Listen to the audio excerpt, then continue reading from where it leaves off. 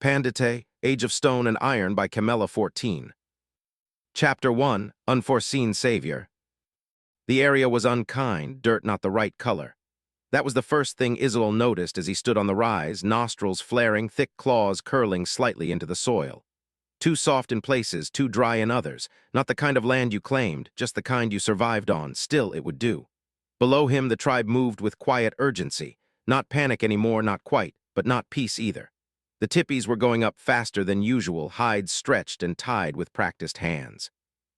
No chatter, no laughter. Even the children kept close, their voices low, eyes flicking toward the tree line like shadows might suddenly grow teeth. A week of running had carved that into them. Israel exhaled slowly, the breath heavy in his chest. His shoulders ached, not from the journey, but from holding himself together, from not turning back. 3. The number pressed against his skull like a thorn that wouldn't come loose. 3 lost, and for what? Because wolves decided they were easy prey.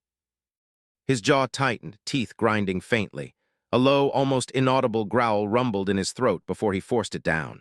Anger didn't feed the tribe. Anger didn't stop fangs in the dark, but it burned. "They will smell it on you." The voice came soft, but it cut through his thoughts cleanly. Israel didn't turn right away. He already knew it was her. Nazgethi stepped up beside him, her presence as quiet as drifting ash. Bones and feathers hung from her shoulders, clinking faintly with each movement. Her gaze wasn't on him. It was on the camp below, watching the same scene, the same people trying to stitch themselves back together.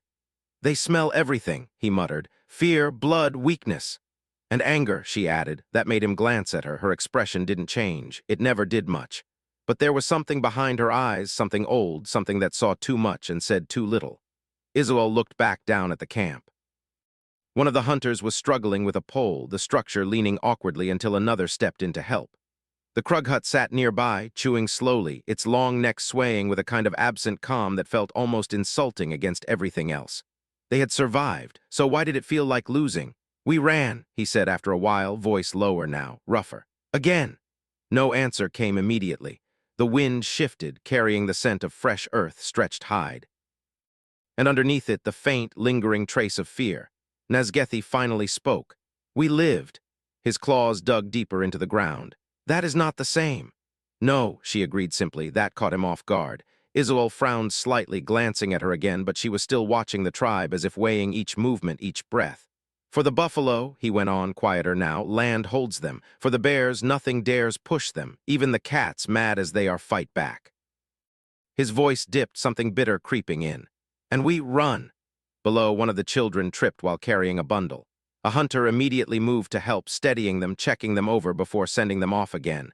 No shouting, no blame, just carefulness. Nazgethi's head tilted slightly. "And yet," she murmured, "we are still here." Israel didn't respond, because that was the problem. They were always still here, never more. His gaze swept over the camp again, slower this time. The placement of the tippies, the spacing, the way the hunters positioned themselves without thinking. Always near the edges, always watching outward. Not guarding, preparing to leave. A long breath left him, shoulders sinking just a fraction. "This ground is not good," he admitted. "No," Nazgethi said, "but it is safe. For now." That earned the faintest huff from him, not quite amusement. "Everything is for now with us." She didn't deny it. For a while they just stood there, side by side, watching as the last of the structures took shape. The camp was forming, a fragile thing, like a shell that could be abandoned at a moment's notice. Israel's gaze lingered on the children again, then on the hunters, then on the empty spaces. His jaw tightened. "I am tired of leaving bones behind," he said, almost too quietly to hear. Nazgethi's fingers brushed one of the bones hanging from her shoulder, a small, absent motion. "They are not left behind," she said. "They walk with us. That is not enough." "No," she said again, but this time her voice carried something else, not agreement, expectation. Israel frowned slightly, turning toward her. But she had already shifted her gaze, not to the camp, not to the horizon, but somewhere just beyond it. The last lecture dragged, not because it was boring, far from it, but because Jake couldn't stop thinking about something completely unrelated to the professor's voice echoing across the hall. Straight a composition. Not even the complicated part, just the idea of it. Layers stacked over time, pressure shaping them, tiny shifts creating entirely different outcomes. He was half listening, half mentally redesigning a better field sampling method that didn't require hauling half a lab into the wilderness. "And that concludes," Jake blinked. "Right. End of class." He snapped his notebook shut, already halfway out of his seat before most people had even processed that they were free. His bag was slung over his shoulder in one smooth motion, steps quick, focused. Not rushed in a panicked way, more like someone eager to get back to something better, which in his case meant being alone. The hallway buzzed with voices. Plans, laughter, complaints. Jake slipped through it all like it wasn't really there, eyes forward, mind already jumping tracks again. If you could isolate mineral traces using simpler filtration. No, wait, what if instead of filtering he frowned slightly, adjusting his grip on the strap. People brushed past him. Someone said his name, he vaguely registered it. But by the time he turned his head, they were already caught up in another conversation. He hesitated for half a second, then kept walking. It wasn't that he disliked people. It was just conversations had a habit of going wrong. He'd get excited, start explaining something, connect it to 3 other things, then 5 more, and suddenly people had that look. That look. So yeah, easier this way. Outside, the air was cooler, a faint hint of evening settling in. Jake pulled his jacket a bit tighter and started toward his apartment, pace steady, familiar route guiding him without thought.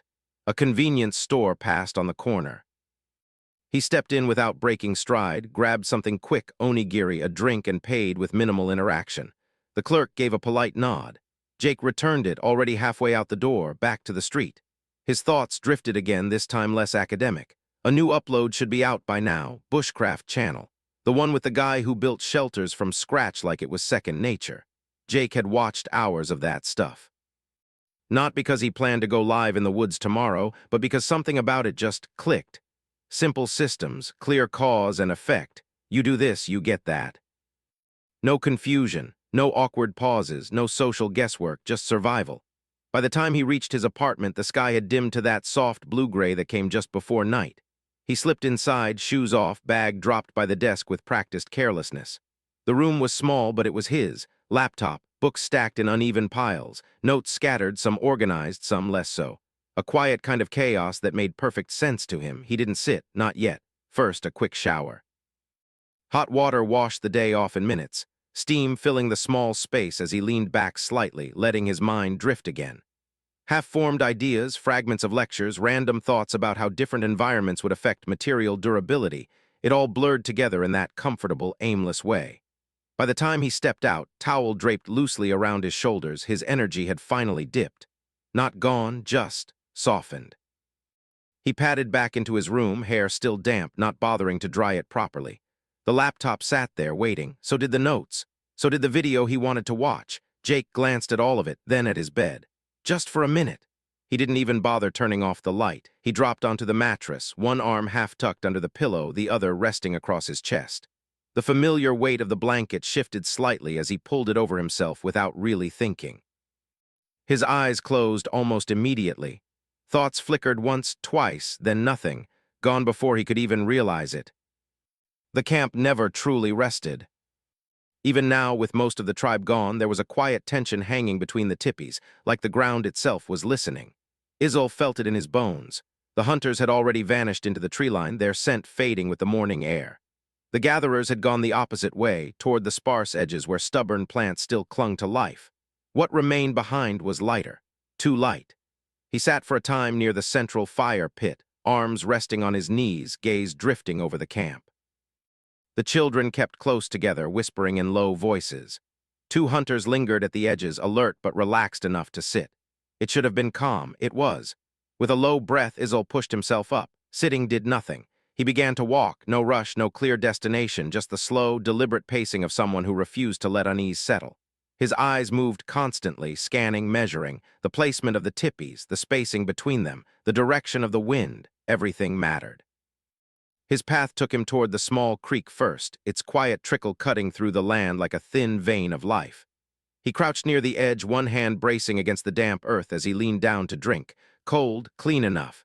He lifted his head slightly, nostrils flaring as he drew in a long breath. Water, mud, faint traces of small animals, nothing wrong. Still, he lingered a moment longer before rising again. From there he moved outward, toward where the massive meadow stretched into the distance. An open expanse of swaying grass that felt far too exposed for his liking. Beyond it, the land shifted again, climbing into dry highlands where the earth cracked and the wind carried less scent. Too many directions an enemy could come from. His jaw tightened slightly. Then he turned back, angling toward the forest side where the trees offered cover and danger in equal measure. That was when he saw it, a shape still low to the ground. His body reacted before thought caught up. Izzul moved fast, closing the distance in long strides, a low growl already forming in his chest. Hey, no response. As he neared, his pace slowed just enough to drop into a crouch beside the figure. Badger naked. For a split second, irritation flared, one of ours, but the thought died almost immediately. Wrong. The scent hit him first. Unfamiliar. Izzul froze, eyes narrowing as he took a deeper breath, analyzing, sorting. No blood, no rot, just strange, foreign in a way that didn't belong anywhere nearby. His gaze dropped to the body. No tribal markings, no paint, no coverings, nothing. What are you? He reached out, pressing a hand lightly against the stranger's chest. Warm, a faint, steady beat under his palm, alive. Izzul clicked his tongue softly, tension shifting into something else, not relief, not quite. Wariness. He gave the stranger a firm shake. No response. Another, rougher this time, still nothing. His ears twitched, eyes flicking briefly toward the surrounding trees. This was wrong. Everything about this was wrong. With a low huff, he stood, scanning quickly before moving back toward the creek. It took only a moment to tear loose one of the massive, broad leaves growing along its edge. Thick, flexible enough, good enough. He dragged it back, slid it under the stranger with practiced efficiency, then gripped the edge and began pulling. Dead weight, but manageable. The return to camp was slower, the leaf scraping softly against the ground as he hauled the body behind him. By the time the tippies came into view, a few of the children had already noticed. They started toward him, curious. Izzul's head snapped up, a sharp, rumbling growl cutting through the air. Back! They froze instantly. Good. He didn't slow as he passed them, dragging the stranger straight toward the main tippy. The flap was pushed aside with his shoulder as he pulled the body inside. Nazgethi! The shaman turned, her expression shifting the moment she saw what he had brought. Not fear, not quite surprise, but close. Where? She asked, already moving. Forest edge. Izzul stepped back just enough to give her space, though his eyes never left the stranger. Nazgethi knelt beside the body, hands moving with quiet precision. She checked the chest, the neck, the eyes, her touch light but certain. Silence stretched. Then, no wounds, she murmured. I saw. She leaned closer, studying the face, then the limbs, as if searching for something unseen. Nothing broken. Izzul's brow furrowed. Then why does he not wake? Nazgethi sat back slightly, her gaze lingering on the stranger for a moment longer before shifting up to Izzul. He is empty. That made his expression darken. Empty. Not dying, she clarified calmly. Just drained. Her fingers brushed lightly against the stranger's arm, like one who has walked too far without rest. Izzul glanced down again, unease settling deeper. That does not explain this, he muttered, gesturing slightly. No scent, no marks, no tribe.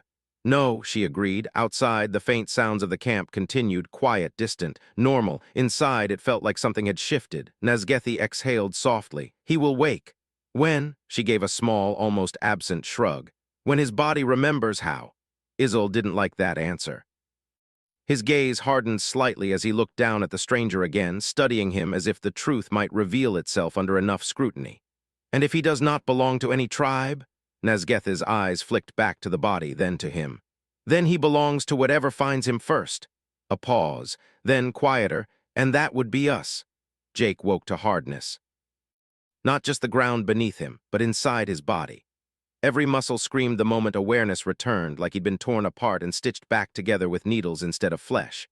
Even breathing felt wrong, too deep, too sharp, and then the memories hit, not his, flashes too fast, too chaotic, running, branches snapping against his body, breath burning, water cold, choking, dragging him under, clawing his way up slick stone, nails breaking against rock, walking, just walking. For so long his legs should have given out, smells came with it. Thick, overwhelming, fear, mud, blood, no, not his, something else. Jake groaned, or tried to. What came out was a rough, animalistic grunt that made his own ears twitch in confusion. What? He forced himself upright, arms shaking as they took his weight. The motion sent another wave of pain through him, but he clenched through it, breathing hard. Then he looked down, not at a mirror, not at hands he recognized. Fur. Dark, coarse, shifting slightly with his breath. His stomach rose and fell broad, solid. His arms, wrong shape, thicker, ending in claws that flexed without asking him first. His legs were worse, not human, not even close. It didn't take long for his brain to piece it together. Great, he muttered hoarsely, voice coming out rougher than he expected. I'm still dreaming. He let himself fall back. Instant regret. Pain shot through him again, sharp enough to knock the air from his lungs. "Oh," he grunted, the sound low and strained. "Well now, you are awake." The voice came from just outside, deep, worn, carrying a strange weight to it. It wasn't human, but Jake understood it perfectly. That was probably the weirdest part. He turned his head and froze. The figure that stepped into view was a badger. Human-sized, standing upright, but not some cartoonish thing. It looked real. Fur textured, eyes sharp, movements grounded. Like someone had taken the idea of a badger and pushed it into reality without softening any edges. She looked older, not fragile, just settled. Worn in the way of someone who had seen too much and kept going anyway. Bones hung from a necklace across her chest, clinking softly as she moved. Feathers were tucked behind her ears and tied at her hip, and colored beads circled her wrists. The outfit felt tribal, natural, like it belonged here in a way Jake very much did not. "I am guessing you are hurt," she said, stepping closer. Jake opened his mouth to respond, but nothing coherent came out. She leaned down without hesitation and gently pushed against his chest, not hard, just enough to feel. Her brow furrowed slightly. "Yes, your heart beats like a war drum. But otherwise, you seem like a strong young male." Jake blinked.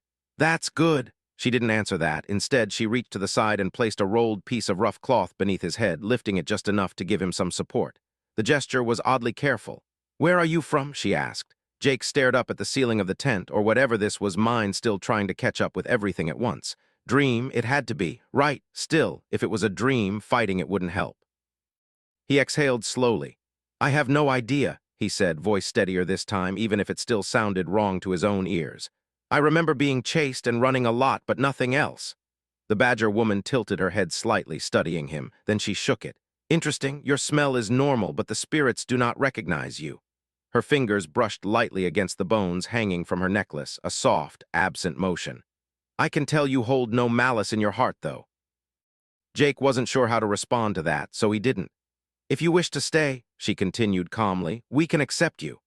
And then, unexpectedly, she reached out and gently patted his head. The touch was light, careful, grounding. Jake blinked up at her, still trying to process everything, the pain, the body, the situation, and somehow that simple gesture was the strangest part of all. Jake was trying and failing to put two and two together. This was not some dream. Pain was not supposed to be in dreams, and yet he felt like absolute shit. His whole body ached in that deep, lingering way that refused to be ignored. Also, he understood badger noises like actual speech, which was more than odd. The clothes, the manner of speech, the setting. It was obviously some kind of native, tribal environment, so he decided to just roll with it and try his best to fit in until he had a better plan. "What tribe is this?" he asked, slowly pushing himself up again, one paw bracing against the ground. "Crane," said the shamaness, already moving on as if the question was simple. She reached for a few dried herbs hanging from the inner frame of the tent and began grinding them in a small stone mortar with steady, practiced motions. Jake just nodded slowly, as if the name meant anything. It did not. Nor did it sound Native American. He quietly summarized that he was probably in another world. As his mind wandered, the shaman suddenly leaned in.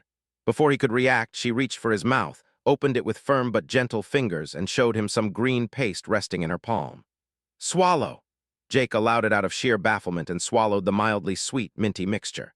Not even 10 seconds later, his body screamed to move, to act, to do something, as energy surged through him like a tidal wave. In his estimation, this was what drinking 16 coffees in one go would feel like. Except without the panic. Shockingly, his heart was no longer racing wildly, but pumping with solid, heavy thumps. "What was that?" he asked, pushing himself up, only to realize he was buck, or rather, badger naked. He instantly reached down with a pawed hand, covering himself, much to the entertainment of the shamaness. "Stamina leaf mixed with wild sugar beet," she chuckled behind her paws. "Figured you get a proper punch from it. I am Nazgethi, the shamaness of this tribe, and you are—" Jake felt energized, awkward, and confused all at once, which was not the best combination to think under. Still, he figured his modern name would only cause problems, so he adjusted it slightly. "Call me Jackhu." He nodded, the motion turning into a small, somewhat awkward bow. "Are you a hunter, gatherer, maybe a crafter?" she asked, eyeing him. The young badger was clearly not a chieftain, nor did he have the presence of someone touched by spirits. Jake felt an idea slam into his head. He had been almost fanatic about bushcraft videos. If this wasn't the perfect scenario to use that knowledge, then nothing was.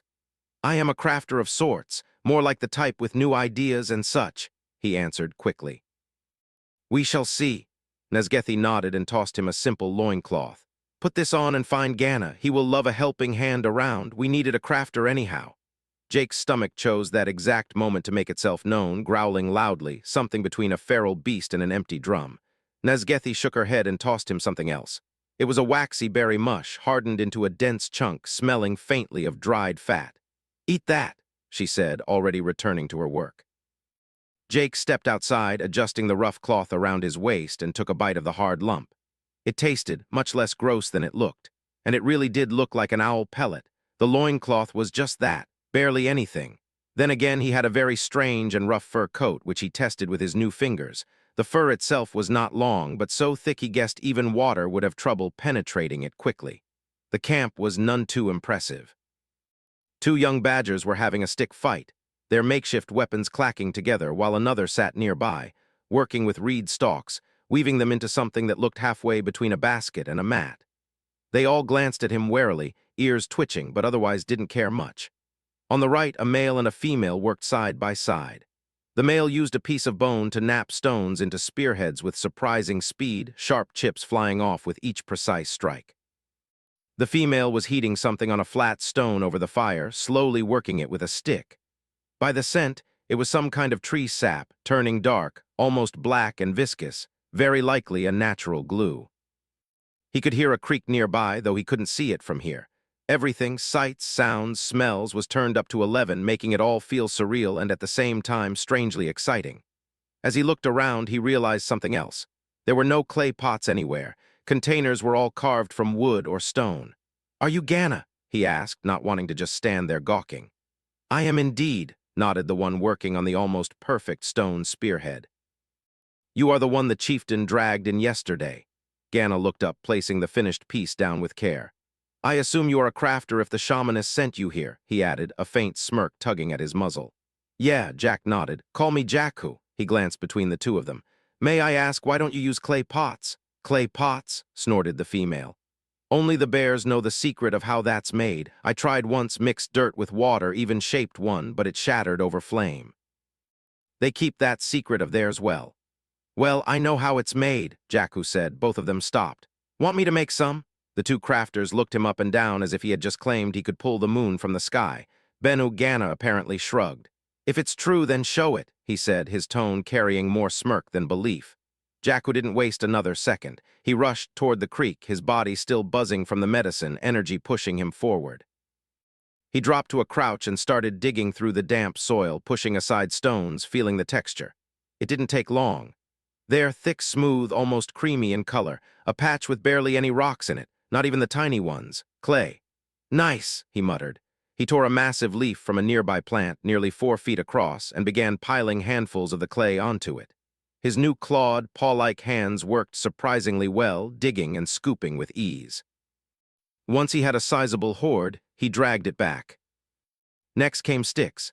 He gathered a few and quickly shaped them, his claws acting almost like a built-in knife, shaving and cutting with surprising precision. Within minutes, he had a rough frame. Then he settled near the main fire and got to work, bricks first. Simple shapes pressed and formed, then placed a bit away from the fire so they wouldn't dry too fast and crack. He spread them out carefully, taking up a good portion of space. No one laughed, no one interrupted. Even the children gave him space. Crafters were not to be bothered. Izzul returned from his walk just in time to see the new member deep at work. The young male was completely absorbed, hands moving with purpose, humming a strange tune the chieftain had never heard before, but it wasn't unpleasant. Izzul said nothing. He simply watched. The mud ran out. Without hesitation, the newcomer ran off again and returned with another massive load of the same pale material. This time he did something different. Instead of blocks, he took a flat stone, wetted his paws, and began shaping the clay slowly, carefully into a bowl. Izzul's eyes narrowed, then widened. His jaw lowered slightly as realization set in. No, the shape was clean, intentional, not random, not accidental. Could this young male truly know the secret the bears guarded so fiercely? He stepped a little closer, silent, watching every movement. One bowl. Then another, 7 in total. Each one placed near the fire, close enough to dry, but not so close as to burn or crack. The remaining clay was covered with the large leaf protected from drying out. Israel exhaled slowly through his nose. If this worked, if this truly worked, then this stranger was no longer just a burden dragged back from the forest. He would be something else entirely. The harsh summer day and the heat from the fire worked surprisingly fast, but Jack did not dare to work with the bricks just yet. Instead, he had another great idea. He let out a quiet chuckle at his own joke as he shaped a crisscross pattern out of clay and placed it on the smoothest rock he could find. His side of the camp looked like a mess now. Dozens of clay bricks lay drying, each one pierced through with rough holes, like modern bricks just made with sticks instead of any precise tools. They were uneven, a bit crude, but consistent enough to show intent. By late afternoon, he tapped a few of them. Dry, the sound was dull but solid. "Nice," he muttered. He quickly got to work. A small fire pit was dug, and the bricks were stacked around it, rising layer by layer like a rough, squat tower.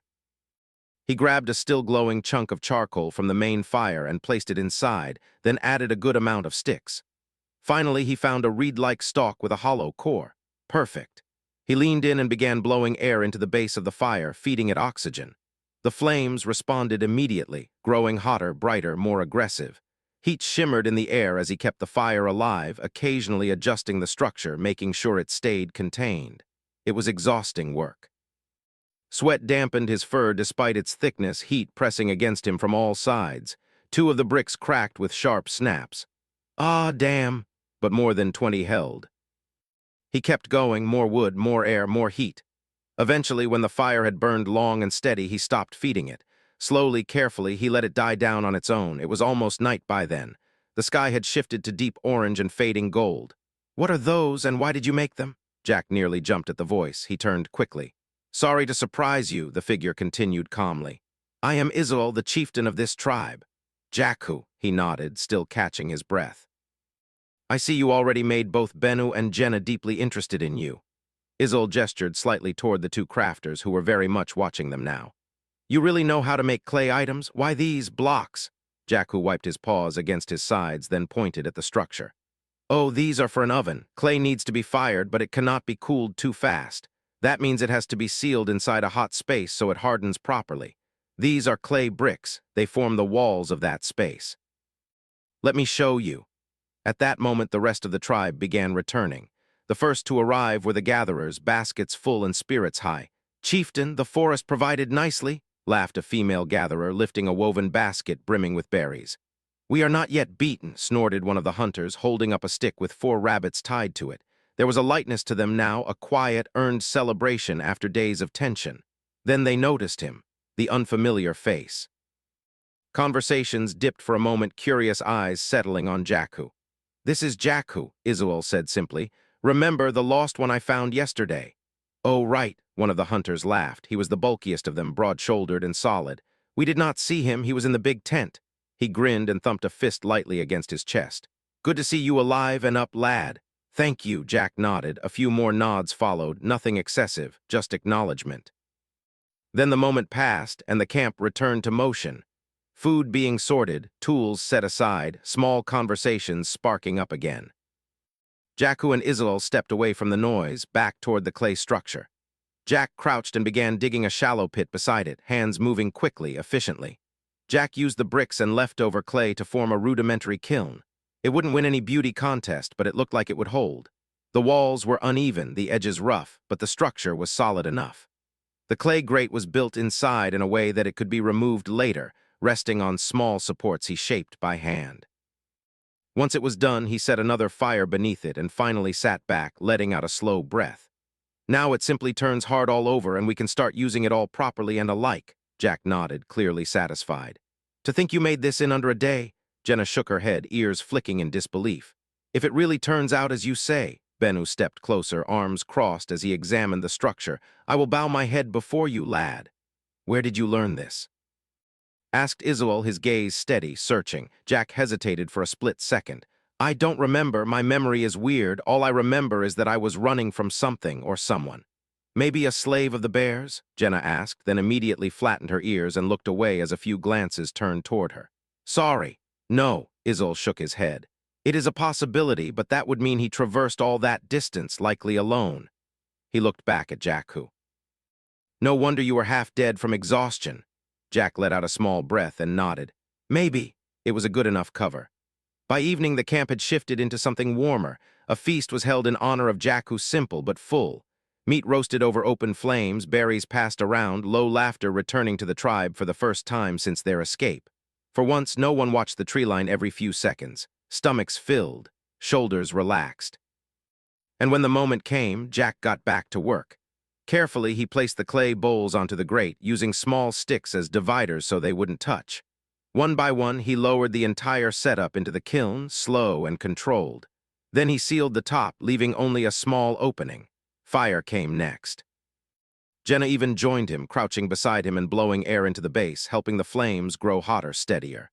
The kiln began to radiate heat, the air around it shimmering faintly. They kept it going, fed it, watched it. Then after what felt like half an hour of constant heat, they let it be. No rushing, no peeking. They left it as it was and turned in for the night. Morning came with cool air and quiet movement. Before the hunters and gatherers set out, Jackhu was already at the kiln. Carefully, he uncovered it. A faint wave of heat escaped. Using a rope looped through the grate, he slowly pulled it up, muscles tensing as he controlled the weight. The bowls came into view, 6. 5 intact. One had collapsed, the bottom one. Too much weight, too much heat. Jack winced slightly. "Not bad," he muttered. He set them down one by one. Bennu stepped closer, ears already half pinned back in anticipation. Jack picked one up. Tap. A dull, solid sound. He tapped it again. Harder. Bennu flinched slightly. Another tap, stronger. The bowl held. Jack grinned. "I dare to say this one is great." He handed it over. One by one, he tested the others. Same result. No cracks, no crumbling, just solid, fired clay. "You are amazing," Bennu said, slamming a fist against his chest before bowing his head. "I will finally have clay pots to use when heating glue." Jenna beamed, turning one of the bowls in her hands like it was something precious. Jack, who couldn't help it, he grinned. "This is just the beginning. I will make so much more and better things." And for the first time since waking up in this strange world, he actually felt like he was exactly where he needed to be. With the kiln being only a decent size, the limit of what he could fire inside was just that, limiting. Without a turntable, he had to do everything by hand, which also limited precision and speed. Still, he managed to make 2 water jugs with strong handles and a few tiny cups as well. Figuring out the perfect thickness was another issue. If it was too thick, internal pressure differences could warp or crack the piece. If it was too thin, the object became fragile and barely useful. It was a constant balance, one he was still learning. Even so, getting water for the tribe became far easier, and Jenna could not stop shaking her tail as her collection of clay containers grew. She even had lids now, sealing things from humidity and pests alike. 2 weeks passed. Jackhu learned quite a lot without even asking, just by keeping his new, sharp ears open. This land was called Amun's Cradle, Amun being the creator spirit. He learned of the major factions, the bears to the northeast, the buffaloes to the northwest, the lupins to the south, and the felines to the west. Between them, scattered like cracks in stone, were the smaller tribes, rats, rabbits, avians, and of course the badgers.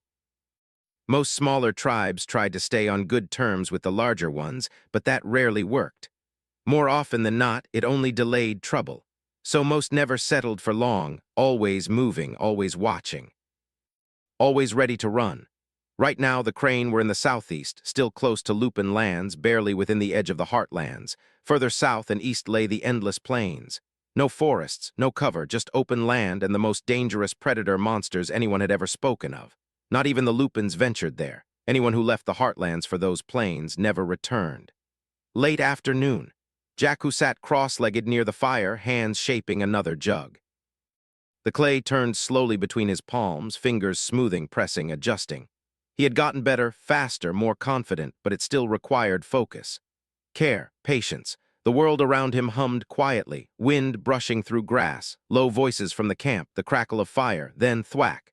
An arrow slammed into the clay between his legs. Jackhu flinched violently, his heart lurching into his throat as his hands jerked back, nearly ruining the piece. For half a second, his mind went blank. Then ambush, a hunter roared. It began exactly how the Lupins expected. Fast, loud, terrifying. 4 of them moved along the tree line, barely visible between brush and shadow, bows already in hand before the first shout even finished echoing through the camp. Arrows came next, dozens of them whistling through the air and punching into hide and wood.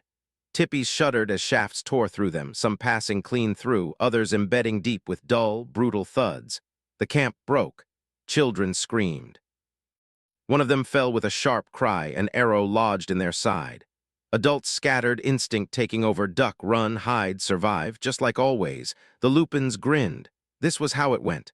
A quick strike, panic, maybe a body or two if they felt like it, then leave before anything real could form against them. Easy, predictable, pathetic. They knocked again, stepping forward now, emboldened by the chaos. And then something else came flying, not an arrow, a lump. It hit the ground near them with a heavy crack, shattering on impact.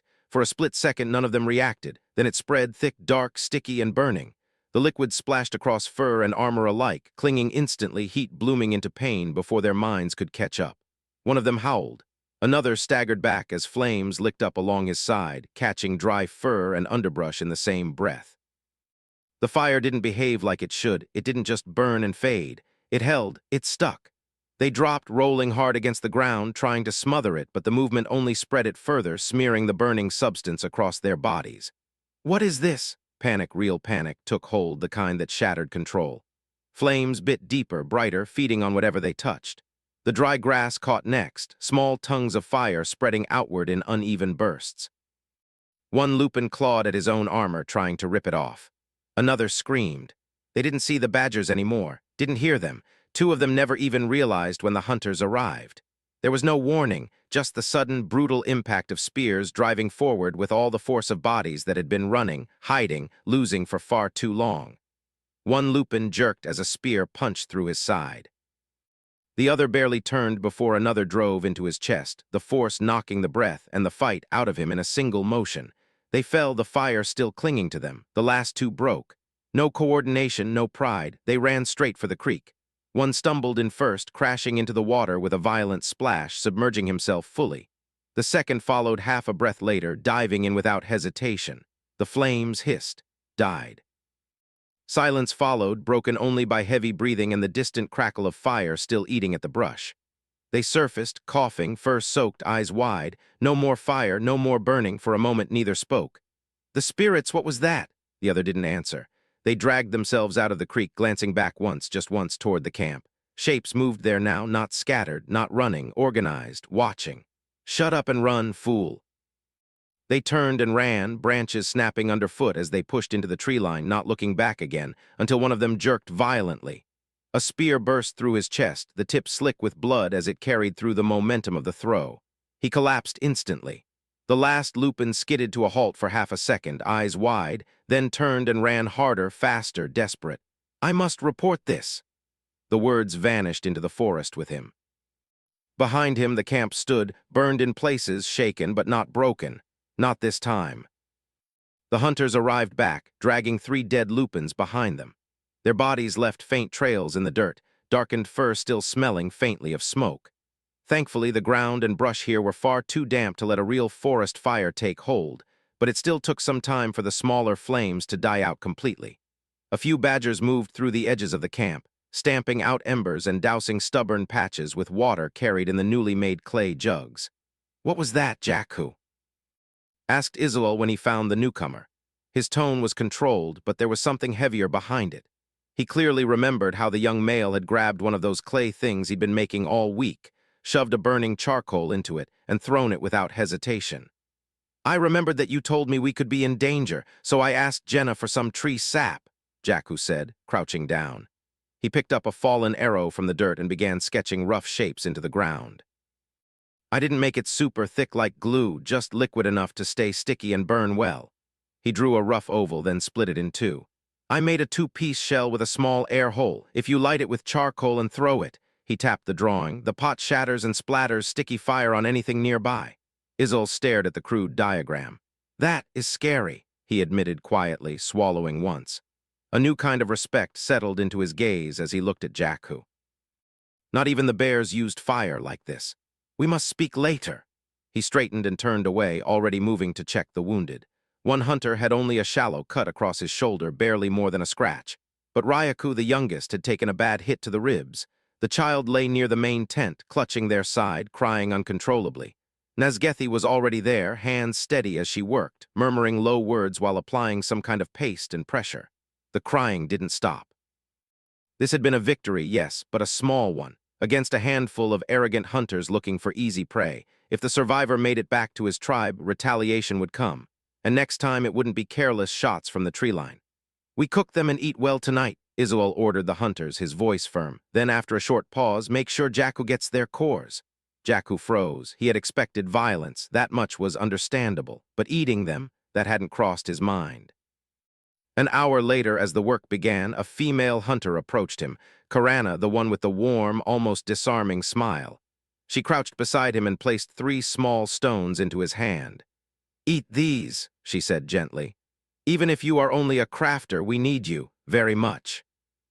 Jackhu looked down. The stones were barely larger than grains of rice, faintly green, almost translucent. They pulsed softly, like something alive trapped inside them. Huh! They weren't jagged, smooth, clean. If this was some kind of ritual thing, worst case, he'd just pass them later, right? All right. He swallowed them. The effect was immediate. A rush, not pain, power. His body tightened, muscles responding faster, cleaner. His senses sharpened further, like the world had just clicked into a higher resolution. Even his thoughts sped up, clarity cutting through the usual haze. Jackhu stiffened slightly. Understanding hit him just as fast. This wasn't just survival, it wasn't just territory. Killing gave something, a piece of the other, vitality, strength. Life, actually consumed, not metaphorically, real. "Damn," he muttered under his breath, staring at his own hands. "This is dark." And yet his body felt better than it ever had. The campsite, while not yet packed, already showed signs of departure. Things were being tied into bundles, ropes pulled tight, tools gathered and secured. Still, before anything else, there came a feast. The meat looked like any other, roasted, slightly charred at the edges, the scent rich and filling. But Jackhu knew. This time it came from thinking beings. He hesitated for only a moment, then ate. It felt wrong, deeply so. Even if it wasn't cannibalism, not even close, it still pressed somewhere in his mind that didn't sit well. But weakness meant death in a world like this, and he understood that far too clearly already. "We managed not to lose anyone today, only due to the newest member of our tribe, Jackhu." Izul raised his spear over the fire, the flames reflecting in his eyes. A few nods followed, quiet but real. Ryaku sat nearby with his mother, looking uncomfortable, still holding their side, but no longer crying. That alone felt like a victory. "Tomorrow we move out," Nazgethi said, standing beside the chieftain.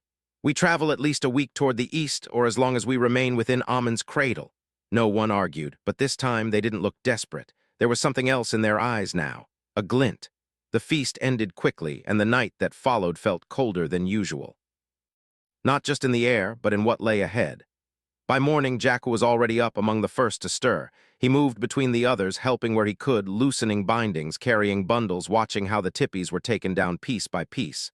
"Jackhu," he turned. Izul approached, his posture firm, gaze steady.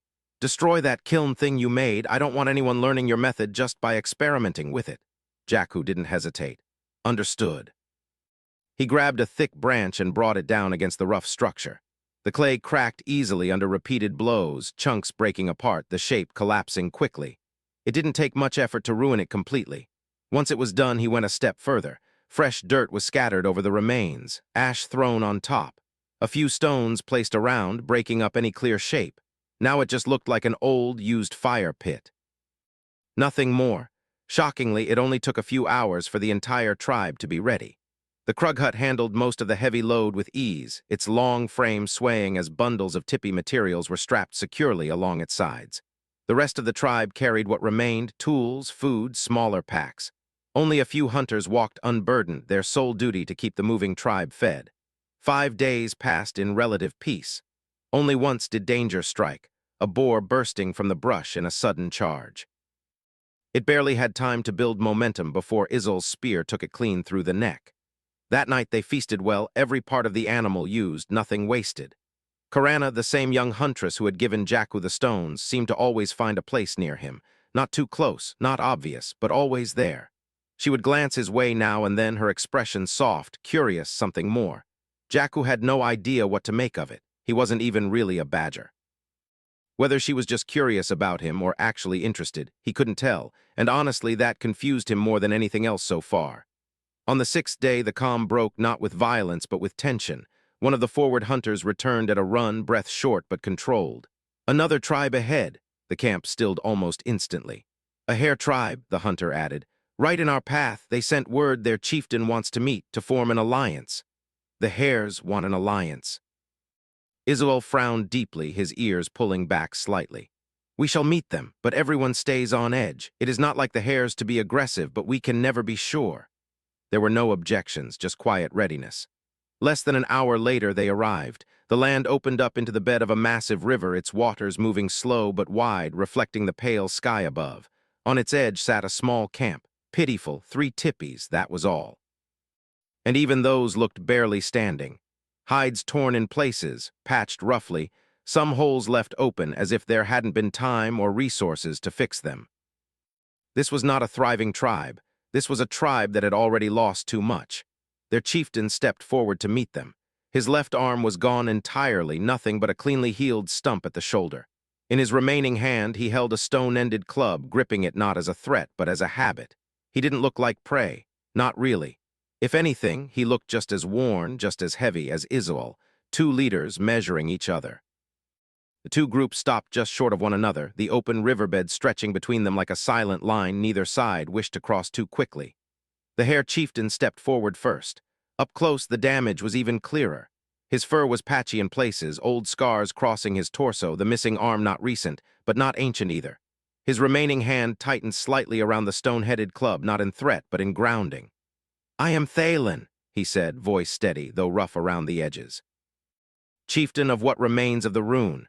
His gaze moved over the badgers, counting, measuring, before settling on Israel. We do not come as enemies. Israel did not lower his spear, but he didn't raise it either. Then speak.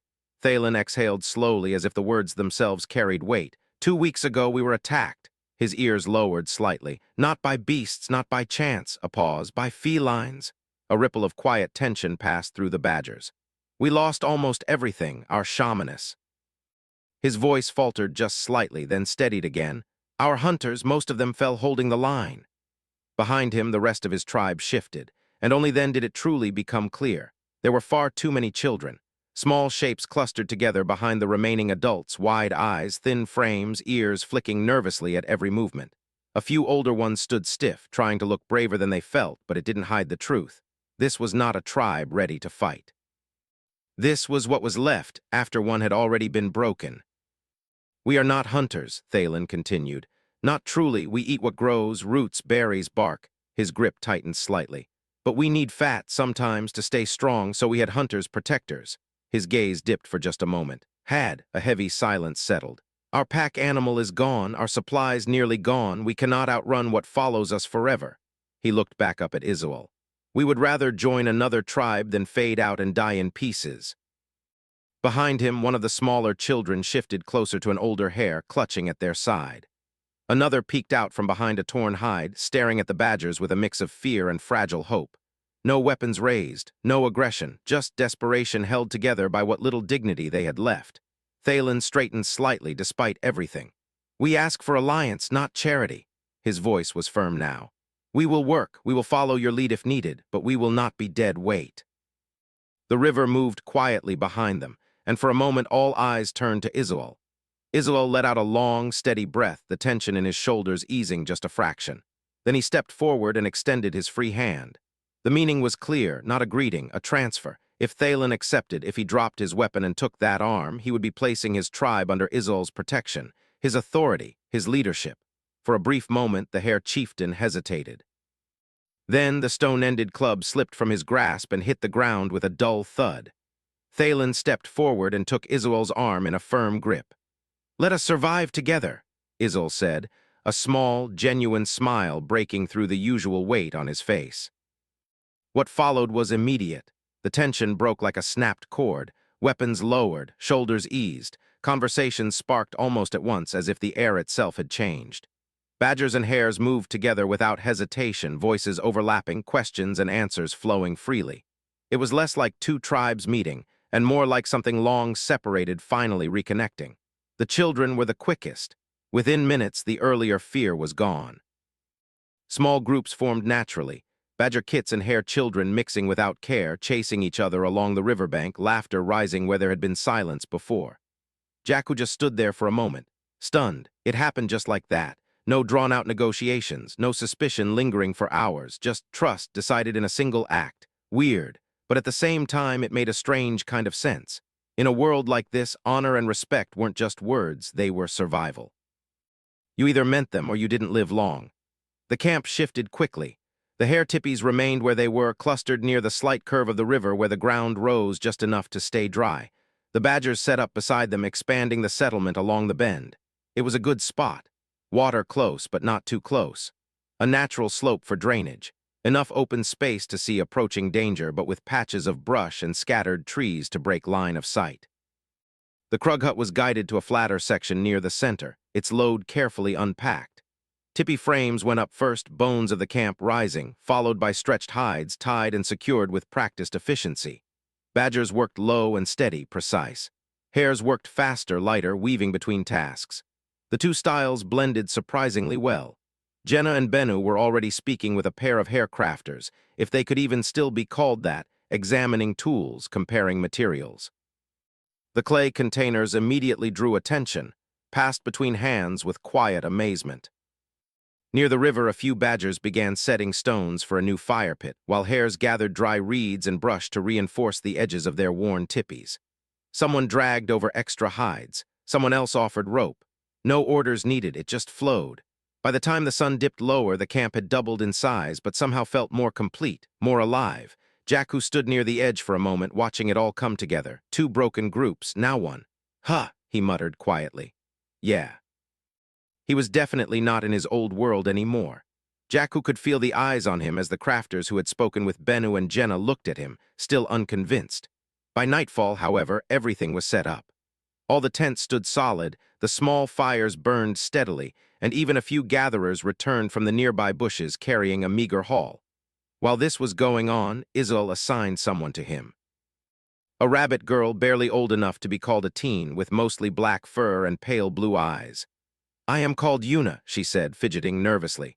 Nice to meet you, Yuna. I am Jackhu. Tomorrow we will start making some clay pots and plates, okay? Jack smiled warmly. You really know how to? She asked, genuine curiosity breaking through her nerves. You will see, no, he replied with a small smirk. That night they slept in a small, crowded tent. Jack had somehow gotten used to the smell of unwashed bodies. It wasn't that he was okay with it, but at least he could sleep. In the morning he stretched, and with Yuna leading the way, they gathered 3 of the same massive waterside leaves. With the river so close, finding clay was absurdly easy. Not only that, but this clay seemed to be of excellent quality, thick and heavy in such abundance that Jack couldn't help but grin the entire way back. Yuna carried 1 leaf with both hands, while Jack carried 2 like baskets. He half expected the weight to tear them apart, but the leaves were far stronger than he had imagined. Back at the camp, Bennu had already cleared a proper space for him, having seen how he worked before. It was just outside the main tents, a flat, grassless patch only a few steps from the river's edge. He had even prepared a small fireplace so Jackhu could dry his work. Thanks, Bennu.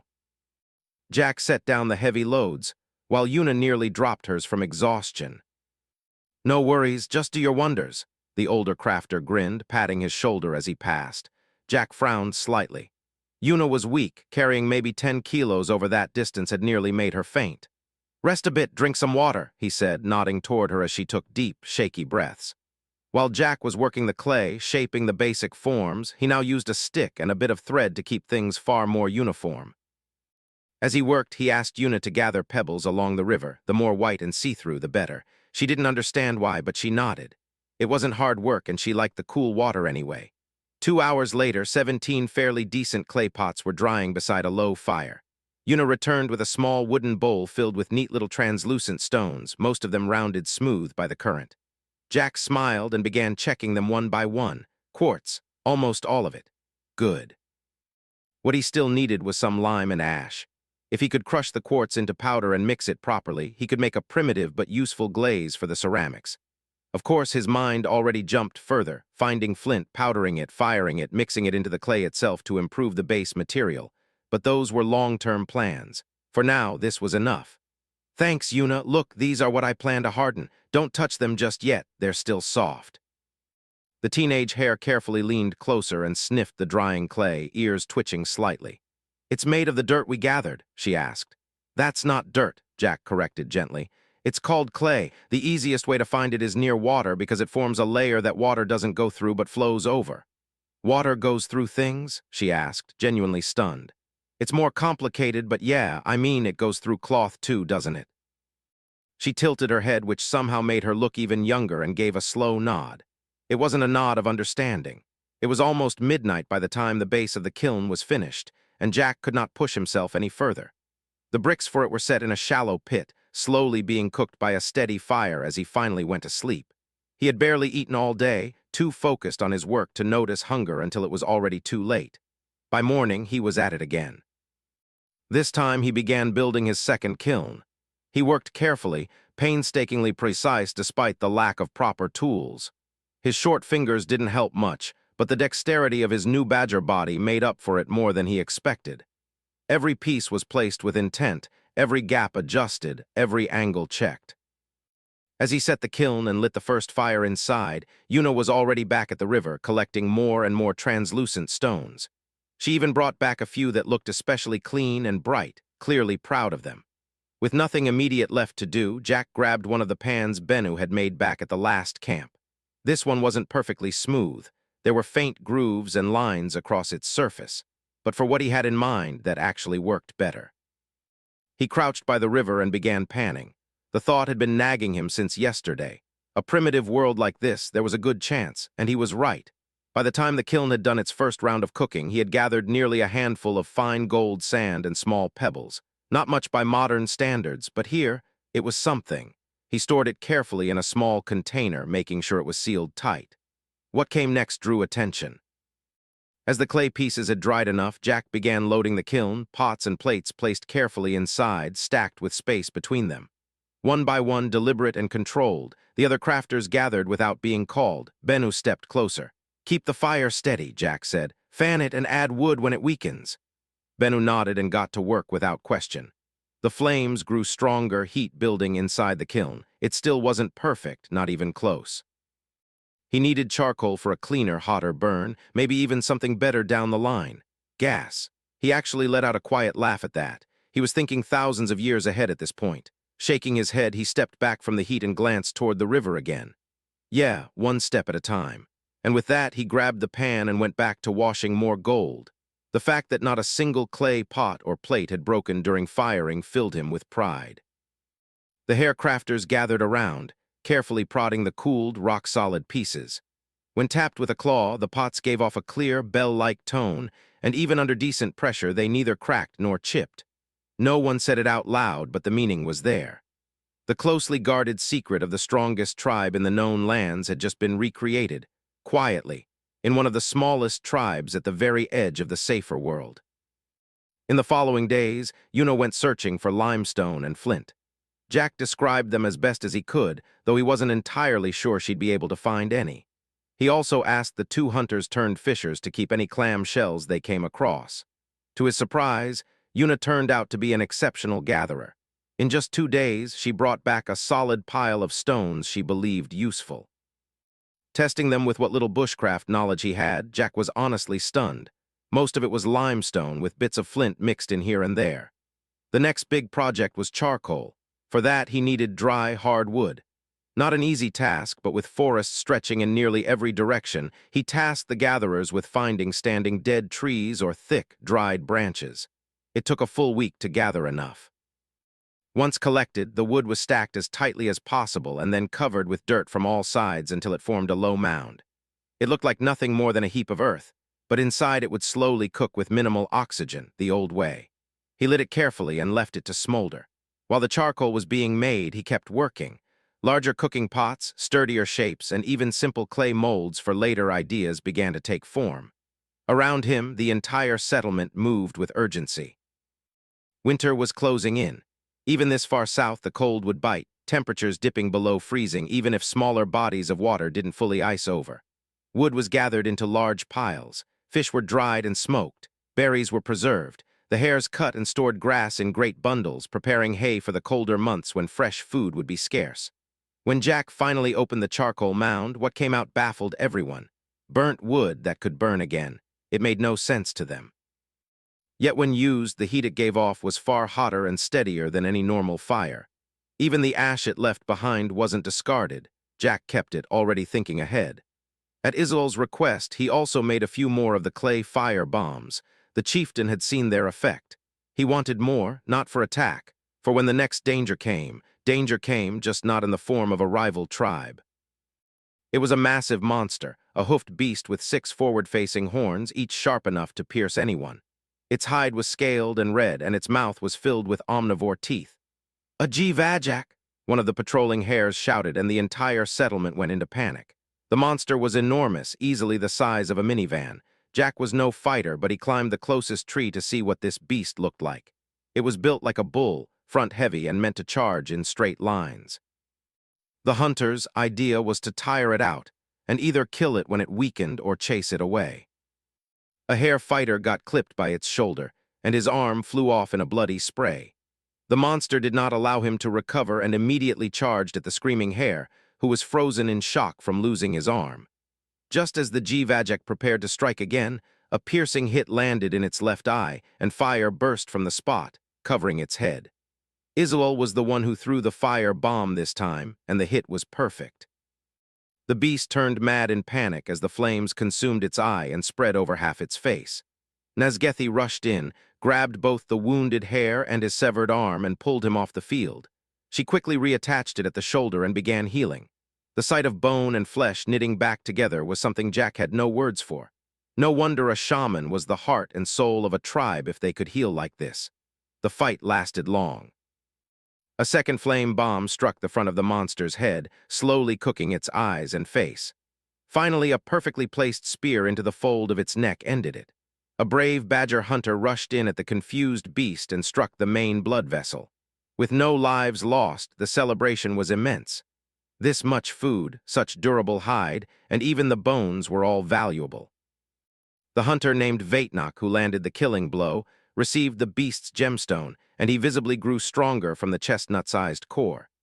He stood a few centimeters taller, his muscles broader.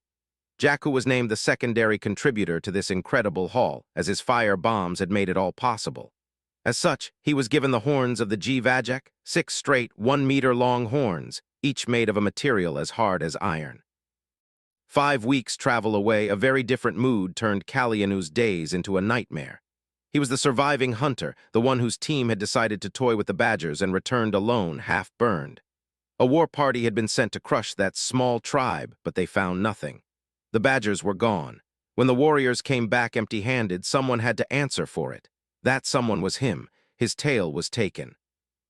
Just like that, he was stripped of status and thrown into the lower caste, down with the foxes.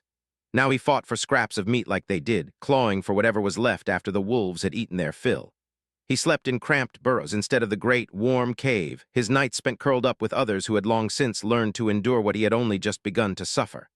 "I will not stay," he muttered one night, his voice low but firm. The 4 foxes around him stirred. "And where would you go?" Ahio, the youngest among them, asked quietly. "I will find the badgers," Kalyanu said, his tone steady despite the tension in it. "They will either kill me or accept me as low caste there, but I will not stay here. This constant humiliation, it is unbearable." "Welcome to our way of life," Ket snickered from the side, his voice edged with bitterness. "You didn't even notice it while you lived with the rest of the wolves, huh?" "Shut it, Ket," Uruo snapped, kicking him lightly. "He's right. Our tribe leader joined with the wolves and sold us off as nothing more than bottom feeders. We live worse than rogue tribes." Her ears flattened. "I barely remember the last time I had more than a morsel of meat." "So what, you're going to follow him?" Brine, the older female, asked, her voice rough with experience. "That's suicide with extra steps." "Maybe," Kalyanu said, "but at least I would die free, not as a rug under wolf paws." Silence settled after that. No one laughed. By morning, they were gone. 7 foxes out of the 20 low caste, Kalyanu among them, and not just gone. They had taken the travel rations, all of it. The clan erupted when it was discovered. Shouts echoed through the cave, anger rising fast, but there was nothing to be done immediately. No food meant no pursuit, not yet. Planning had to come first. Meanwhile, far from the noise, Kalyanu laughed. A real, raw laugh. The weight of the pack dug into his shoulders, heavy with stolen dried meat, but he didn't care. Around him, the foxes who had followed him were the same, bellies full for the first time and who knew how long, packs stuffed with what they could carry. They moved fast, slipping into the forest without looking back. For the first time in a long while, they were not crawling. Fall came with heavy rain, and it made Jackhu's kiln work harder, almost to the point of impossible. Keeping the fire steady was one thing, but keeping the kiln dry was another problem entirely, and it only got worse with each passing day. He tried covering it, redirecting runoff, even digging small channels, but the dampness kept creeping in. The charcoal, at least, was safe. He stored it inside his new personal tent, one made from the hide of the monster. It was sturdy, water-resistant, and large enough to actually feel like space instead of just shelter. He had, of course, allowed Una to move in with him. She used to share a cramped tent with 6 others, and this gave her room to breathe. She barely spoke about it, but the way she slept deeper said enough. With kiln work mostly off the table, Jackhu turned his attention to the Vajak horns. Instead of weapons, he shaped them into tools, 2 3-pronged hoes. It wasn't flashy, but it was far more important. He had already found seeds that could work in their favor, flax and even some spelt. He carefully stored them, waiting for the right season. Spring would be the time to sow, but until then, preparation mattered. That meant scouting. With 2 hunters, he began mapping safer routes toward the edge of the endless grasslands. Everyone knew that place, the border of abundance and death. No forests, no cover, and predators that made even seasoned hunters hesitate. Still, it had what he needed: flax in abundance, cotton, long-stalk grasses that could be turned into something useful. The rain helped them, masking sound and scent, but on the 5th day Jack learned exactly why the place had its reputation. A shadow passed overhead. All 3 of them froze. Then they saw it, a bird, if it could even be called that, cut through the sky. It was easily 15 meters long, with a wingspan close to 30. Massive, silent, terrifying, it dove. From the grass below, something huge, something the size of a Vajak, was lifted clean off the ground in its talons, and then it was gone. "By the spirits," the hare hunter whispered, not even daring to stand, even after the sky cleared. "Let's head back," Jackhu said quietly. No one argued. They moved. Back at camp, they crossed the river using the log bridge set over a narrow but deep stretch. The rain had begun to ease by then, the constant drumming softening into a light patter. Jackhu thanked the hunters and returned to his tent, sitting down with his gathered materials and sorting through them carefully. The tribe had reached a strange point. They now had more clay containers than things to store. Pots, bowls, lids, every shape and size imaginable. People had begun asking for specific designs, and Jack had delivered. At this point, even as a crafter, his word carried weight, sometimes nearly as much as Isol's. His mind was a resource. And when he hinted that all of this was only the beginning, the tribe had cheered. "If they only knew," he muttered under his breath, smirking slightly as he worked. He picked up a few sharper stones and began loosening the flax stalks, working them carefully. The real problem was string. The tribe had no bows, not because they didn't understand the idea, but because they lacked proper cordage. Without strong, reliable string, bows were useless. That was something he intended to fix. Nearby, he had already gathered heavy stones and arranged them into a curved mold, something resembling a recurve shape. Stakes were hammered in to hold everything in place. He carved several bow staves from suitable wood, then heated water to soften the fibers. It wasn't perfect, but it worked. One by one, he bent the staves and set them into the mold, letting them dry into shape along the side of his tent. At the same time, his linen threads were treated and stretched, small stones tied to the ends to keep tension as they dried. Una watched all of this in quiet awe. She never interrupted, just sat there, eyes following every movement, as if trying to understand how something so strange could feel so certain. Kalyanu and his 7 companions, mostly younger foxes, arrived at what had once been the badger's camp. The place was empty now, only faint traces of movement left behind. He saw where the wolves had followed for a short distance. Claw marks scored into bark and dirt made the direction clear. But the trail stopped barely a mile in. The wolves hadn't gone further. Kalyanu frowned slightly. That path led toward the very edge of the safe lands. Either the badgers were desperate or mad. Still, he had made his choice. They moved on, following only a vague sense of direction. The badgers had been careful, leaving almost no trace, but Kalyanu reasoned that a tribe moving in desperation would still head somewhere consistent. So he trusted instinct and kept going. Days passed. The first frost came at dawn on the day they finally found signs of life: faint tracks, disturbed ground, the smell of smoke long gone but still lingering. Their stolen rations were nearly gone as well, the last of the dried meat stretched thin. What they found wasn't a camp, not even a hunter. Just a single badger. He stood there marked with a crafter's paint, clearly not expecting them. For a moment both sides froze, then Calianu dropped to the ground. A low, humble whine left him as he pressed himself flat, ears low, body still. "I came to surrender," he said, turning just enough to show the docked nub where his tail had been. A sign, clear, absolute. Behind him, the others followed, lowering themselves the same way. Jackhu had been collecting resin from the evergreen trees he had tapped earlier when he came across the scene. He stopped, a group of canines prostrating themselves in front of him. "What?"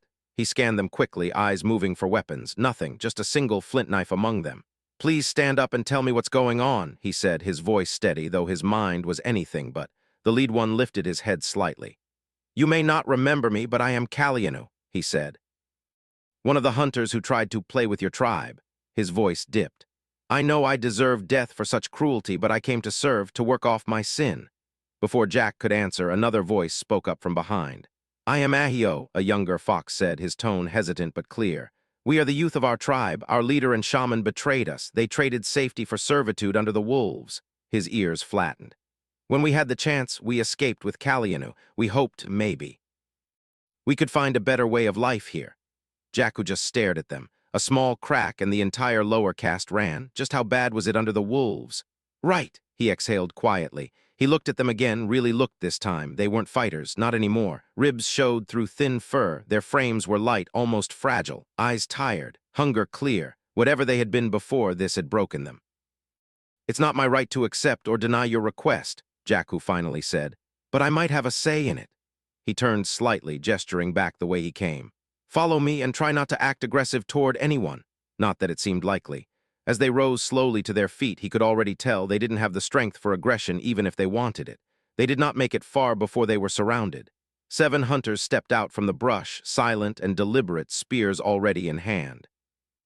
From the front came Izul, steady as ever, and beside him Thalen, the Hare Chieftain, his one arm gripping the stone club with quiet strength.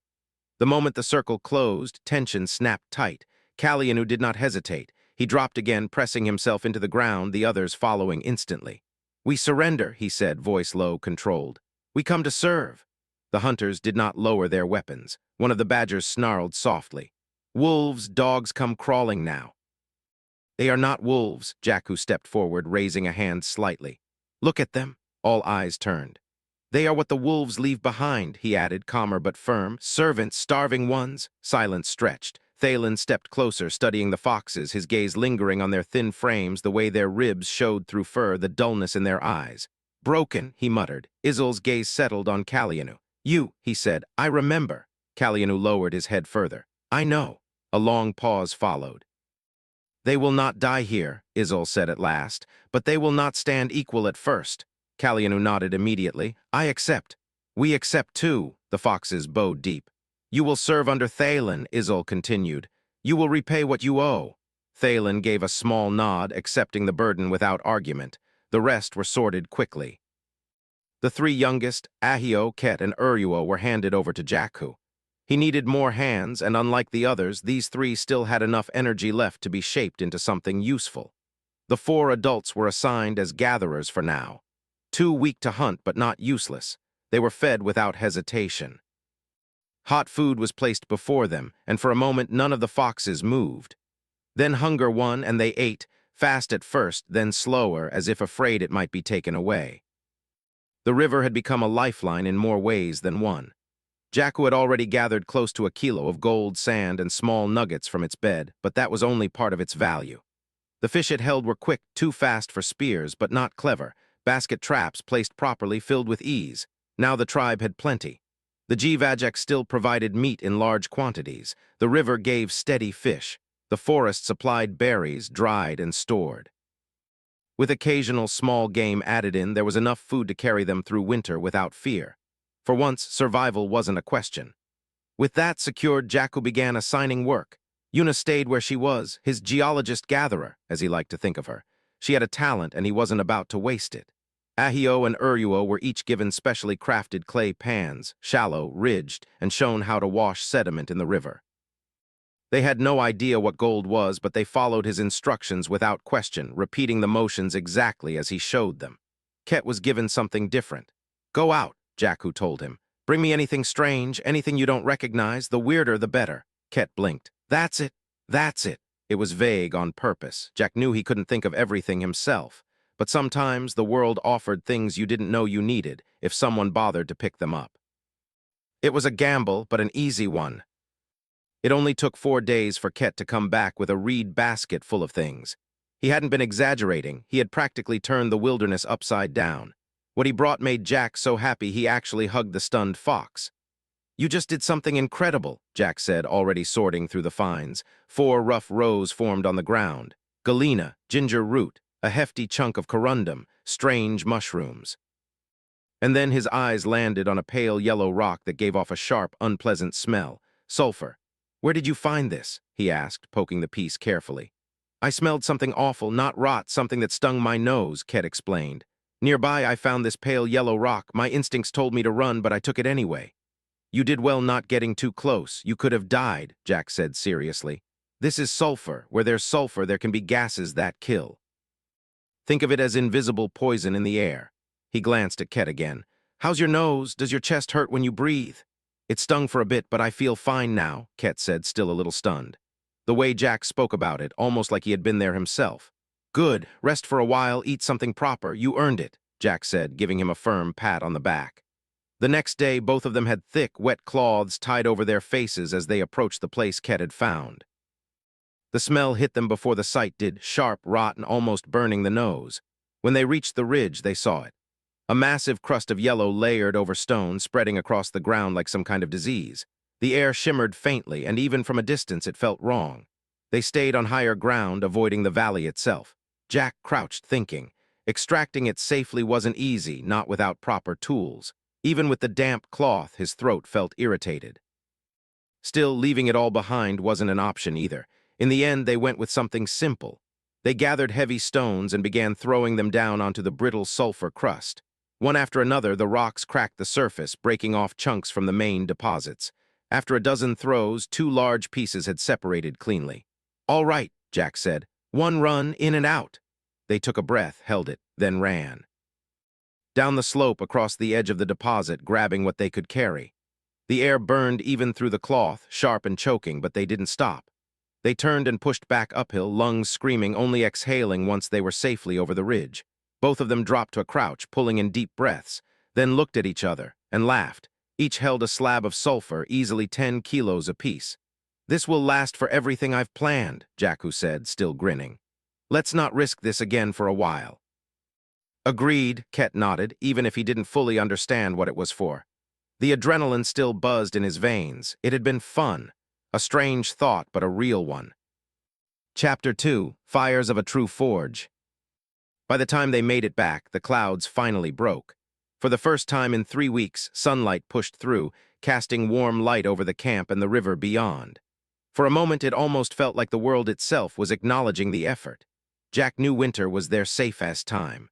When spring came, the wolves might return to punish the badgers and reclaim the foxes. That meant he had to push this tribe forward as much as possible before then. The bow staves he had set were still drying, but he didn't sit idle. Instead, he started experimenting with something far less certain, primitive rubber. It was a long shot, but he had materials to try with: crushed silicate dust, ash, charcoal powder, sulfur, resin, and even some pale tree saps that hardened slightly on their own. It took 5 full days of small, careful batches, but eventually one piece came out surprisingly well. It had a bit of give, wasn't sticky, and felt tough. Even striking it with a stone barely dented it, and it didn't crack. That was enough. He had a working recipe. He made small clay molds and poured the mixture into them, letting it cool before shaping the results further with a knife. He hated that flint blade more with every passing day. What he really wanted was bronze or iron, but for now, that was still just a distant goal. Una had only found a few small copper pieces during her foraging and panning. Speaking of panning, Ahio and Uruo quickly outpaced him. In just 5 days, the twins gathered an impressive amount of ore fragments, carefully sorting them by color. There was gold, of course, but also a fair amount of silver and even some brownish-black grains Jack suspected might be iron-rich material. He kept everything separated in different containers, making sure nothing mixed. The twins loved it. It didn't stink, didn't exhaust them like hauling wood or digging, and it actually felt rewarding. With steady food and shelter, they were thriving, and it showed in how carefully they worked. By the time winter truly set in, Jackhu had 2 full pots of brown sand, 1 pot of silver fragments, and 2 heavy pots of gold, so heavy he could barely lift them. The river truly was a gold mine. He estimated close to 40 kilos of it. With a stretch of better weather, he returned to the kiln. This time, he worked on improving his materials. He calcined flint, ground it down, and mixed it into his clay to create something far stronger, fire clay. From that, he made a crucible thick enough to withstand higher temperatures, complete with a small pouring lip. Alongside it, he shaped ingot molds and a simple knife mold. For his first attempt, he chose a hammer mold. Into the crucible went copper, along with the only gray ore he had with a metallic sheen, just a pebble-sized piece, but he hoped it was cassiterite. Using his best charcoal and a set of bellows made from deer hide, he worked alongside Una and Ket. The kiln glowed. Heat bled out into the cold air, making them sweat despite the season. When the metal finally melted, Jack skimmed off the impurities with a stone and poured the glowing liquid into the hammer mold. There was still some left, just enough to fill the knife mold as well. The other crafters had gathered by then, watching in awe. To them, Jackhu was turning stone into liquid fire. The glow faded quickly. Ket reached out instinctively, but Jack grabbed his arm. Careful. It's still impossibly hot, even if it looks cold. To prove it, he dropped a bead of water onto the mold. It hissed violently, skittering across the surface before vanishing. When the metal cooled, it held a warm, dull-tone bronze. They fitted a handle to the hammer, driving in a wedge to secure it. The knife followed, and Jack sharpened it slowly against a flat stone until the edge caught the light. Then he stood. "Chieftain," he said, bowing before Isuel, "I present to you a knife made from the Earth Mother's blood." He unwrapped it from linen. The blade gleamed faintly, the bone handle carved smooth and clean. To those who had never seen metal shaped like this, it might as well have been a divine artifact. Isuel took it carefully, tested it. The blade slid through leather with almost no resistance. For a moment he said nothing. Then he looked at Jackhu. "This should be used by the hunter who prepares the meat," Jackhu added. "I will make more with time." Next came the forge. With the blessing of both chieftains and the shamaness, most of the steady hands in the tribe worked under Jackhu. With food already prepared and gathering herbs and berries becoming nearly impossible in the cold, the entire tribe shifted focus to building the forge. One group handled digging and hauling raw clay from the river bend. 4 additional clay pans were made specifically for panning, set to work along the opposite side of the river. Any stone that even looked metallic was collected, no matter the color. At the same time, they shaped a curved hill from packed earth, and on the opposite side built a half-tent structure to shield the forge from rain. The forge itself centered around a massive stone, dry, dense, and so hard that no other stone could chip it. Jack believed it to be granite. It had one flat face too, making it perfect. This forge was far larger than his kiln. He could finally stand while working instead of kneeling.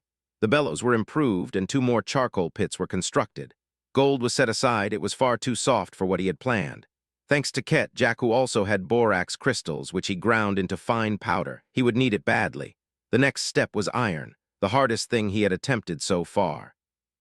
The largest crucible was filled with iron-rich ore and charcoal dust, then placed into the roaring heat. Both bellows worked constantly, air fed in without pause.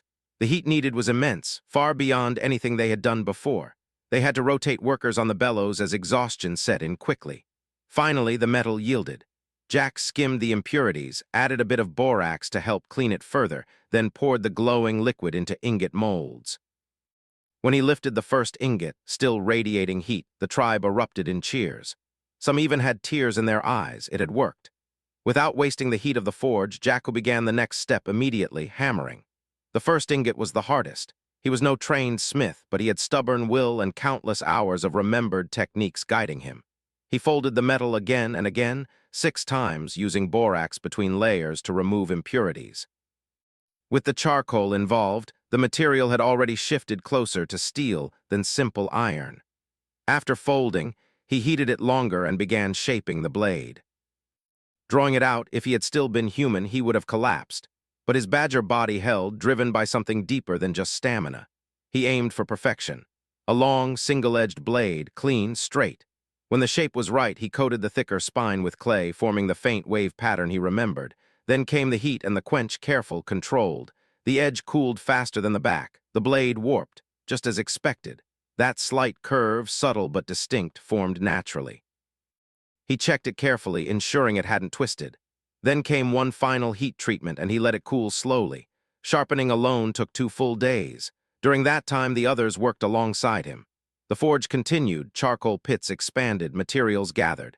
Ket carved antler for the guard, while others shaped the grip from wood. Instead of pitch, Jackhu used his primitive polymer as an adhesive, securing the grip firmly to the tang. It became a communal effort. A blade from another age, born in the stone era. He named it Conqueror. With the process now understood well enough, Jackhu could leave ingot production to the other crafters. Even Nazgethi came often, tending to burns and strained muscles. She found the metals unsettling at first. They lacked the natural spiritual resonance she was used to, but the katana, that was different. It carried something. Not a mind, not a spirit in the usual sense, but something that belonged. It resonated with the world around it. With the spirit's quiet approval, she blessed it. Vaitnok, though not the overall leader of the hunters, was chosen to wield Conqueror. He held it with a kind of reverence, almost cradling it. Within 2 days, a sheath was made for it, and then came its first hunt. When the hunters returned, they brought with them a massive red boar, so large it took 6 of them to carry it. Vaitnok walked at the front, holding the creature's severed head. Clean cut, single strike. "This weapon truly is a blessing of the spirits," he said. "I barely needed strength to take its head." The winter held the forest in a quiet, biting grip, but inside the Oganu tribe's great cavern, there was nothing calm about the mood. The fire pits burned hot, shadows dancing along the stone walls, yet the air felt colder than the snow outside. Warriors sat in tense silence, some sharpening weapons that didn't need sharpening, others staring into the flames as if they could burn away the humiliation. At the center stood their chieftain, Razkar of the Oganu, tall, broad, his fur scarred and marked with old victories, yet none of that mattered now. His claws dug into the stone floor as he paced, his tail lashing violently behind him. "They ran," he snarled, voice low at first, but already trembling with rage. "A badger tribe ran, and we let them. No one answered, no one dared. And foxes crawl out from under us and vanish like rats." His voice rose, echoing off the cavern walls. "Do you know what this makes us look like?" Silence. Razkar stopped abruptly, turning toward the gathered warriors, his eyes burning. "Weak." The word hit harder than any blow. He stepped forward, claws scraping against stone. "The felines already circle the borders. The bears watch from their hills. And now the other canine tribes," he let out a harsh, humorless laugh. "They smell it." His head tilted slightly, nostrils flaring. "They smell weakness." A low growl rippled through the warriors, but it wasn't defiance, it was unease. Razkar's control snapped. With a sudden, violent motion, he struck one of the stone pillars beside him. The impact cracked the surface, dust falling as the sound rang out like a thunderclap. "We had them," he roared. "A starving, crawling tribe at the edge of the world, and we let them slip through our claws like frightened prey." His breathing grew heavier, chest rising and falling as rage overtook reason. "And now," he spat, "now I must wait." The word came out like poison. "Winter cages us, no hunts beyond the safe paths, no war parties, no pursuit." His claws clenched, drawing thin lines into his own palms. "We sit here while they breathe." A low, dangerous quiet followed, then his voice dropped, colder, more controlled, but far more terrifying. "When the thaw comes," he said slowly, each word deliberate, "we will find them." His gaze swept across the gathered warriors, locking each of them in place. "We will break them." He stepped forward again, looming now, presence crushing. "Every badger, every fox, every wretched thing that thought it could slip away from Oganu." His lip curled, revealing teeth in a snarl that held no humor. "We will burn their camp to the ground." A pause, then quieter, almost reverent. "And we will salt their ashes." That made a few heads lift, because that meant something. Salt was power. The Oganu were the only tribe in the southern forest that held a salt mine. It preserved meat, strengthened trade, and marked territory in a way no other tribe could challenge lightly. To waste it, to scatter it over a destroyed enemy, that was a message. No regrowth, no return, no second chance. Razkar's eyes gleamed. "Nothing will grow where they stood," he continued. "Not grass, not roots, not hope." His tail lashed once more, slower now, controlled. "We will remind every tribe in these forests what happens when you defy us." The cavern had gone completely still. Even the fire seemed quieter. Then one by one the warriors lowered their heads, not in fear, in agreement. Winter would pass, and when it did, the forest would remember the name Oganu. Jackhu felt the cold bite of the wind one morning as a few snowflakes drifted through the air, nowhere near enough to call it even a drizzle. He walked to the edge of the gentle river and sat down on the bluff. It had been almost 3 full months since he arrived in this strange world. Not only that, but he wasn't even human anymore, yet he never truly felt homesick. He looked down at his pawed hands, wiggled his short fingers, and let out a long breath. "Mother, father, sister, I hope you are all healthy," he whispered into the breeze. "I am sure wherever they are proud of you," Nazgethi said as she sat down beside him. Jack was slightly startled that the shamaness had approached so quietly, but he nodded slowly. "I never had a chance to say goodbye when I left." "You managed to recover some memories then?" she asked gently. "Fragments, feelings," Jackhu replied. It wasn't entirely a lie. His old life felt distant, blurred, like something half-forgotten. He wanted to say more, to explain, to confess that he had been human, that he didn't belong here, but the words simply refused to form. "If it is painful, you don't have to," Nazgethi said, placing a reassuring hand on his shoulder. "Just know that everyone here already looks up to you." "Thanks," Jackhu smiled, and this time it was genuine. "Well," he brushed himself off and stood. "Better get back to work. If the wolves come, it will be in spring. I can't afford to slack." Nazgethi remained seated for a while, watching the river flow. She murmured a quiet prayer for those who had passed in recent years. Back at the forge, the mood was sour. The specially made fireclay crucible had cracked, and a glowing red lump of iron had spilled into the coals, forming a molten mess. With effort, they had managed to salvage the iron bloom, but without a proper crucible, work had come to a halt. 4 ingots lay nearby, and the second katana was still unfinished. "Jackhu!" Ket rushed toward him. "The crucible broke." "Was anyone hurt?" Jack asked immediately. "No, but that iron is ruined." "Maybe not," Jackhu replied calmly. "Did you manage to pull it out with the bronze tongs I made?" Ket nodded. "Yes, it's in the water now, should be cooled." Jack crouched down to inspect the mess. The iron bloom was rough, full of embedded charcoal and bits of clay. "Yeah, we'll keep that for later," he said, tossing it aside.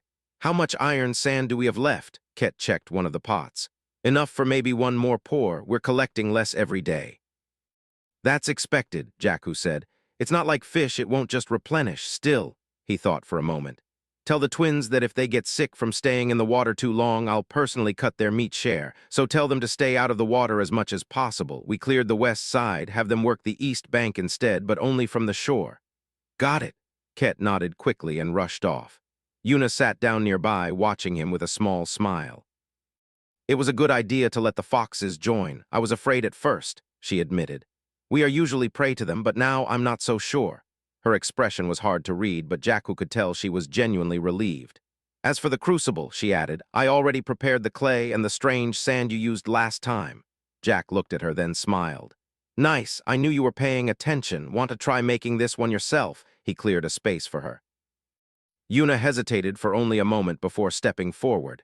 To him, she felt almost like a younger sister now, and as she began, he guided her hands, step by step, through the process. Jackhu had been almost expecting something to go wrong. Up until now, even with his knowledge of geology and chemistry, things had been falling into place far too easily.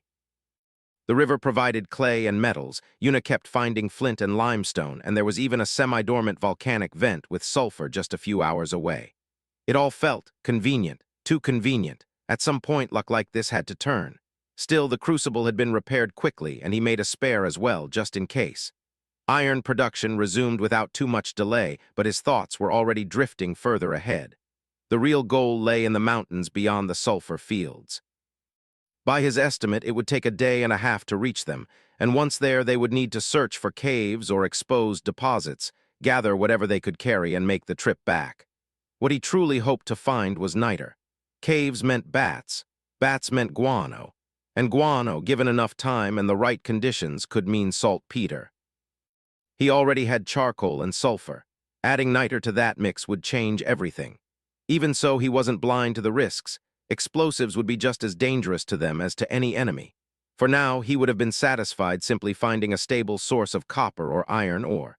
To prepare, he forged a pickaxe from 2 iron ingots.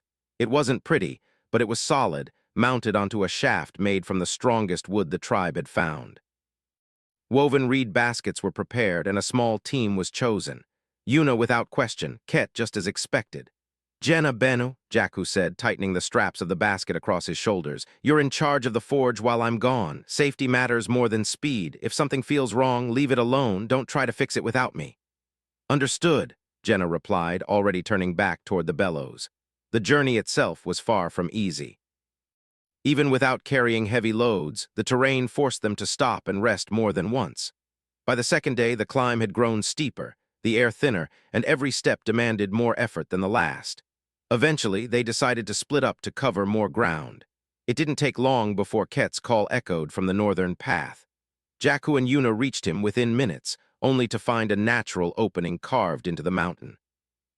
The entrance was jagged and uneven, clearly formed by erosion and collapse over countless years. The rock itself bore the unmistakable signs of volcanic origin, though long dormant. Jackhu estimated that whatever activity had shaped this place had ended thousands of years ago. Scattered around the entrance were fragments of dark, glassy stone. Obsidian. He crouched and picked one up, turning it slowly in his hand. Even if we don't find what I'm looking for, this alone makes the trip worthwhile. Obsidian can be used for all kinds of things, arrowheads, blades. It's sharper than anything we've worked with so far. He chipped the edge lightly, exposing a razor-thin surface. It breaks just like flint, Yuna said, leaning in closer. Bennu would love this. I'm sure he would, Ket added, testing a shard against a vine hanging nearby. It sliced cleanly through without resistance. After a brief glance between them, Jackhu lit their only torch. As they stepped inside, the temperature dropped noticeably. The air became still heavy and carried a smell so strong it hit them almost immediately. Guano.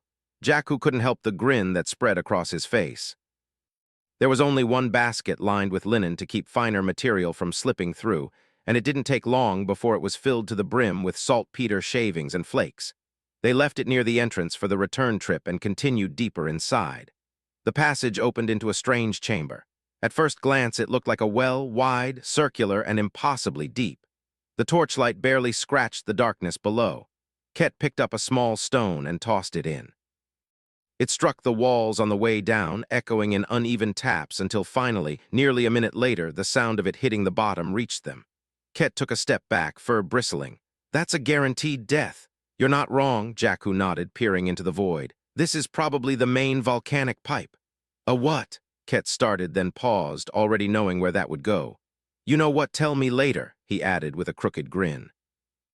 Yuna let out a quiet snicker and Jackhu frowned for a moment until something caught his eye. A faint glint in the wall, he leaned closer, carefully bracing himself and used the sharper edge of the pickaxe to pry it loose.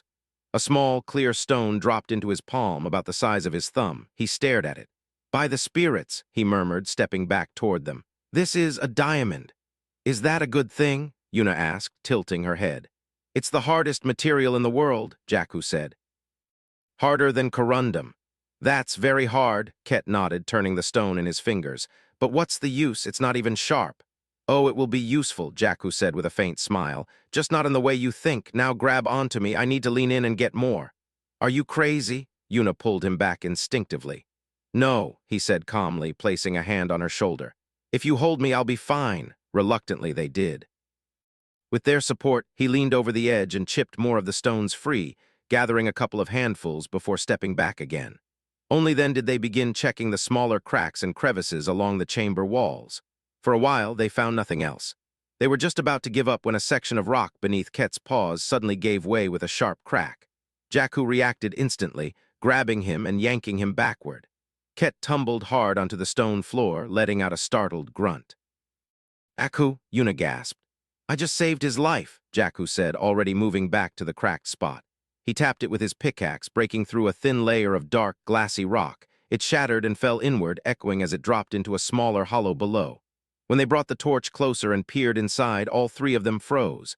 The cavity was shaped like an egg, roughly twice the size of an adult badger, and it was filled, packed with green crystals. They glimmered in the torchlight like a hidden treasure. Jackhu crouched, carefully prying one loose. This color, this structure, he muttered, examining it closely. Then he smiled. Olivine. He added a handful of the crystals to their growing collection beside the diamonds.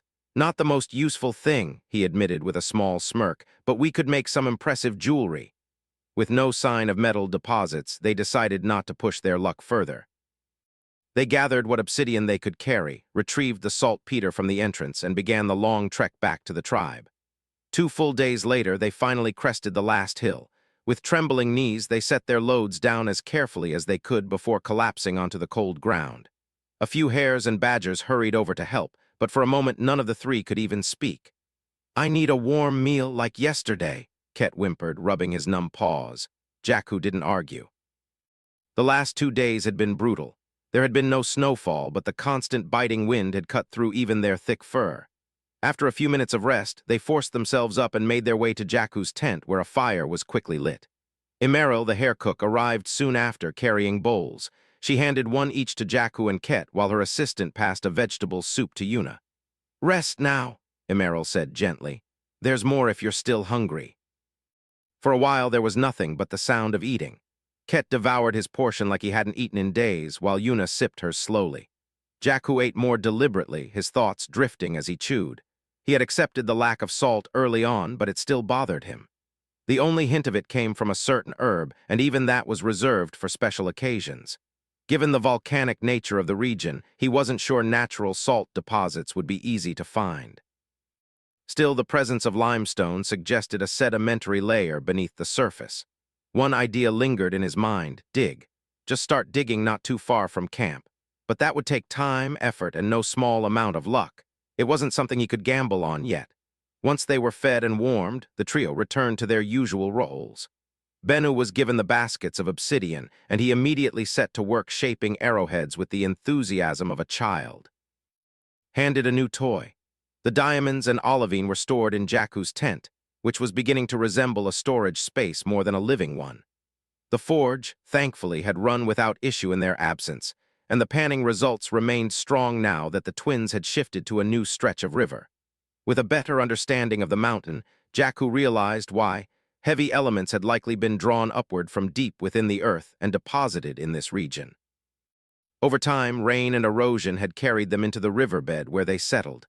"I may not have salt," he muttered with a faint grin, "but I have industry." The next morning he checked on the bow staves. They had dried enough. Stringing them took effort, real effort. But when he finally pulled one back and released, the bow gave off a low, almost musical twang. He reinforced the grip with leather and his crude plastic, then added a protective layer along the middle of the string to reduce wear from repeated shots. When he tested it, the arrow flew far beyond the edge of the camp. "Oh my," one of the hunters said as he approached. "That shoots farther than the bows the wolves use." "I made 4, Jackhu replied, handing one over. "Bennu's working on sharper arrowheads, and we already have close to 100 shafts prepared, fletched, and ready." "So that's what Jenna was doing in the fall," the hunter said, realization dawning. "Those thin rods." "Yeah, spears are good, but arrows reach further," Jackhu nodded. Then he smirked slightly. "Speaking of, I think I know what I'll use." The hunter chuckled. "Don't push yourself. You're a crafter when we can't afford to lose. Leave the fighting to us." Jackhu didn't argue. Instead, he showed him how to unstring the bow properly, explaining how leaving it under constant tension would weaken it over time. After a few attempts, the hunter got the hang of it and promised to teach the others. With 4 recurve bows distributed and training underway, Jackhu turned back toward the forge. He had something far more ambitious in mind. Precision tool crafting wasn't really possible without something like a lathe, but with a hammer, tongs, and enough patience, Jackhu could still get surprisingly far. He started with the core of the idea: steel bow limbs, each about half the length of his lower arm. They looked small at first glance, almost underwhelming, but he knew better. A well-made metal crossbow didn't need long limbs, just the right balance of flexibility and strength. He took his time shaping them, checking again and again that both pieces matched in length, width, and thickness. The grinding stone he had commissioned was still unfinished. Even with metal tools, shaping a proper stone wheel wasn't something that could be rushed, especially by someone without experience. So for now, he worked with what he had.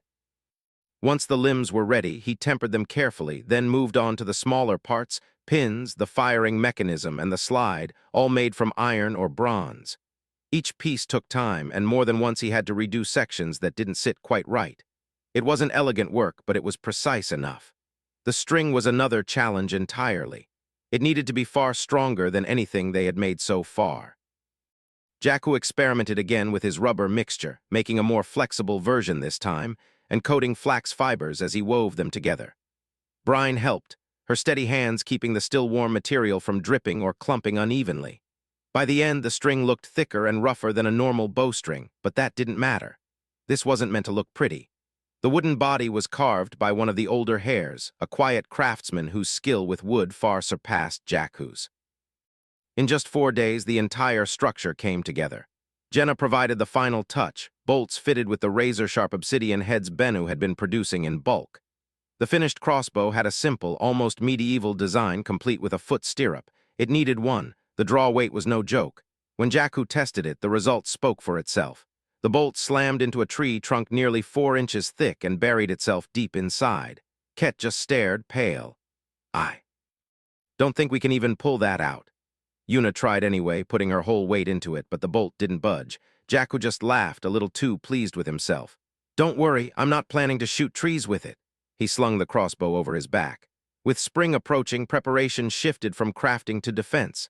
Nazgethi had already said the harshest cold had passed, which meant time was running out. Jackhu's last major tool was a steel shovel head. With it, he began organizing the digging of pitfall traps along the western forest edge. They were deep enough to injure and delay, but he refused to line them with stakes. The goal wasn't slaughter, it was control. Confuse, slow, break formation, break will. He still made a handful of clay grenades, but they were intentionally lighter. Thin walls, smaller charges, enough to shock and scatter, not to tear bodies apart. He could have made something far more devastating, thick shells packed with obsidian fragments and stronger mixtures. But he chose not to. Alongside them, he prepared a few improved fire bombs, now enhanced with sulfur. The smoke alone would be enough to disorient anyone caught in it. By now, the tribe looked nothing like it once had. Hares carried spears tipped with obsidian edges. Foxes were trained to handle grenades, quick and mobile. Badgers wielded bows, or in a few cases, blades like Vaitnoks. They weren't just surviving anymore. They were organized, ready. Even the non-combatants had a place, a reinforced area behind a packed dirt wall strengthened with stone and wood. If fighting broke out, they would retreat there and stay protected. It wasn't perfect, but it was something close to a bunker. At Jackhu's suggestion, Isil had also begun drills, not for fighting, but for movement. How to retreat without panic, how to avoid trampling each other, how to reach safety quickly and cleanly. Everything was in place. All that remained was the spark. The morning they left, the forest itself seemed to hold its breath. Frost still clung to the ground in pale patches, crunching under heavy paws as the Oganu war party gathered at the mouth of their cavern.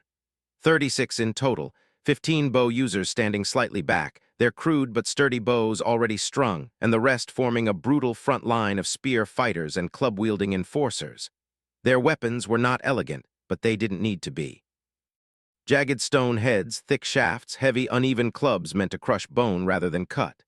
At the edges of the formation stood 4 foxes, thin, silent. Each carried a heavy bundle strapped across their backs, dried meat and supplies hanging in tight wraps. They didn't meet anyone's eyes, no one spoke to them. They were tools, nothing more. Razkar stepped forward from the cavern's shadow, his presence alone enough to quiet even the restless shifting of the warriors. His gaze swept across them slowly, measuring, reminding. "This ends now," he said, his voice low but carrying. "No more waiting, no more whispers from other tribes." He paused, letting the weight of that settle. "They think us weak," he continued, a faint growl threading through his words.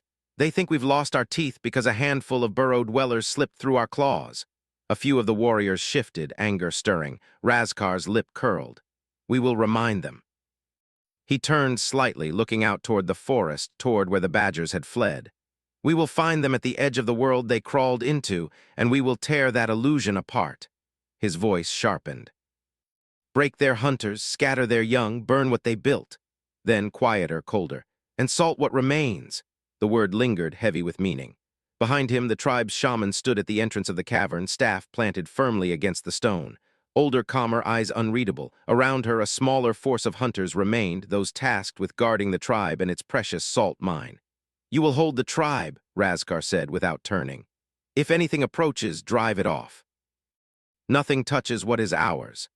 "It will be done," the shaman replied, her voice steady as stone. Razkar gave a single nod, then he faced his warriors again. Move! The command snapped through the air. The formation shifted immediately, practiced and efficient. The bow users spread slightly, taking flanking positions while the heavier fighters formed the core. The foxes fell into line at the rear, heads low, burdens heavy. Without another word, the war party stepped into the forest. Branches parted, frost cracked. And the Oganu began their hunt. Following the previous year's signs was easy, as all the claw marks carved into the trees were still clearly visible. By checking the directions several times along the way, the hunting party made excellent progress through the forests. In barely 2 weeks, they started finding signs of recent activity in the woods ahead. Razkar immediately sent 4 of the best scouts forward, and by dusk they returned with their reports. "Chief," one of them knelt.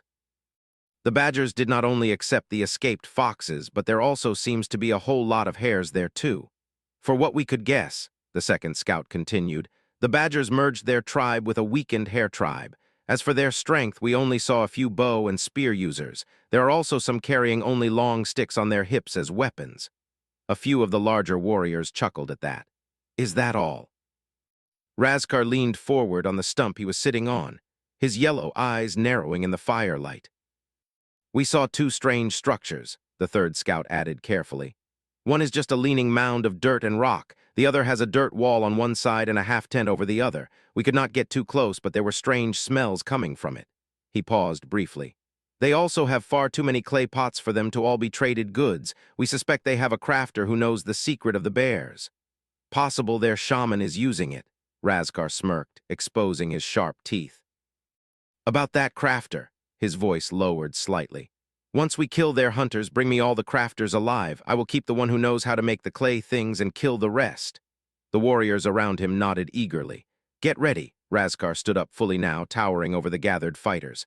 We attack just after sundown. Make sure no one spots us, or if they do, let that be the last thing they ever see.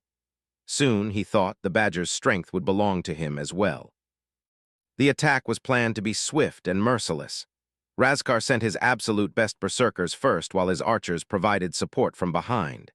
He had expected screams almost immediately, but the first screams were not from the enemy. They came from his own warriors. Out of the 10 burly wolves charging downhill, only 2 were still running. The others vanished into deep holes hidden beneath carefully covered ground. Some broke legs on impact, while others crashed shoulder first into the packed earth walls. Curses! Razkar snarled at the sight of the traps. Everyone, attack now!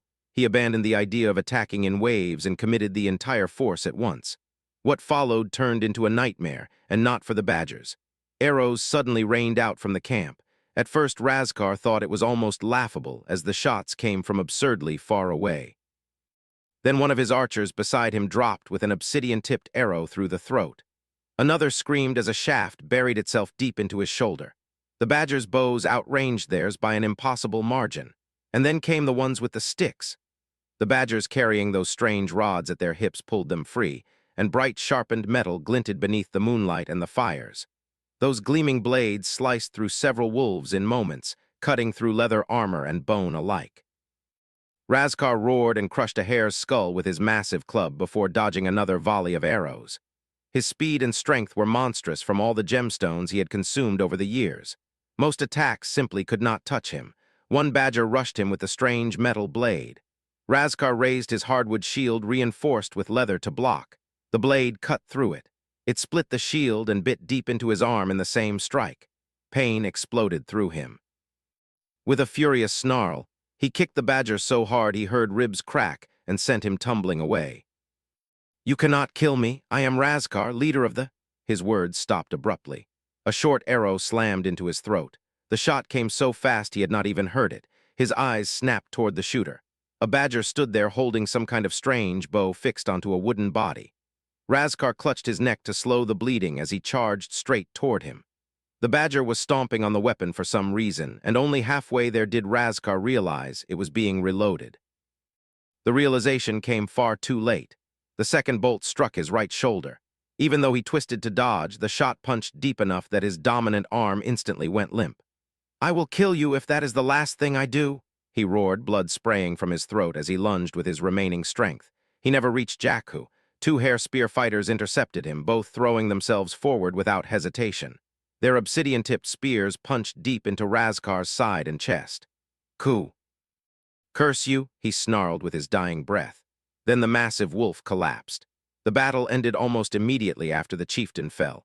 2 hares and 1 badger had died, while 10 wolves already lay dead across the battlefield, not counting the crippled ones trapped in the pits. The remaining wolves stared in shock. Then, one by one, weapons fell from trembling hands. Their pride battled their reason for a few moments longer, but in the end even they understood the truth. This was not a defeat. It was annihilation. There were many laws in the lands. What you can take as yours was one of the oldest among them. As such, the combined tribe could, in theory, turn all the surviving warriors into slaves. If not that, they could demand ransom from the Organu tribe. Anyone who broke the old laws was said to become a lifeless husk after death, denied even an afterlife. Nazgethi had to work overtime to heal the critically wounded and save as many lives as possible. After that came 2 whole days spent fixing broken legs, shattered arms, punctured lungs, and deep cuts. In the end, other than the 13 dead, no one else succumbed to their injuries. Jackhu made sure a massive pyre was built for all the fallen, not only for their own. Every fighter was sent to the afterlife with dignity. Even the wolf warriors were stunned when the very badger who had slain their chieftain ensured they were fed properly instead of abused. "We may have been enemies before, and we may be enemies again in the future," Jackhu stated as some wolves questioned why he treated them kindly. "But I will never treat prisoners of war poorly." A few wolves lowered their ears at that. "If the roles were reversed," one muttered quietly, "we would never have shown you such mercy." "That may be true," Jackhu nodded, "but this is my decision to make. By the rules of the land, I killed your chieftain. That gives me the right to decide your fate." It was not a happy time despite the victory. Losing even a few people still hurt deeply. What truly stunned Jackhu was not the horror of battle itself, but how accustomed everyone here seemed to be to death.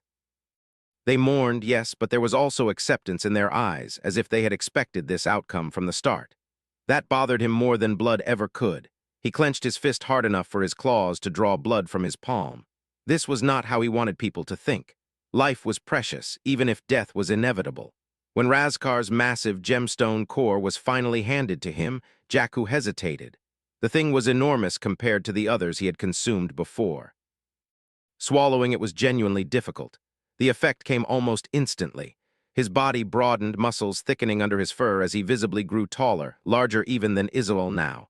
Strength surged through him alongside sharper senses that made every sound and smell around him almost overwhelming. "If I keep eating gemstones, I'm going to look like a brute," he sighed, flexing one hand. "You say that like it is a bad thing," Yuna said as she approached with fresh water. "Yeah, well. It feels good, but now I need entirely new clothes," Jackhu chuckled. His old garments had literally torn apart during the growth. "No female would think you look bad," Yuna replied softly before resting her head against his shoulder. Jackhu immediately leaned away. "Nope, nope, nope, Amber Alert," he blurted out instinctively. "You are way too young for me." Yuna's ears drooped instantly, and she looked like a child who had just gotten their favorite toy taken away. 2 months passed slowly beneath the fading grip of winter. The snow never truly became deep in the southern forests, but the cold lingered stubbornly, turning mornings harsh and nights long. The great stores of dried meat, fish, berries, and roots that had once seemed endless were now noticeably thinner. Slowly, the combined tribe returned to the old rhythm of survival.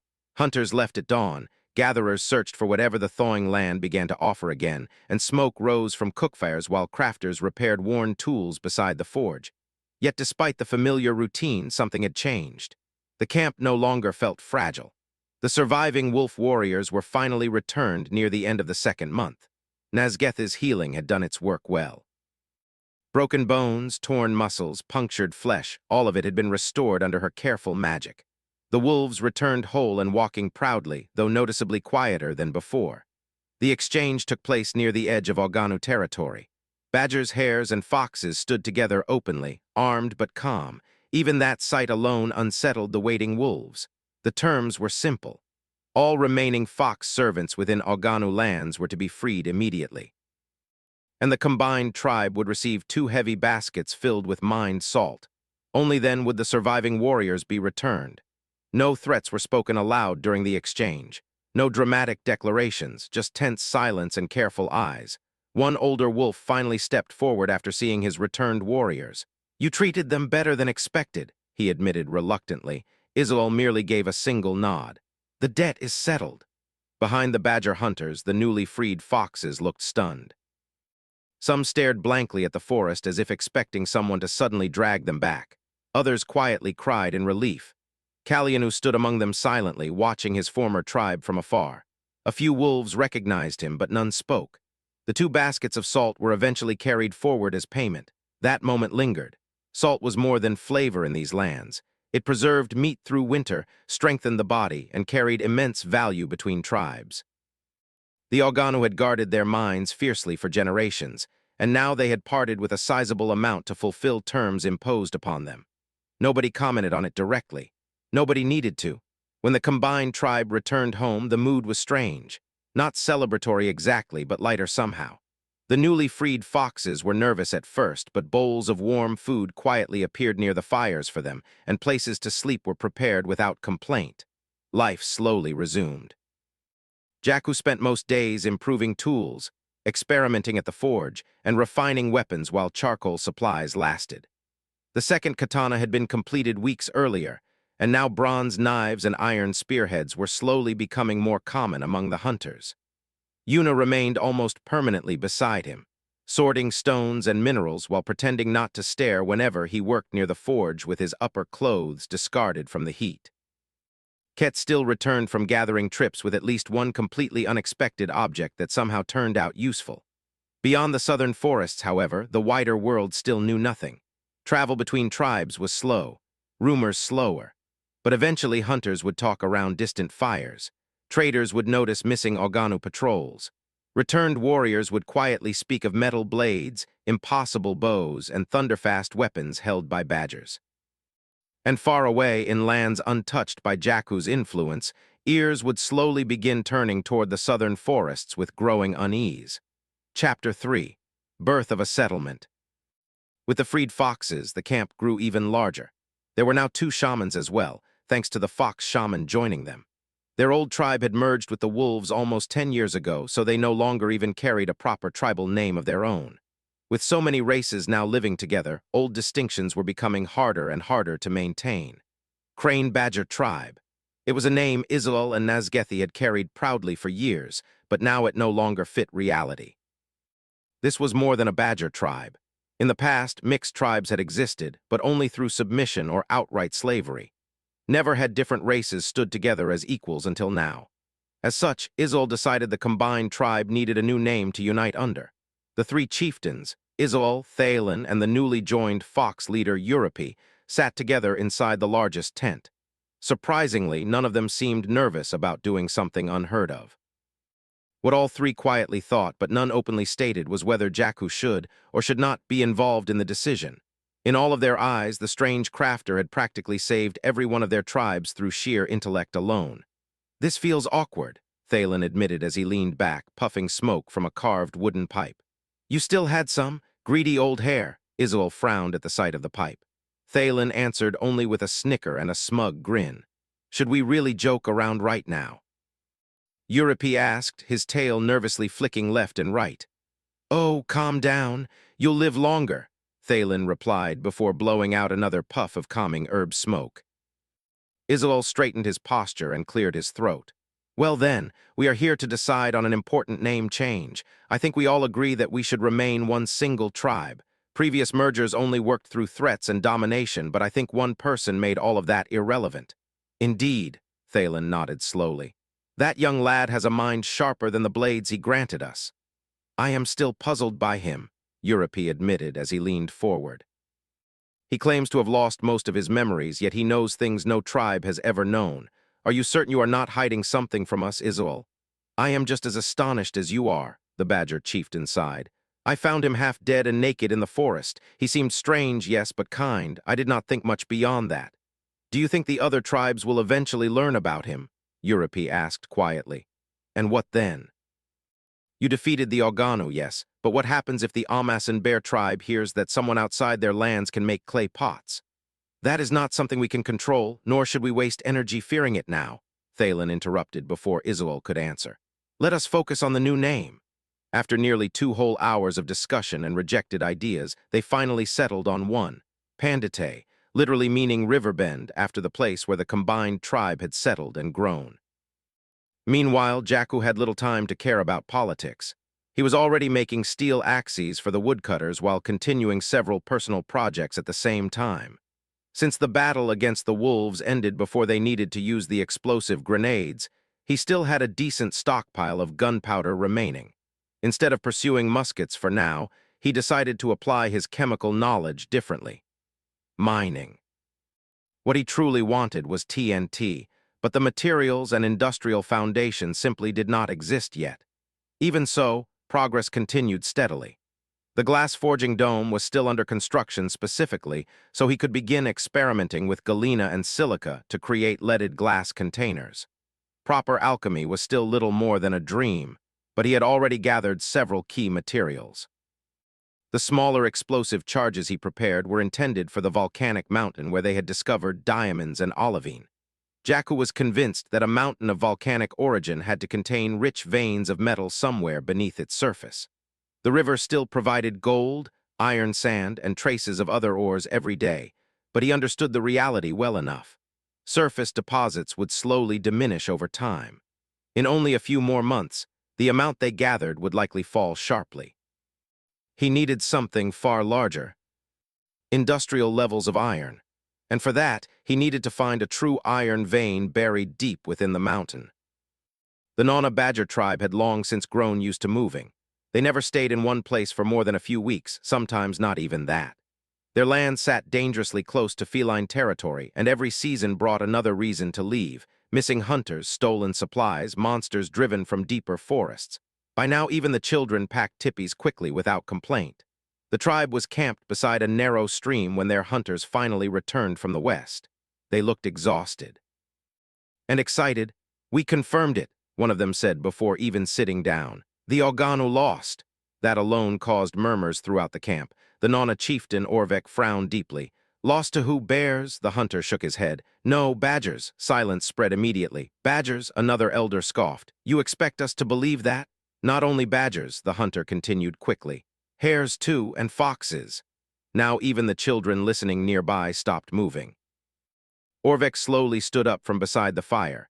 "Explain carefully." The hunters did exactly that. The traps, the impossible bows, the shining weapons that cut through shields, the death of Razkar himself, and most unbelievable of all, the tribes fought together willingly. "No slaves, no servants, equals." "That makes no sense," one older female muttered. "Foxes do not willingly stand beneath badgers." "They apparently do now," the hunter answered. "The wolves even surrendered surviving fox servants after the battle." That caused genuine shock. Orvek remained quiet for a long while, staring into the flames. Then he spoke. "If even half of this is true, then the East is changing." His mate looked at him carefully. "You want to go?" "Yes, you would abandon our roots over rumors." "Rumors do not kill Razkar." That ended the argument immediately. Orvek rose fully and looked over his weary tribe.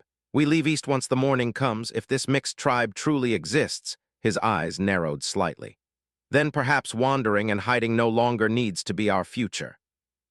Far to the northwest, the Pale Hair tribe received the same rumors beneath entirely different skies. Unlike the Nana, the Pale traveled open plains and sparse forests, always avoiding the buffalo territories further north. Their lives were difficult but orderly. They traded when possible, fled when necessary, and survived quietly. Their hunters returned near dusk, breath steaming in the cold air as they hurried into camp. "Chief," one called. "The Oganu were defeated." Pale's chieftain, a broad-shouldered hare named Saloon, nearly dropped the fish he was cleaning. "Defeated," he repeated. "By what?" The hunters exchanged glances. "A mixed tribe." That immediately drew laughter from several nearby hunters. "No, truly," one scout insisted. "Badgers, foxes, and hares together." Saloon's amusement faded slowly. "You are serious?" "Yes, we watched Oganu survivors return. They no longer have fox servants either. The foxes were freed as part of the surrender." Surrender. One elder whispered in disbelief. "The Oganu surrendered terms?" The scout nodded.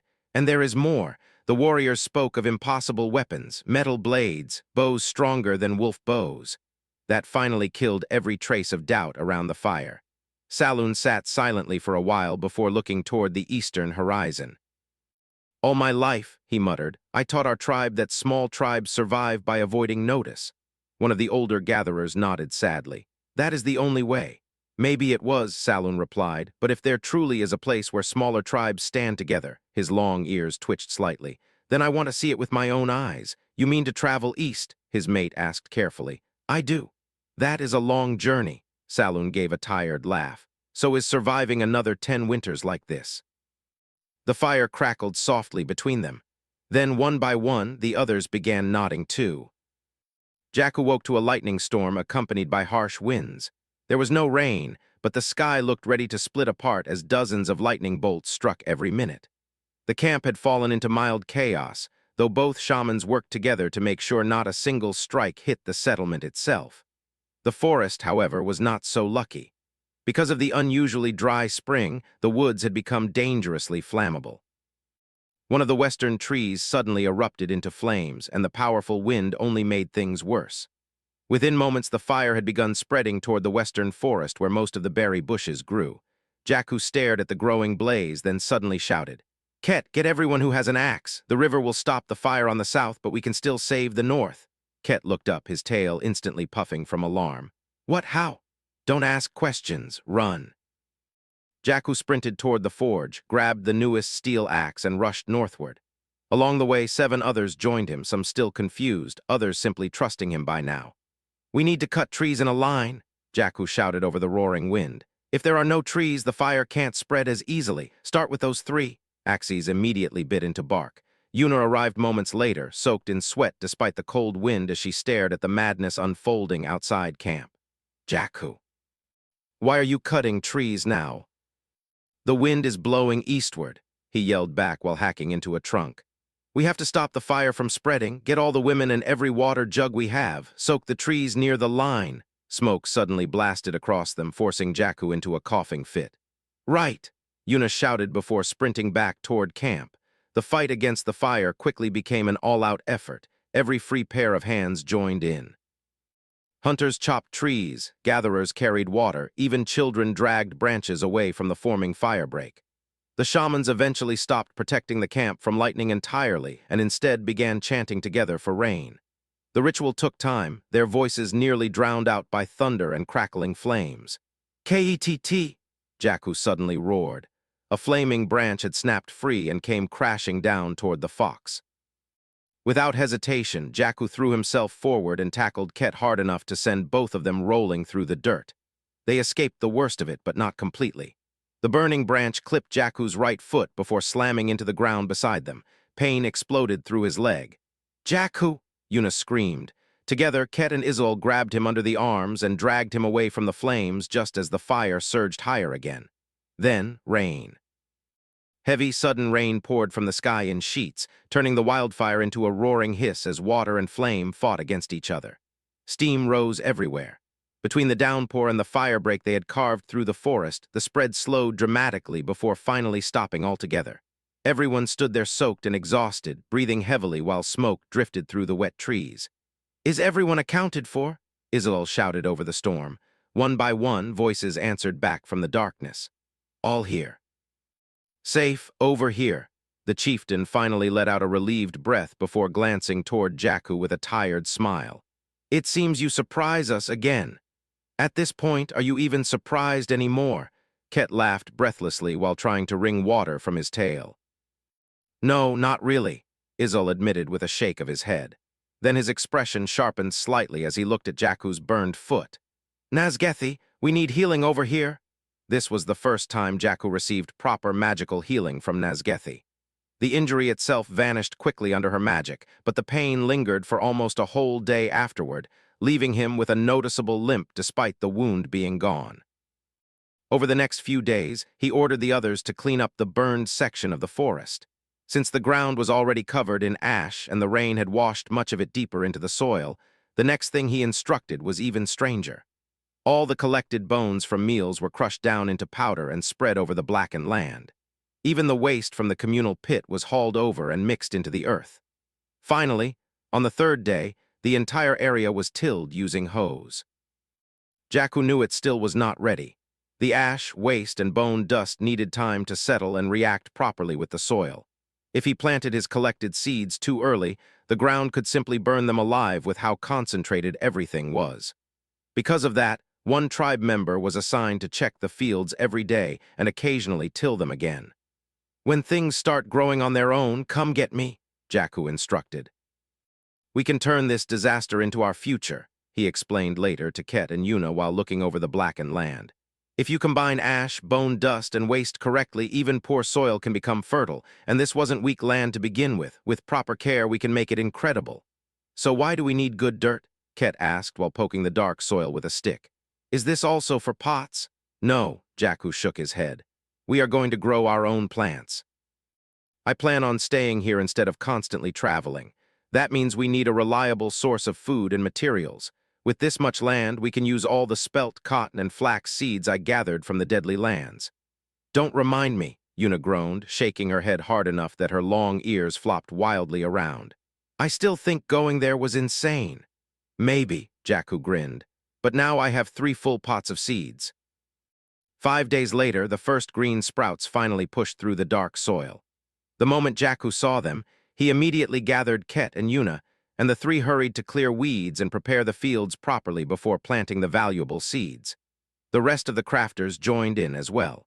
Sticks were woven together into long wattle fences, while others hauled large stones into place to separate the different fields.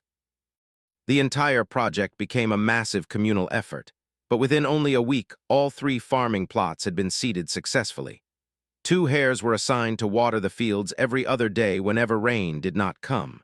Thankfully, with the river flowing right beside the settlement, carrying water was tiring but manageable. Of course, nothing ever stayed peaceful for long. The first to arrive was the Nona Badger tribe under Chieftain Orvek.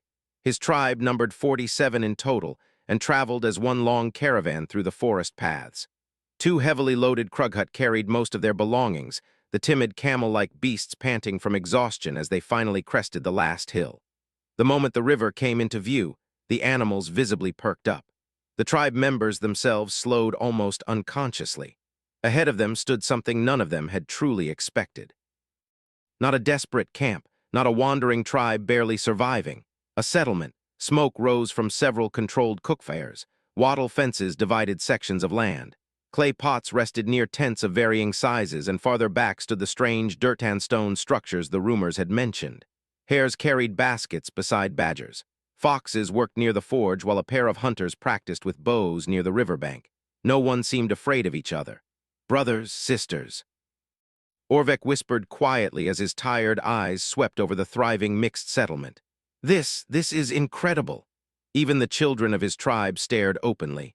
One younger badger blinked in confusion at seeing a fox laugh beside a hare while carrying water together. "That's not possible," an older hunter muttered under his breath. Apparently it was. Their arrival did not go unnoticed.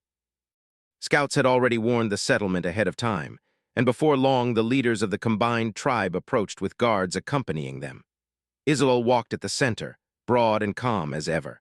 Beside him came Thalen of the Hares, leaning slightly on his spear with relaxed confidence, while Europe's sharp fox eyes carefully observed the newcomers. A 4th figure also walked with them now, Nazgethi, representing the shamans as much as the people themselves. The Nona hunters visibly stiffened at first, especially seeing armed foxes walking openly among the guards. Orvek stepped forward slowly and lowered his head respectfully. "We heard the news," he said carefully, "stories of an alliance between lesser tribes." His eyes drifted over the settlement once more. "I did not believe them fully." A faint smile tugged at Thalen's muzzle. "Most don't." Orvek let out a quiet breath before continuing. "Is it possible for us to join as well?" The question hung heavily in the air, not because it was unwelcome, but because all 4 leaders understood what it truly meant. Another tribe willingly abandoning the old ways of separation. Isilol answered first. "All are welcome here." The tension visibly left many of the Nona almost instantly. One of their mothers quietly started crying in relief. Soon after, discussions began in earnest. The riverbend itself had become crowded over the past months, especially with the newly expanded farms and workshops, so the Nona were offered the eastern side of the settlement where a broad hill provided natural shelter from harsh winds. "It has good ground too," Jackhu eventually added after being dragged into the discussions despite clearly trying to avoid leadership matters. And if we extend the irrigation trenches later, farming there should work just fine. Orvek looked at him curiously. The strange, oversized Badger Warcrafter markings unlike anything the Nana had seen before, and several metal tools hung openly from his belt. "So the rumors about the crafter are true," he muttered quietly. Jackhu immediately pointed at Izual. "Nope, he's the leader. I just hit rocks until useful things happen." That earned a loud snort from Thalen and an eye roll from Yuna nearby. By sunset, the Nana tribe had already begun setting their tipis along the eastern hill. Fires were lit. Krughut finally rested near the river, and for the first time in many years, the wandering badgers slept without needing to plan where they would flee next. The new tribe meant a greater need for food, but it also provided the growing settlement with many much-needed extra hands. Jackhu, while not officially the leader of the combined tribe, was most definitely the most active when it came to planning. The newly tilled farmlands now stretched about 200 meters north from the heart of the settlement near the river bend. The Nana tribe had essentially occupied the open land between the central camp and the eastern forest. If more tribes arrived in the future, the western side near the clay deposits and the northern side beyond the farmlands could still comfortably support 2 or even 3 more groups. Still, the amount of food required would explode. Jackhu needed more resources, more plants, more materials, more everything. And since he and Ket had already explored most useful areas to the east, north, and west, only one direction remained. South. He swallowed hard at the thought. The memory of that jumbo jet-sized bird slicing across the sky still made his legs tense. Even now, thinking about it caused a cold shiver to crawl down his spine. Still, he was stronger now than before and far better equipped. More importantly, he had his brain. A ghillie suit! Jackhu suddenly perked up from his spot near the clay molding area, almost ruining the pan he was currently shaping. "A what?" Yuna asked, without even flinching at the outburst anymore. At this point, she had simply accepted that Jackhu occasionally exploded with ideas for seemingly no reason. "A type of clothing that makes you almost invisible in certain terrain," Jackhu explained excitedly. He quickly described how the strange outfit worked, using natural materials to break up the wearer's shape and blend into the environment. Since the tribe already had a decent amount of tree bark rope prepared, he immediately asked Bennu to weave large fishnet-like sheets while Jackhu, Yuna, and Ket hurried toward the edge of the deadly grasslands. The trip was fast and cautious. Every gust of wind across the endless grass made Jackhu nervous, but they managed to gather huge bundles of dry yellow stalks and long grass without incident. Keeping low the entire time, they quickly returned to the settlement and got to work. By nightfall, 2 full ghillie suits were finished. Honestly, they looked promising. "Ket," Jackhu said while examining the final product, "do you trust me?" "With my life," Ket nodded without even a moment of hesitation. Jackhu smiled faintly at that. "Good, you're coming with me. I need your eyes and nose to help find things. Roots, strange flowers, weird rocks, anything unusual goes into your bag."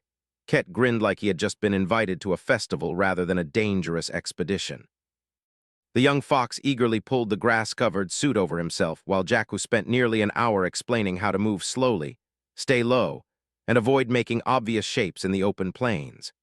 By dawn, the two slipped away from the settlement wearing their strange camouflage. This time, they planned to venture much deeper into the deadly grasslands than ever before. The search was painfully slow as mammoth-sized grassland beasts wandered in the distance or simply stood around munching on endless waves of grass. Ket had no name for the massive creatures, so Jackhu decided he would be the one to name them. They looked eerily similar to Kodos from a video game he remembered from his previous life. So, Kodo it was. Thankfully, the first day showed no signs of predators. Their discoveries, on the other hand, were incredible, so incredible that they had to return several times to a stone outcrop just to dump everything they gathered. Prairie turnips, sagebrush leaves, preserved roots to replant later, yucca, and even tobacco. The moment Ket smelled the tobacco leaves, he grinned from ear to ear. The second day, however, took a turn. Jackhu came across a massive field of sunflowers stretching through the grasslands like a patch of fallen sunlight. Many of the flower heads had already dried, their seeds still tucked safely inside and waiting to find soil. He eagerly collected every single seed he could. By the time he returned to the meeting point and knelt low to reduce his profile in the sea of grass, he had already started planning where to plant everything. His mind raced with possibilities for oils, food, and animal feed. But the sun had already begun drifting toward afternoon, and Ket still had not returned. "Where are you, Ket?" Jackhu muttered quietly as he sniffed the air. Thanks to his strengthened senses, he could still smell the fox clearly. Not the stale scent from the morning either, fresh. He was nearby. Jackhu immediately moved toward the scent trail, keeping low through the grass. Only a few minutes later, he found Ket collapsed on the ground and struggling to breathe. "Ket!" Jackhu rushed over and quickly checked him for injuries. The fox's left leg was horribly swollen, the flesh around it already turning dark and smelling foul. After a closer look, Jackhu found the cause, 2 tiny puncture marks, snakebite. "Fuck!" he whispered, cursed. Without wasting another second, Jackhu hoisted Ket onto his back. At that point, he no longer cared about stealth and immediately sprinted toward the route they had taken into the grasslands. "Don't you dare die on me," he growled through clenched teeth. Ket remained unconscious the entire way. His breathing was shallow, weak, and his body burned with fever against Jackhu's back. Jackhu realized something during the desperate run. Before consuming Razkar's gemstone, there was no way he could have carried Ket like this for long. Now he tore across the plains in huge strides, powerful legs eating distance frighteningly fast. At the stone outcrop, he did not even stop beyond tossing aside his own bag to lighten the load before continuing. By the time the river finally came into view, his lungs burned and every muscle screamed in protest. "Quickly!" Jackhu roared from the opposite riverbank. "Call all the shamans." His voice echoed across the settlement as he carefully lowered Ket onto the cool grass. The response was immediate. Nazgethi arrived first, followed closely by the fox shaman Palanu and the second badger shaman. All 3 immediately knelt around Ket and began channeling healing magic together. Soft light spread across the fox's swollen leg as the shamans worked in tense silence. For several agonizing minutes, nobody spoke. Then Ket suddenly coughed violently and sucked in a deep breath. The swelling slowly began to lessen. "You barely brought him back in time," Palanu finally stated with a grim expression. "A few more breaths and he would have walked with the spirits. Just make sure he survives," Jackhu muttered before collapsing to his knees beside them. Only now did his own body fully register the exhaustion. He had just run nearly 2 hours carrying a 100-pound fox across deadly grasslands without stopping. There was no way in hell he was going back out into the grasslands at night. So after checking on Ket the next morning and seeing the fox finally breathing normally, with his swollen leg now looking mostly healthy again, Jackhu hurried back toward the plains.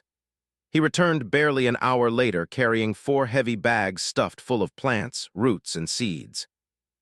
The sagebrush and yucca were immediately replanted near the river on the grassland side of the settlement, where the soil and sunlight matched their original environment best.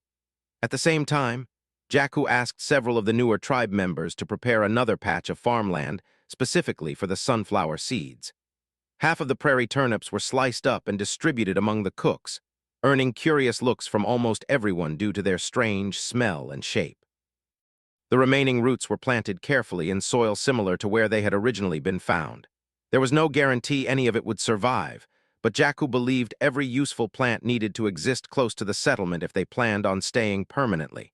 "Ket," Jackhu said later as he sat down beside the still woozy fox inside the tent. "Am I glad you're still with me?" Ket slowly opened one eye and stared at the ceiling for a few moments before mumbling weakly, "I found a rainbow stone." It moved. Jackhu let out a tired breath through his nose. "A rainbow snake," he corrected gently. "Makes sense that it was poisonous."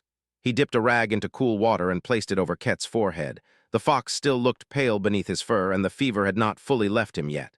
"Rest," Jackhu said quietly. "I brought you some meat and berry jam. Eat when you can." Ket weakly nodded before his eyes closed again almost immediately. Nearby, Yuna sat curled up with both ears drooping low. She was still occasionally sniffling from the fright of almost losing Ket. The moment Jackhu approached, she lightly smacked him in the chest. "I told you not to go there," she muttered. Jackhu simply pulled her into a brief hug. Yuna stiffened at first before relaxing against him with another quiet sniffle. "Keep an eye on Ket for me," he said softly while petting the hair girl between her ears. "I'll help the others with the planting." "He deserves to see that all his effort wasn't for nothing." Yuna nodded quietly. Jackhu gave Ket one last glance before stepping back outside toward the growing fields and the waiting work. "You know," Ket smirked weakly after Jackhu left the tent, I think you are the very first hare in history to cry over a fox getting hurt. Yuna could not help letting out a happy snort at the absurd statement. The fact that Ket still wore that same goofy grin despite nearly dying only made it harder not to laugh. Still, the words made her pause and think. Just half a year ago, such a thing truly would have been impossible. A hare and a fox being close friends, or in her case, seeing Ket almost like an older brother would have sounded insane. And it was all thanks to Jackhu. The strange crafter simply did not seem to see races first. He saw people behind the fur, ears, tails, and colors. It's all thanks to Jackhu, she admitted quietly while replacing the damp rag on Ket's forehead with a fresh, cool one. He doesn't seem to hate any race at all. At first, I thought that was weird. And now, Ket asked with a wink, you know very well how I think about you, dummy, she replied before gently booping his nose. Ket chuckled weakly before his expression softened. You're right, though, he admitted. When I escaped from the wolves, I expected to become a servant again. Maybe treated a little better than before, but still beneath everyone else. His tail flicked faintly against the blankets. Instead, I was accepted, no, welcomed as a brother. His eyes became watery again. I swore to all the spirits that I would spend my life serving Jackhu no matter what, he continued quietly. He even demanded freedom for my whole tribe, not to use us, but to let us join this. He looked around the tent and toward the bustling camp outside. This actually amazing mix of tribes. His voice remained weak, but the weight behind the words was undeniable. I know, Yuna smiled softly as she helped feed him small bites of meat dipped in berry jam. I still wonder where all his crazy inventions come from, though, she shrugged lightly. But honestly, I don't care anymore as long as it helps everyone. Outside the tent, Nazgethi quietly stopped herself from entering immediately. Instead, she listened. Truthfully, it was a conversation she and Izuel had already shared many times before. Jackhu was a mystery deeper than a lake. Nothing about him truly made sense. Yet despite that, he carried no malice in his heart at all. If anything, the spirits seemed strangely calm and happy around him. So in the end, she had decided to trust the flow of things. I am coming in, the shamaness finally announced before entering the tent. Soft spiritual light gathered around her paws as she knelt beside Ket and began another round of healing. While the poison itself had been removed successfully the previous day, the damage left behind was severe. The venom had begun causing scarlet rot within the flesh, and even with spiritual healing the recovery was slow and exhausting. Ket hissed quietly as warmth spread through his leg. Nazgethi eventually finished and stood once more, wiping a bit of sweat from her brow. Before leaving, she looked at both youngsters seriously. You two are probably his closest friends in the entire tribe, she said. So make sure Jackhu doesn't accidentally work himself to death, all right? The two immediately nodded. Thalen worked the wolf given into his care so thoroughly that Kalyanu had neither the time nor energy to plan anything suspicious. On the contrary, the former wolf hunter seemed eager to fulfill every task placed before him. In the half-year since joining the settlement, he had never once rebelled, complained, or even raised his voice. Master Thalen, may I ask for something? Kalyanu finally spoke one evening while helping carry bundles of dried reeds. That's a first, the hare chieftain noted with mild amusement. Go on. By now, Thalen was no longer constantly cautious around the wolf. Careful, yes, but not fearful. I heard what happened yesterday to Ket, the fox working with Jackhu, Kalyanu said quietly. I am terrible at precise work, and hauling heavy loads does little to help him. Let me become his personal guard. Thalen frowned slightly. Why would you even want that? I was a hunter, a fighter. Kalyanu lowered his ears a little. I think I would serve him better as a guard than as a laborer. The hare chieftain studied him for several long seconds before letting out a slow breath. That decision is not mine to make, Thalen finally said. Come with me, we'll ask Jackhu. Truthfully, he expected Jackhu to refuse. After all, this was the same wolf who had once attacked the tribe the previous summer. Jackhu was currently crouched beside the sunflower fields, explaining to several workers how much space should remain between the seeds. If they grow too close together, they compete for nutrients and all become weaker, he explained while drawing rough lines into the dirt with a stick. Jackhu, Thalen called out with a smirk. I figured I would find you here. You really are obsessed with growing plants, huh? The one-armed hare tilted his head slightly. I still wonder if all this farming business will truly work. It should, Jackhu nodded confidently while dusting dirt off his paws. I came because Kalyanu wanted to ask you something. Both Jackhu and Yuna turned toward the wolf. Without hesitation, Kalyanu dropped to one knee. Jackhu, no, Master Jackhu, the wolf began carefully. Please allow me to become your guard.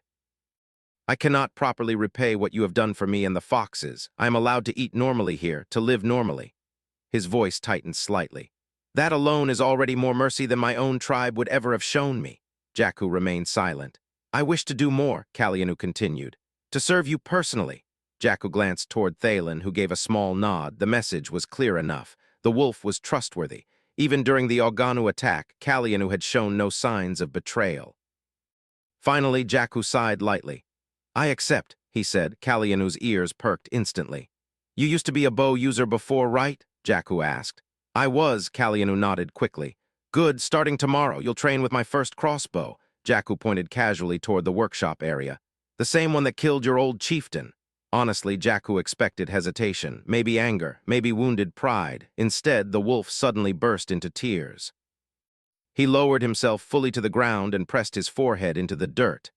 I swear my spirit to you, Kalyanu choked out emotionally, until my final breath.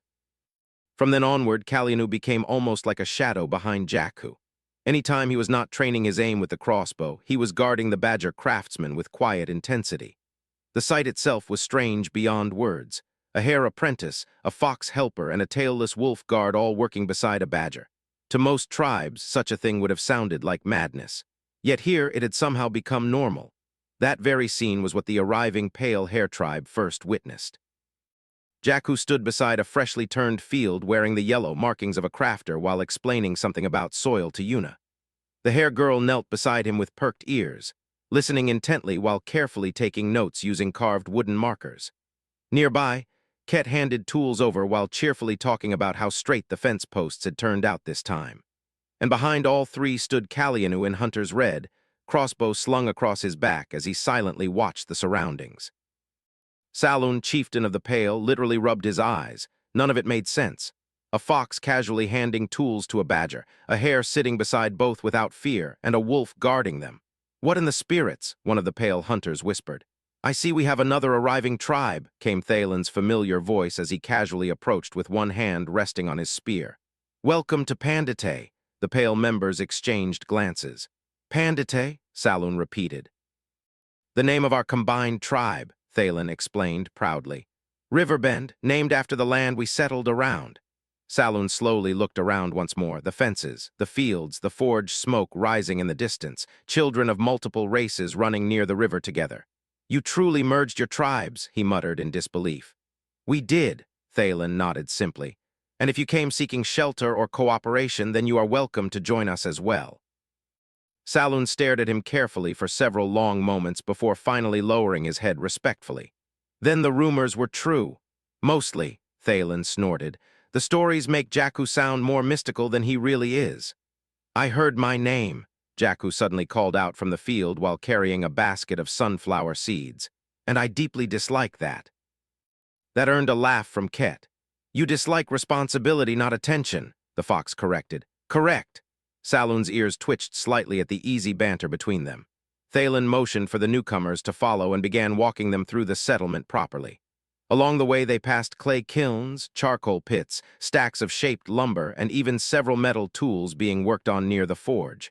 The Pale hunters grew more stunned with every step. One of them quietly touched a steel axe left beside a chopping block and nearly jerked his hand away in shock at the unnatural smoothness of the material. Soon enough, they arrived near the central gathering grounds where the other leaders waited. Izul stood calmly with Nazgethi nearby, while Europe flicked his tail lazily beside several fox hunters. Orvek of the Nona tribe was there as well, speaking with a pair of badger gatherers. So these are the newcomers? Izul asked warmly. The Pale Hair tribe, Saloon introduced himself properly. We heard stories of what happened to the Oganu and came to see if they were lies. And, Europe smirked slightly. Saloon looked around once more before shaking his head slowly. No lie could have imagined this. That answer earned approving nods from several leaders. After a lengthy discussion around the central fire, the Pale tribe was officially welcomed into Pandetei. Space was already planned for future growth, so they were granted the stretch of open land between the settlement center and the newly established farmlands. It keeps everyone close to the river, Jackhu noted while drawing rough layouts into the dirt with a stick. And if we expand irrigation later, your area will benefit too.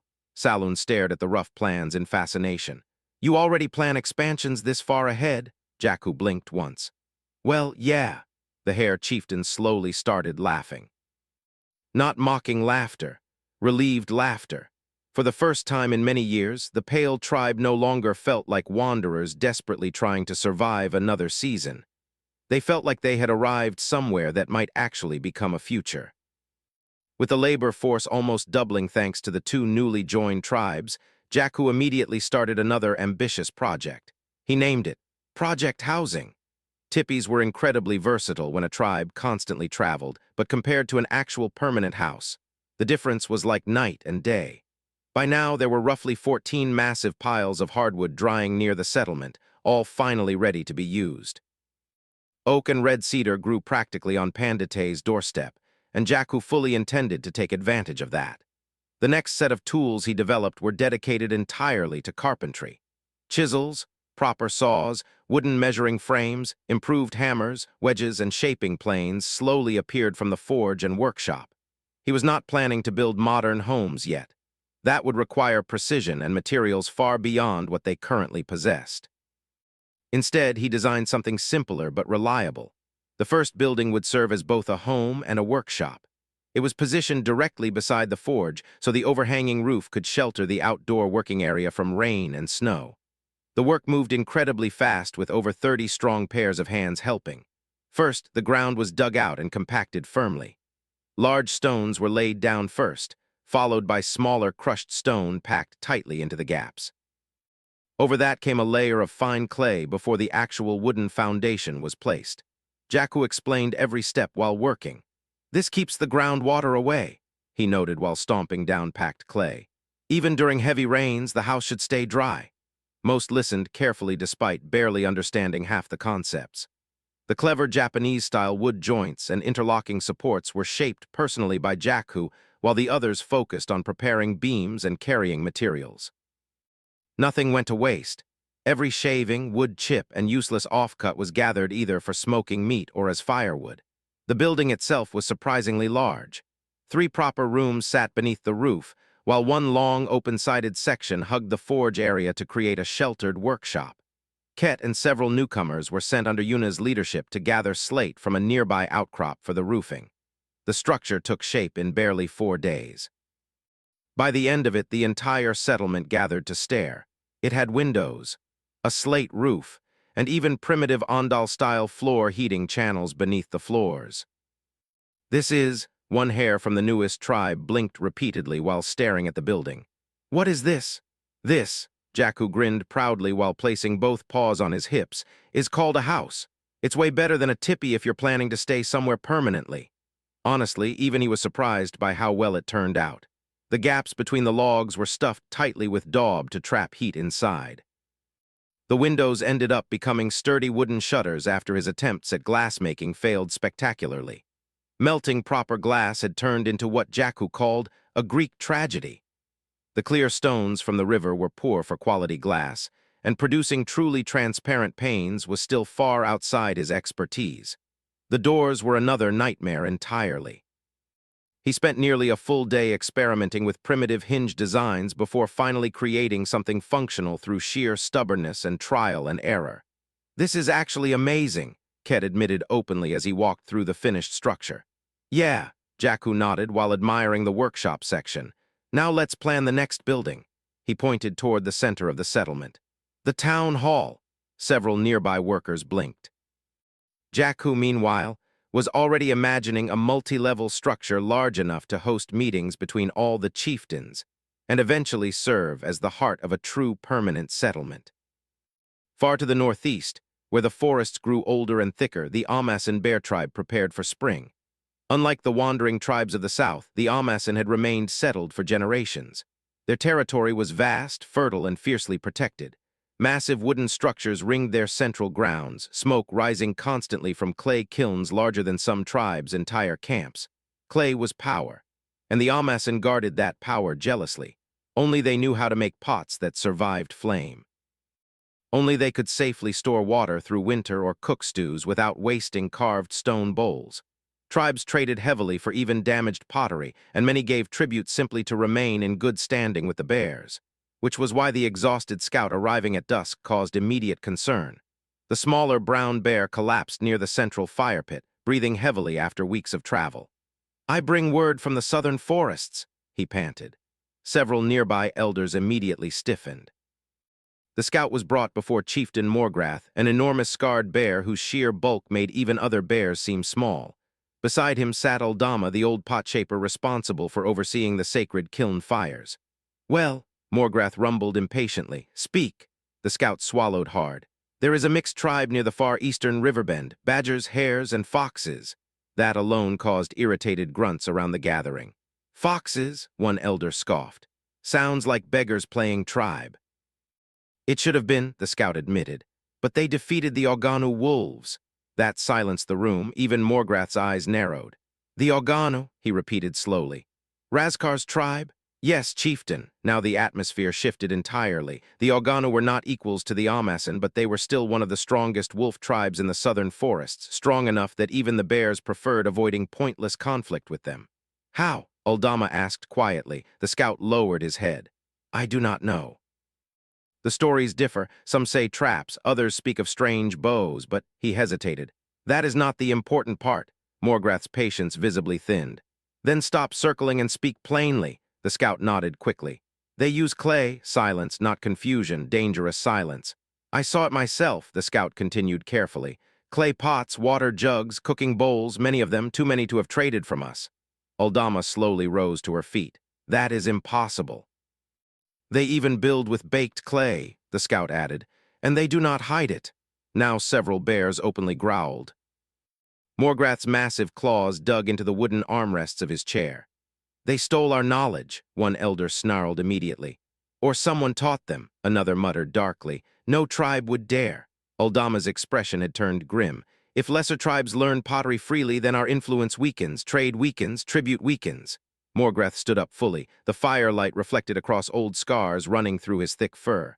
"How large is this tribe?" "Growing," the scout answered honestly. "More tribes are joining them." That finally made Morgrath grin, not pleasantly. "A gathering herd is easier to crush than scattered prey." Several warriors nearby laughed darkly. The bear chieftain turned toward his hunters. 10 warriors," he ordered. "Take tribute collectors and 1 kiln speaker." A younger bear blinked. "Only 10, Morgrath snorted. "They are badgers and hares pretending to be civilized." His grin widened slightly. "We will remind them where their place is." "And if they refuse tribute?" asked one warrior. The massive bear's eyes gleamed with open amusement. "Then we burn their little settlement down," Morgrath replied. "And I will personally enjoy watching those lesser tribes beg while their precious clay cracks in the flames." Far to the northwest, beyond the deep forests and rolling rivers, the Great Buffalo territories stretched across fertile plains and carefully managed farmland. Unlike the bears, whose strength came from guarded craftsmanship and trade, the buffalo tribes ruled through abundance. Food was power, and no tribe understood the land better than the great Mavyaruk buffalo tribe. Their fields stretched farther than most wandering tribes traveled in an entire season. Carefully rotated crops, burned soil management, irrigation trenches, and seed preservation were traditions older than many bloodlines. Every calf learned planting cycles before they learned spear drills, which was why the arrival of a southern trading caravan caused such an unusual stir. The traders had traveled for months, exchanging dried berries, preserved meats, carved goods, and stories from tribe to tribe. Usually the stories were exaggerated nonsense. This one, however, made several elders stop speaking entirely. "Say that again?" Chieftain Doram asked slowly. The massive buffalo sat beneath a shaded wooden structure overlooking endless spring fields swaying gently in the wind. Unlike Morgrath of the Bears, Doram carried himself with calm steadiness rather than intimidation. The lead trader bowed respectfully. "There are rumors from the southeastern forests," he explained, "of a mixed tribe near a river bend, badgers, hares, and even foxes together." Several nearby elders frowned immediately.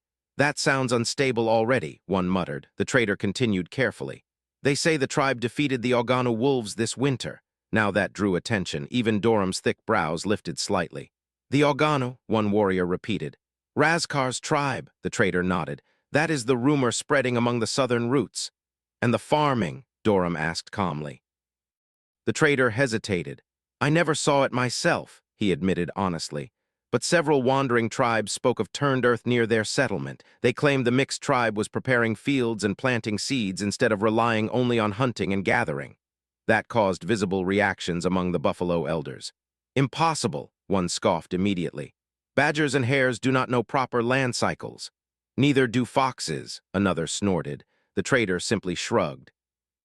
I only repeat what I heard. Dorum, however, slowly smiled. A genuine smile. You are not angry, one older buffalo asked in surprise. Why would I be? Dorum replied calmly.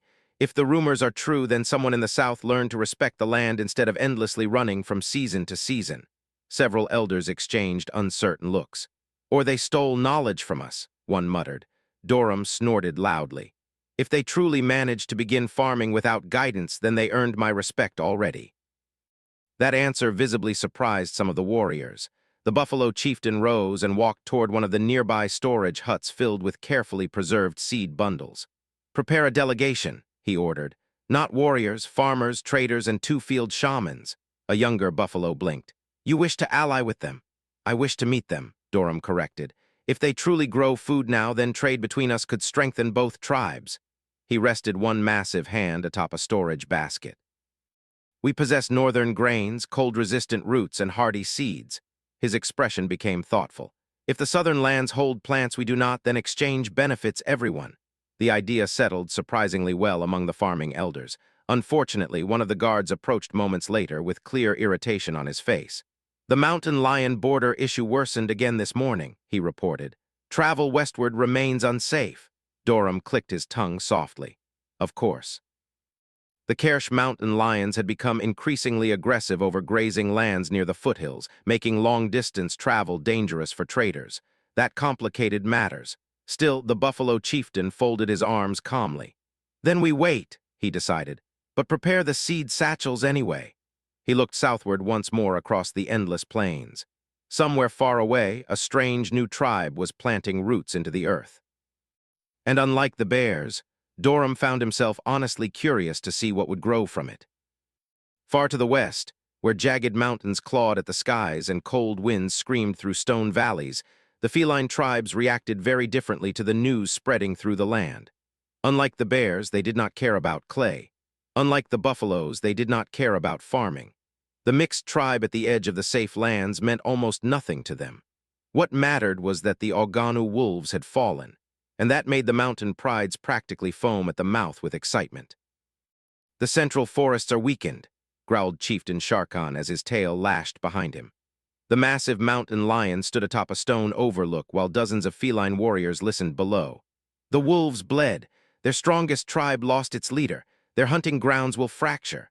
Several leopard and lynx clan leaders nodded grimly. For generations, the feline tribes and canine tribes had fought bitterly over territory, prey routes, and forest passes. Unlike the often divided wolf tribes, however, the felines organized themselves far more efficiently during wartime.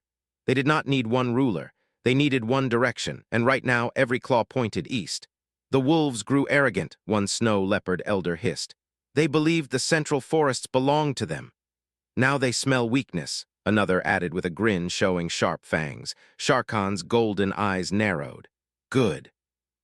The mountain lion chieftain cared little for stories about some strange settlement of badgers and hares far away near the grassland edge. To him, that was a distant curiosity at best.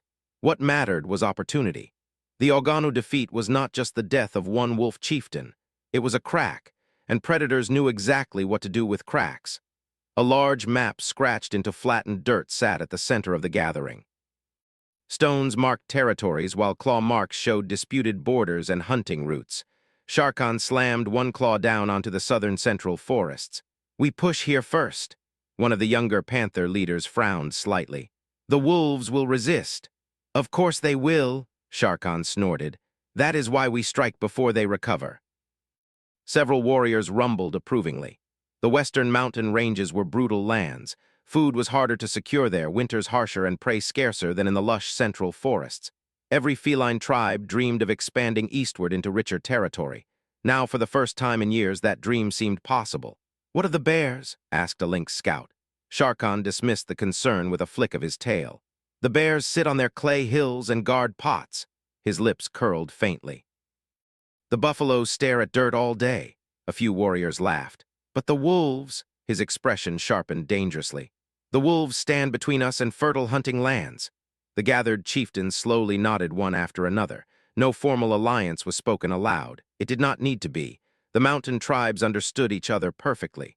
Far away at the edge of the world, a mixed settlement unknowingly shifted the balance of power simply by surviving. And now the western predators had started moving. 3 weeks had passed since the first house was completed.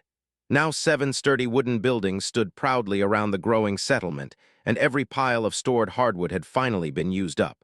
Pandetei was no longer merely the name of a mixed tribe. It had become the name of a true settlement. The town hall stood at its center like a symbol of that change. The massive structure was easily the size of 4 normal houses combined and built around an enormous internal fireplace capable of heating the entire building during winter. 8 separate rooms lined the inside walls for the chieftains and important guests, though only 5 were currently occupied. Not far from it stood another remarkable structure known as the Spirit Vale. Unlike the straighter and more practical homes, the shamans designed this building to flow naturally with the land itself. Curved wooden supports and living plants blended into the construction, giving it an almost sacred feeling without sacrificing stability. Then came the craftsmen's buildings. One belonged to the carpenters, filled constantly with the sounds of sawing, carving, and hammering. Another housed the clay workers and kilns, its walls always warm from firing ovens and drying racks. The 6th building was a longhouse meant for several families to live together comfortably. That alone caused a surprisingly heated argument throughout the settlement about who would get to move inside first. In the end, lots were drawn fairly, and 2 badger families, 1 fox family, and 1 hare family earned the honor. The final building stood closest to the farmlands. That one was Jackhu's newest obsession. At the moment, it mostly served as a massive storage structure, but the framework had been deliberately designed for future expansion. Jackhu already planned to transform it into some kind of windmill later, though most people still had absolutely no idea what that meant. The farmlands themselves flourished beautifully. The soil Jackhu created had become dangerously fertile, almost like true terra preta. Rich black earth mixed with charcoal, ash, crushed bone, compost, and river nutrients produced astonishing results. Nearly every planted seed had already sprouted. Thick green clusters covered the flax and spelt fields, while neat organized rows marked the cotton and sunflower plots. The survival of the yucca and tobacco plants after transplantation especially pleased Jackhu. Sadly, the prairie turnips showed little sign of life. Whether they had died or merely gone dormant, he could not yet tell. Jackhu, bad news! A badger hunter rushed toward him from the eastern path, breathing so heavily he could barely stand upright. Mud covered his legs and burrs clung to his fur from clearly running through the night without rest. 2 days running distance from here, the hunter panted. I spotted a bear party. They traveled slowly, but he swallowed hard. They looked to be heading directly toward us. Jackhu's expression immediately hardened. Sit down and drink first, he ordered while pulling the waterskin from his belt and pressing it into the exhausted hunter's paws. The badger practically collapsed onto a nearby log while drinking desperately. I'll inform the chiefs. Jackhu immediately turned and shouted over his shoulder while already moving. Cal, make sure he doesn't faint. The tailless wolf instantly stepped forward without question to support the exhausted scout while Jackhu broke into a run toward the town hall. The bears had arrived sooner than expected. The meeting began loudly but slowly cooled into a no less stressful murmur.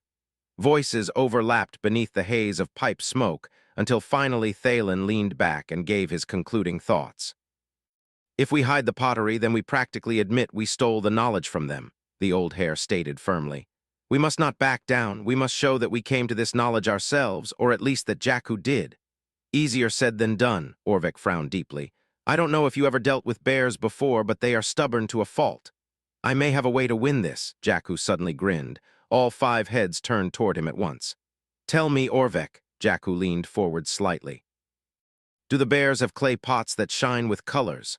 No, the badger chieftain answered after a moment of thought.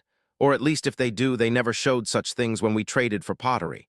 His eyes narrowed with growing curiosity. What, you can make something like that? It's only a theory, Jackhu admitted. I shelved the idea last fall because we had more important things to do, but I should already have everything needed to attempt it. His grin widened. That said, I'll need almost every crafter available helping me. We'll have to experiment constantly. You have my full support, Thalen smirked while puffing calmly on his pipe. Like you even need to ask. Isolde crossed his arms with a smile. The others nodded in agreement almost immediately. By early afternoon, every crafter in Pandetei was working at full speed. The atmosphere inside the clayworkers' building became tense enough to almost feel electric. Most of the settlement's stored charcoal was hauled inside while gatherers rushed back into the forests to collect more wood for fresh charcoal pits. At the center of the chaos sat Jackhu. He worked surrounded by bowls of crushed minerals and powders while muttering calculations to himself. Crushed quartz, lime, wood ash, iron oxide, copper dust. Everything was measured, mixed, tested, and adjusted repeatedly. Jackhu knew the general ingredients for glaze, but not the exact percentages needed with the local materials. Every batch became an experiment, and many failed spectacularly. Some cracked instantly, others bubbled into ugly black crusts. One fused itself completely to the kiln floor. Still, Jackhu barely even cursed it anymore. There simply was no time. It cooled too quickly. More ash in the next one. No, less quartz this time. The entire building remained active deep into the night. By midnight, the 7th experimental batch was finally being fired. That mixture used mostly finely crushed core stones, nearly 85% by Jackhu's rough estimate, combined with whiting and a tiny amount of copper dust for coloration. When the vase emerged glowing from the kiln, the room collectively fell silent. Even Jackhu stared. The surface shimmered beautifully in the firelight like polished gemstone. Deep flowing colors spread naturally across the clay body in uneven but mesmerizing patterns. Quickly, Jackhu snapped out of his trance. Put it into the cooling oven. One young hare rushed forward, carefully carrying the still-burning vase. Then disaster struck. Her paw slipped. The vase shattered against the stone floor in an explosion of glowing fragments. The room froze. The poor hare looked like her entire life had just collapsed in front of everyone. Her ears drooped completely as tears immediately welled in her eyes. Jackhu rushed over first instead of yelling. Hey, hey, he quickly helped her back onto her feet before she could even apologize. Don't worry about it. We know the mixture works now. He smiled reassuringly despite his exhaustion. I still have enough materials for another firing. The hare sniffed hard and wiped her eyes before hurriedly cleaning the dangerous shards so nobody would accidentally step on the still-hot pieces. By first light, 4 finished pots finally rested inside the cooling kiln. Each used a different color mixture. One gleamed deep blue from cobalt. Another carried a striking red sheen. The third shimmered green. And the final one held an earthy bronze tone with almost mirror-like shine. With the pots slowly cooling safely inside the oven, Jackhu finally allowed himself to sit down. Moments later, he and several exhausted crafters simply fell asleep on the spot surrounded by ash, charcoal, and clay dust. Ket was exhausted too, though nowhere near as badly as Jackhu and Yuna, who had worked through the entire night without proper rest. With Kalyanu's help, the two carefully carried the sleeping pair back into Jackhu's newly built house and laid them onto the thick fur bedding near the still-warm floor channels. Only after making sure both were comfortable did the fox and wolf finally sit down to eat breakfast together. The morning light filtered softly through the wooden shutters while the smell of roasted fish and wood smoke filled the room. Remember the night when we escaped from your tribe? Ket asked with a tired smile while tearing into a crisp piece of fish. We were no less exhausted the morning after. You still remember that? Kalyanu smirked faintly. He leaned against the outer doorway, sitting on the wooden steps with his bowl balanced on one knee. Honestly, I almost forgot. I won't forget that night ever, Ket admitted between bites. Your crazy idea to come here actually paid off. His tail flicked lazily. More than paid off. Yeah, Cal chuckled quietly. I guess it did. For a few moments, both simply ate in comfortable silence while the settlement slowly woke outside. Distant hammering already echoed from the carpenter's building while someone shouted near the farmlands. Feels like a lifetime ago, Kalyanu eventually said, even though it's barely been more than half a year. His eyes drifted toward the sleeping Jackhu. So much changed in so little time. That it did, Ket nodded softly. For the better. The wolf gave a slow, agreeing nod and continued eating the fish. Truthfully, he still preferred deer or boar meat, but over time he had grown to genuinely enjoy river fish too. It was fresh, tender, and easy to eat, especially compared to tough dried meats from his old tribe. His gaze wandered across the room. Actual walls, a warm floor, tools neatly organized beside the workshop entrance. Outside stood a settlement that should not have existed. And somehow, for the first time in his life, Kalyanu no longer felt like he was merely surviving another season. "Do you think other wolves would be welcome here?" Kalyanu asked carefully after a long silence. Ket stopped eating and looked down at the half-finished fish in his paws, seriously considering the question instead of answering immediately. "Maybe," he admitted after a while. "I honestly don't know." His ears twitched faintly. "You were special, you freed us, and even then it took time for everyone to trust you." He glanced outside toward the settlement. "Honestly, even I'm still surprised hares don't sprint away from me anymore. Wolves have a much worse reputation." "I guess we do," Cal sighed long and hard. For a few moments he simply watched outside in silence. Foxes hauled lumber beside badgers, while hares carried clay and water through the settlement. Children ran between the buildings without caring who belonged to which race anymore, and among them all stood one tailless wolf guarding a badger craftsman like it was the most natural thing in the world. To anyone else in the world, the sight would have looked impossible. "Still," Cal finally spoke again, quieter this time, "I hope one day there won't be fighting between our races anymore." His gaze remained fixed on the settlement. "This feels like a better future." "It is." Both turned slightly as Isolde stopped near the doorway. "Chieftain," Kalyanu immediately bowed deeply. "No need for that," the badger chief smirked faintly. "You are Jackhu's guard now. Wear that position with some pride." The wolf straightened slowly, still not entirely used to being treated with respect. "How can one badger create all this change?" Cal asked quietly, almost to himself. "I wonder that myself sometimes," Isolde admitted with a slow shake of his head.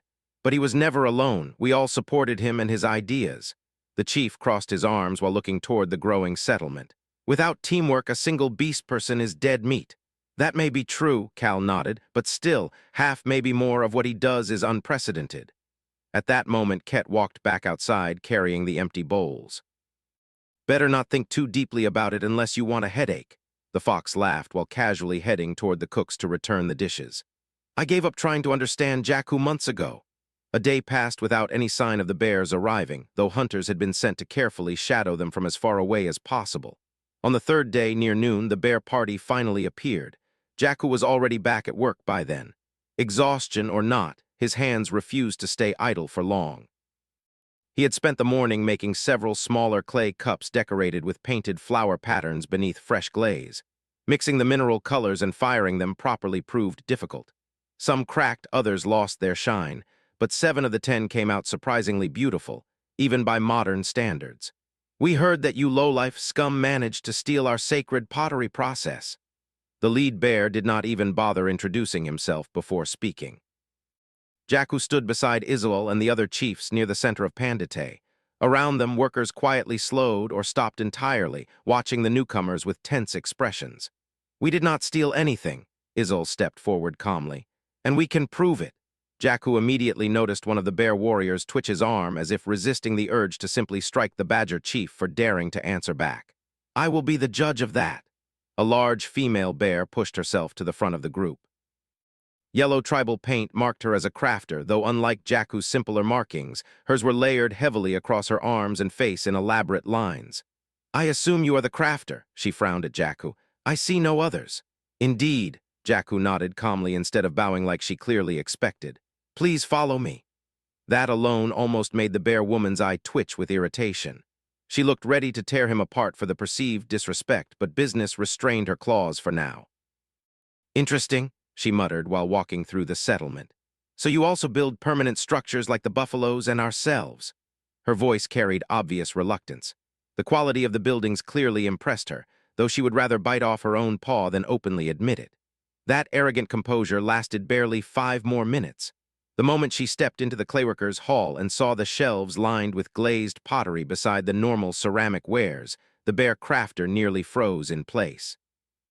Jackhu immediately noticed the shift. Not just anger, envy, pure, vicious envy. Her breathing became uneven as she slowly approached one of the cups. Hesitantly, she picked it up and examined the painted flower pattern beneath the smooth-colored glaze. Her claws carefully tapped the side. The cup rang beautifully, a clean ceramic note. The bear woman's eyes widened. Outside, meanwhile, the rest of the bear delegation had already started discussing how much tribute they would demand from this mixed tribe for using stolen techniques. Then the crafter suddenly stormed back out. She looked utterly shaken. Her teeth ground together so hard it sounded painful. "How?" she muttered under her breath. How? In frustration, she bit down on one of her own claws hard enough to snap the tip. "Sister Dimuana," the lead bear frowned in confusion. He had expected outrage, threats, maybe demands, not panic. Concerned, he shoved past the doorway himself, only to stop dead the moment he saw the rows of glazed ceramics inside. The polished surfaces reflected firelight almost like gemstones. The bear's mind visibly stalled. For several long seconds, he simply stood there staring. Then his expression twisted into something ugly. "We are leaving," he suddenly barked at the others while grabbing Dimuana by the arm. The entire group departed in a hurry without another word, but the looks they left behind promised murder. "That did not look like victory," Ket whispered once the bears were finally out of earshot. "Oh, it was," Jackhu replied calmly. The fox frowned in confusion while Yuna's ears perked up immediately, already understanding where his thoughts were going. "We did not only prove we didn't steal their knowledge," Jackhu continued. "We did something far bigger." Yuna suddenly smiled wide enough for her buckteeth to show. "We did better than them." "Indeed," Jackhu nodded. Ket tilted his head while his ears slowly lowered again. "I still think they're about to do something terrible." "Oh, they will try," Jackhu answered without hesitation. "And we'll be ready." That calm response somehow worried Ket more than panic would have. "You already have another crazy idea brewing inside that head of yours," Thalen muttered while leaning against the wall and scratching absent-mindedly at the place where his missing arm used to be. "Several," Jackhu admitted seriously. "The bears now have two choices." He crossed his arms while looking toward the distant forest path the delegation had vanished into. "Either they send an elite group to abduct me and torture the technique out of me," his eyes narrowed slightly, "or they come in force to erase Pandetei completely." The mood around them immediately darkened. "Their pride won't survive this peacefully," Jackhu continued. "For generations they stood above everyone else because of pottery. Now they've seen something better." "And you think neither option will work?" asked Isolde carefully. "It won't," Jackhu answered with unsettling confidence. Ket swallowed hard. By now he had learned that whenever Jackhu sounded this certain, it usually meant everyone else was about to suffer through exhausting work. The fox sighed dramatically and rolled one shoulder. "Just tell me what to do, big bro." Jackhu looked at him for several long moments before finally speaking. "I'm going to make something I promised myself I would only create if there was absolutely no other choice." Even Yuna's expression shifted uneasily at the tone in his voice. "Yuna," Jackhu said quietly, "this project is called Sinful Iron." Her ears drooped immediately. "Sinful?" she asked softly. "Is it cursed?" Jackhu gave a slow nod. "The most cursed thing any intelligent race ever created." His voice became heavy. "A weapon as powerful as it is grim." That answer actually made Thalen fully open both eyes for once. The old hare stared at Jackhu in complete silence before finally asking the question many had wondered for months now. "Tell me honestly if you can," Thalen said quietly. "Just who are you?" For a moment the wind and distant settlement sounds seemed to fade. Then Jackhu smiled faintly. "A traveler carrying knowledge from another realm," he answered softly. "That is all I can tell." Thalen studied him carefully for several seconds before finally giving a slow, accepting nod. Somehow the answer sounded ridiculous and truthful at the same time. Without another word, the old hare turned and walked away. Ket looked far less reassured. "What is this cursed weapon called?" he asked after swallowing nervously. Jackhu's expression turned grim. "A gun." Knowing how a gun worked and actually making one were two completely different things. Of course, the hardest part of creating gunpowder had already been solved months ago. Jackhu still had several sealed jars filled with different strength powder mixtures carefully stored in the driest parts of the settlement. Even the unused grenades from the wolf conflict remained untouched and ready, hidden away safely in clay containers lined with ash against moisture. The plan itself sounded deceptively simple on paper. One over-under shotgun, break action, primitive, crude, but devastating enough to terrify even bears. The barrels themselves could theoretically be cast using the lost wax method. Thankfully, the settlement already possessed a reasonable amount of beeswax thanks to gatherers risking their lives for wild honey over the past seasons. Making the wax forms was not even the difficult part. Compared to a normal human, Jackhu's dexterity in this badger body felt almost unfair. No, the real problem was the mold itself. He needed a ceramic slurry capable of handling molten metal temperatures without cracking apart during the pour. That part kept making his head hurt. "Get every bit of wax stored from last year and this spring," Jackhu ordered while rapidly sketching designs into clay tablets. "Melt all of it down. Use the least porous cloth we have and filter it several times before pouring it into ingot molds." Bennu looked ready to explode from excitement. "Understood," the older crafter practically sprinted off.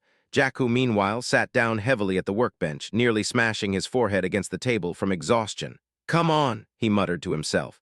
"Remember the process." He forced his enhanced memory to work through the steps one by one. First came potassium hydroxide. That part he could manage from hardwood ash through slow filtering and lye extraction. After that came purified silica and distilled water to create sodium silicate liquid glass. That would serve as the binder for the heat-resistant slurry. Just thinking through the process made his eyes nearly roll back in frustration. Then suddenly he laughed out loud. "I call bullshit," he muttered. Ket, who had been carrying charcoal nearby, blinked. "What? That anime made this look way too easy." The fox had absolutely no clue what he meant. Jackhu simply groaned and rubbed his face. Dr. Stone had skipped over the truly awful parts, the endless failed experiments, the measurements, the terrifying possibility of wasting precious materials because of one tiny mistake. This first mold had to succeed. There simply was not enough iron to casually retry over and over. The river panning teams now recovered only tiny amounts of useful metals each day. The easy deposits had long since been exhausted. Even resmelting tools was becoming a serious consideration. Inside the main forge rested 17 carefully poured steel ingots alongside a pot containing the last worthwhile amount of iron sand. Enough for perhaps a few more proper pours if used carefully. And even then, Jackhu knew the metal quality remained questionable. This was primitive cast steel, not industrial-grade material. Barrel thickness mattered enormously. Powder loads had to remain intentionally weak or the entire thing could explode in the wielder's hands. Everything about this project screamed danger, and experimentation required time. Time they simply did not have. The Amasan bears numbered in the hundreds. Worse, a single fully grown bear warrior could realistically overpower multiple fighters from Pandetei even against steel weapons. The katanas gave them an edge. The crossbows gave them range, but against overwhelming numbers, not enough. Their only real chance was fear, fear powerful enough to make even the bears hesitate. Grenades alone might accomplish that, but if they didn't, Pandetei would be steamrolled beneath sheer brute force. While the older crafters worked tirelessly to produce the cleanest wax possible, Jackhu and Yuna focused on the mold's base materials. He lacked proper polymers, industrial latex, and modern ceramics, but he did possess primitive rubber and enough knowledge to attempt something close. Fused silica became the next major hurdle. Thankfully, his carefully gathered stash of silica-rich stones at least gave him a starting point. The problem was turning them into an ultra-fine powder and heating them in an oxygen-rich burn hot enough to partially fuse the material. Far easier said than done. The entire project stretched across almost 2 exhausting weeks. By the end of the second week, the mold was finally complete. It looked almost unnaturally clean compared to everything else they had ever made. Smooth white ceramic coated the entire form while carefully designed reservoirs and vents lined the structure so the molten steel could settle without weakening from shrinkage during cooling. The heated mold was then buried inside tightly packed sand. Even if cracks formed during pouring, the pressure of the sand would stop the mold from shifting. An oversized casting crucible had also been specially made for this day. When the steel was finally ready, 2 broad-shouldered badger crafters carefully lifted the crucible together and began to pour. The entire settlement seemed to stop breathing. It had taken 10 workers operating the bellows in shifts just to raise the forge hot enough to melt the steel. And now all that precious metal disappeared into a buried white shell beneath the earth. Nobody dared speak afterward. The silence became almost painful. As the mold slowly dimmed from orange to dull red, Jackhu finally broke the tension before someone genuinely fainted. "It looks like we succeeded." A collective gasp swept through the gathered workers. Nearly an hour later, the mold was carefully dug out while still glowing faintly with heat. There were no visible cracks. Using thick wooden tongs, they carried the heavy mold toward a massive water vat and submerged it. The moment it touched water, a violent hiss exploded outward, followed by several loud cracking noises that made multiple crafters jump back in panic. "Don't worry," Jackhu quickly reassured them despite his own pounding heart. "The casting shell is supposed to crack now. We'll have to break it away from the steel." Slowly, carefully, they cleaned away the fractured ceramic. The metal beneath looked shockingly good. Even unpolished, the surface came out smoother than anyone expected. Removing the outer shell proved easy enough. Cleaning the inside of the twin barrels was another nightmare entirely. It took Jackhu nearly an hour just to scrape and polish the white ceramic remains from inside the tubes. After that came the painstaking process of removing the casting vents and reservoirs while preserving the actual structure. Ket helped through most of it without complaint. Meanwhile, Yuna worked on the shells nearby while following Jackhu's instructions precisely. Lead had little practical use in their current society, but now she carefully dripped tiny droplets of molten metal into water, forming crude shot pellets. The sizes varied wildly, but she sorted the closest matches into separate bowls. The twins had also been reassigned from river panning duty. Ahio and Uruo now worked on making primitive paper from bark pulp. The paper did not need to look beautiful. It only needed enough strength to form shell casings. The shell bases themselves were made from bronze. As for primers, that problem had unexpectedly solved itself months ago when Jackhu experimented with niter and impact-sensitive mixtures. Strangely enough, creating something dangerously reactive proved easier than many other steps. The gun itself slowly took shape over 3 agonizing days. The outer appearance remained rough and ugly, but Jackhu focused almost entirely on the inside of the barrels. Using cloth, oil, and diamond dust, he polished the tubes obsessively. Thankfully, he had included shallow grooves directly into the wax molds to stabilize the pellets somewhat during firing, but rough interiors would have ruined all that work instantly. So he polished until the steel nearly reflected light. The rest of the weapon came from traditional smithing instead of casting. The trigger assembly, firing system, and locking mechanism were shaped and reshaped repeatedly until they functioned smoothly. An older woodcarver, meanwhile, worked tirelessly on the stock and body. Finally, it was done. The weapon looked crude, heavy, wrong, but functional. Jackhu carefully slid the first buckshot shell into the upper chamber and snapped the shotgun shut. Around him stood nearly the entire settlement at a safe distance. Even the shamans looked uneasy. Jackhu closed his eyes briefly and whispered a silent prayer to whichever god might actually exist in this world. Then he pulled the trigger. Boom! The blast cracked through the settlement like thunder. Pain instantly stabbed through his sensitive animal ears, leaving them ringing violently. But the shotgun held. Far downrange, the wooden target nearly 100 steps away now carried a neat spread of holes punched deeply into the wood. Hands trembling slightly, Jackhu opened the brake action and pried out the spent shell casing. Everything had worked. The tension finally snapped from his body all at once. His legs gave out beneath him and he collapsed onto the ground. "Jackhu!" Ket hurried over immediately. "Did it hurt you?" the fox asked in alarm. "No," Jackhu murmured weakly while staring down at the ugly double-barreled shotgun resting in his paws. "I was just too stressed." His voice softened. "But it works." The weapon felt deeply wrong in this world, like something that did not belong here. And somewhere deep down, Jackhu realized he truly meant the promise he once made to himself.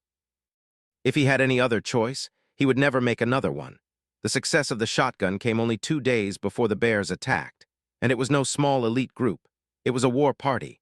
The sheer number of bears gathering beyond the outskirts of Pandetei made even veteran hunters go pale beneath their fur. Massive bodies covered in layered bark armor stood shoulder to shoulder while huge clubs rested across broad backs. Some of those weapons were nearly the size of a full-grown fox. Even with the settlement defenses, fear spread quickly among the defenders. Morgrath himself stood at the front. The enormous scarred bear looked almost amused as he stared at the mixed settlement before him.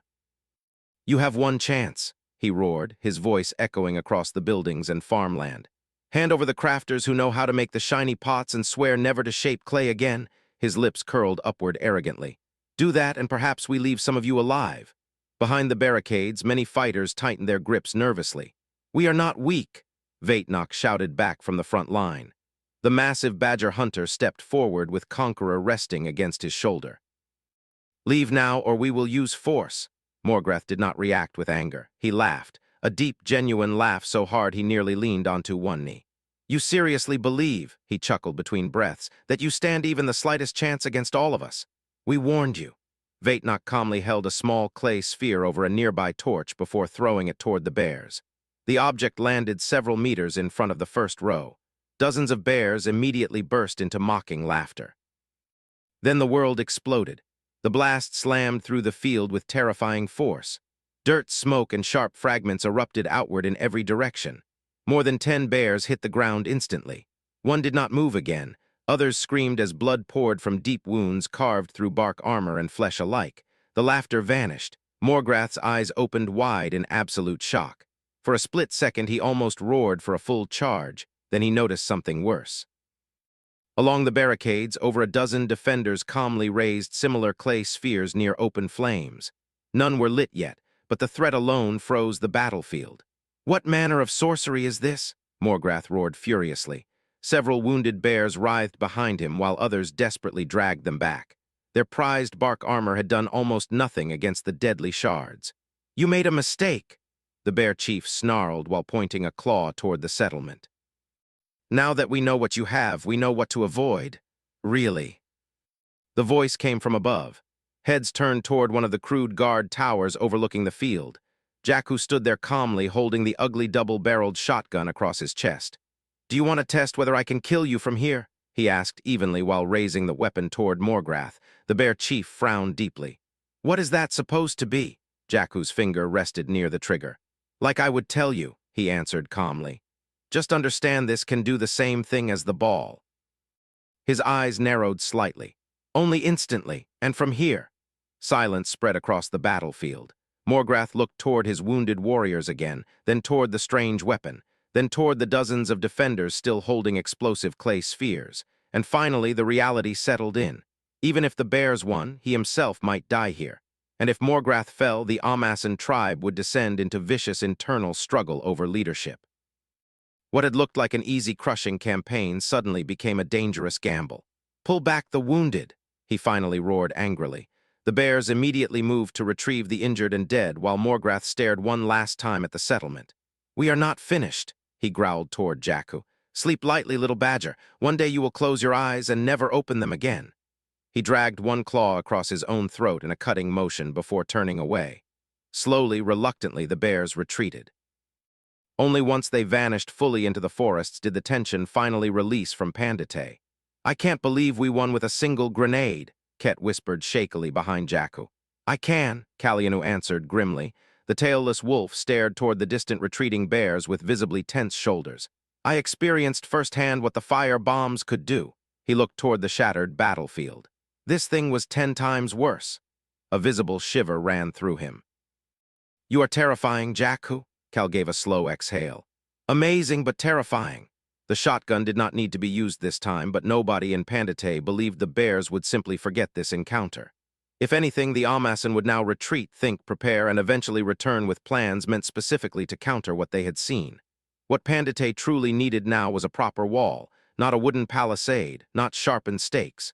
A real wall, one difficult to breach even for bears.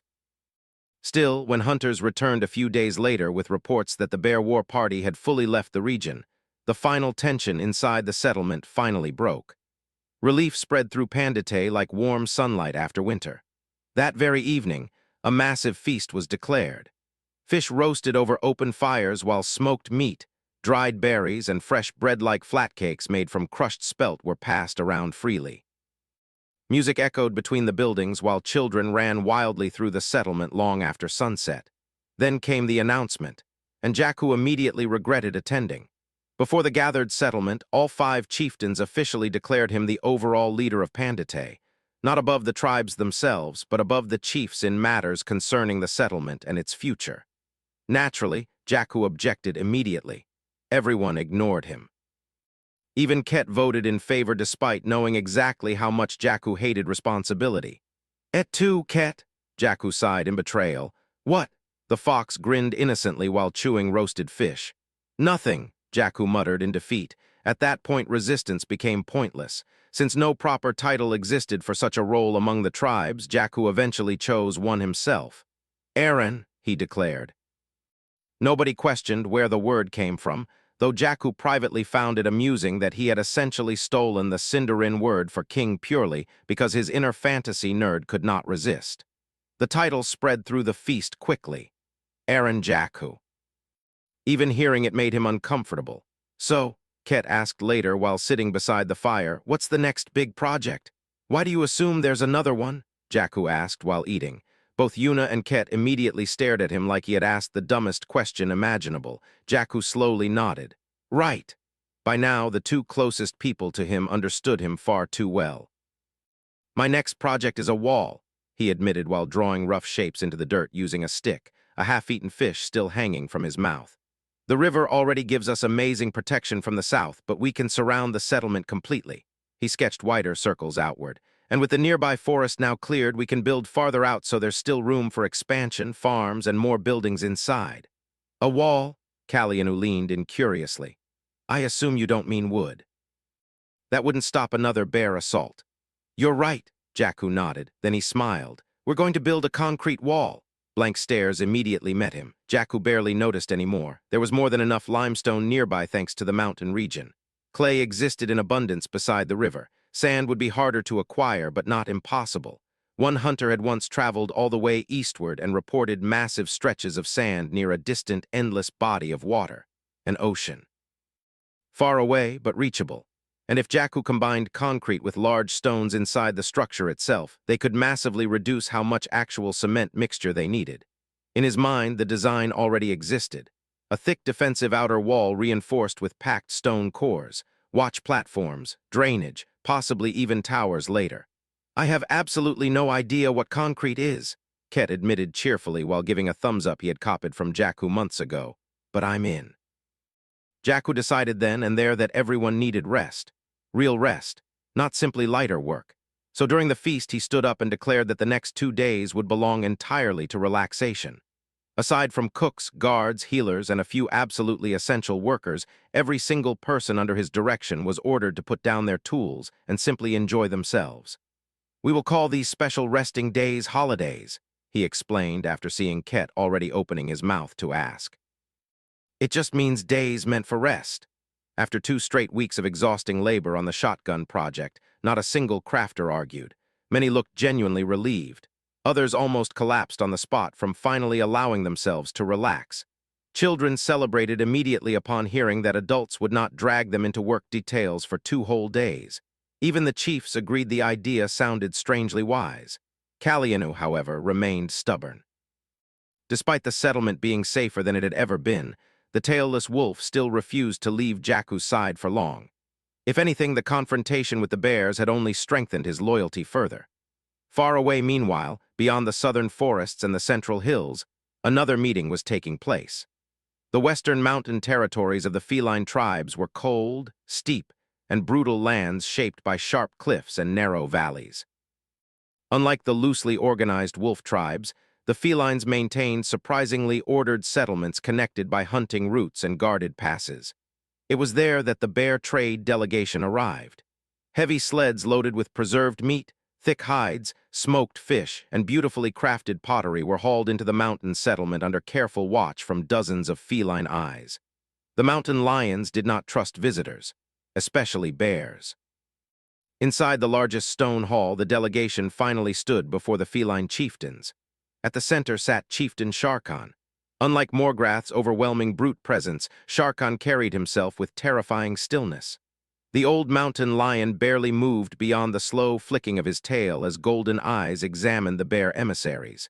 You traveled far, he finally stated calmly. The lead bear bowed slightly. Morgrath of the Amassen sends gifts and a request. At a gesture from the bear, thick cloth coverings were pulled away from the trade goods. Even the feline warriors murmured quietly at the sheer amount of prepared meat and polished pottery. Sharkan remained outwardly unimpressed. What request? The bear leaned forward slightly. There is a mixed settlement at the far eastern edge of the safe lands. His tone dripped with disdain. Badgers, hares, foxes. He spat the last word slightly. Their crafters insulted the Amasan through theft and trickery. And, Sharkan asked flatly, Morgrath wishes for a few individuals to disappear. The room grew quieter. Now the felines were listening seriously. Not warriors, the bear continued. Crafters, quiet deaths, no open war. He pointed toward the trade goods. This amount now. Then his claw slowly tapped the stacked pottery beside him. And triple this once the work is done. One younger leopard chieftain smirked faintly. You bears are asking mountain hunters to murder pot makers. We are asking professionals, the bear answered carefully. Sharkan's tail flicked once. What makes these crafters worth such payment? For the first time, the bear hesitated. They possess dangerous tricks. That answer alone interested the felines more than all the meat and pottery combined. Dangerous tricks meant unknown power, and unknown power always drew the attention of predators. Sharkan slowly leaned back against the stone seat. A mixed tribe surviving wolves and openly defying bears. His golden eyes narrowed thoughtfully. Interesting. The bear misunderstood the expression as agreement and relaxed slightly. What names? Sharkan finally asked. The main target is a badger called Jackhu. The room remained silent for several seconds. Then the old mountain lion gave a slow smile, not friendly, predatory. We will consider Morgrath's request. When the bears finally departed the mountain halls, Sharkan sat in silence for several long moments. Then the old mountain lion started to chuckle. They truly thought they could buy us, he mused with visible amusement. One claw flicked lightly against one of the gifted clay plates resting nearby. The ceramic answered with a clean, delicate ring. Well made, Sharkan admitted. Still insulting. Several feline warriors nearby smirked quietly. The panther chieftain sitting to Sharkan's left tilted his head. What do you intend? Not what the bears want, Sharkan answered calmly. Send a scout, not an assassin. The room quieted immediately.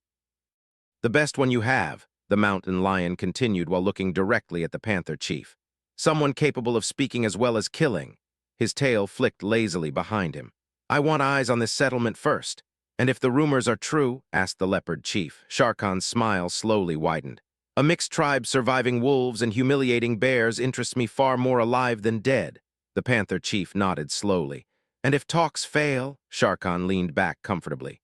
Well. He smirked while exposing a hint of fang. We do possess a rather excellent variety of killers. That earned low laughter from several warriors throughout the hall. Far away, meanwhile, Pandetei had already thrown itself fully into the next great project. The outline of the future wall now circled around the growing settlement as workers dug deep trenches into the earth. None of the displaced dirt went to waste either.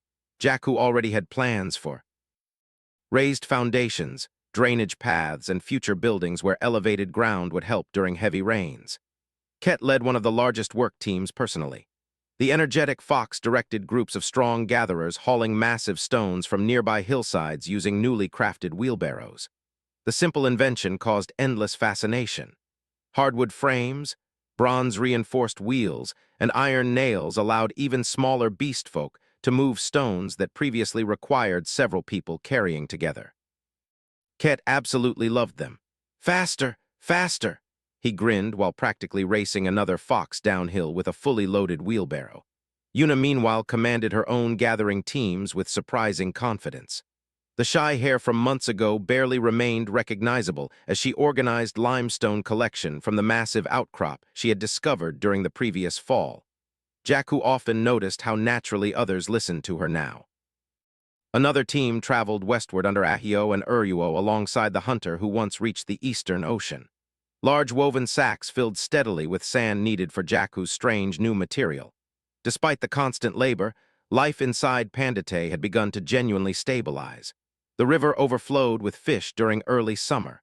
Berry bushes throughout the forests produced heavy harvests, and Vaitnok's hunters even succeeded in bringing down a more deer.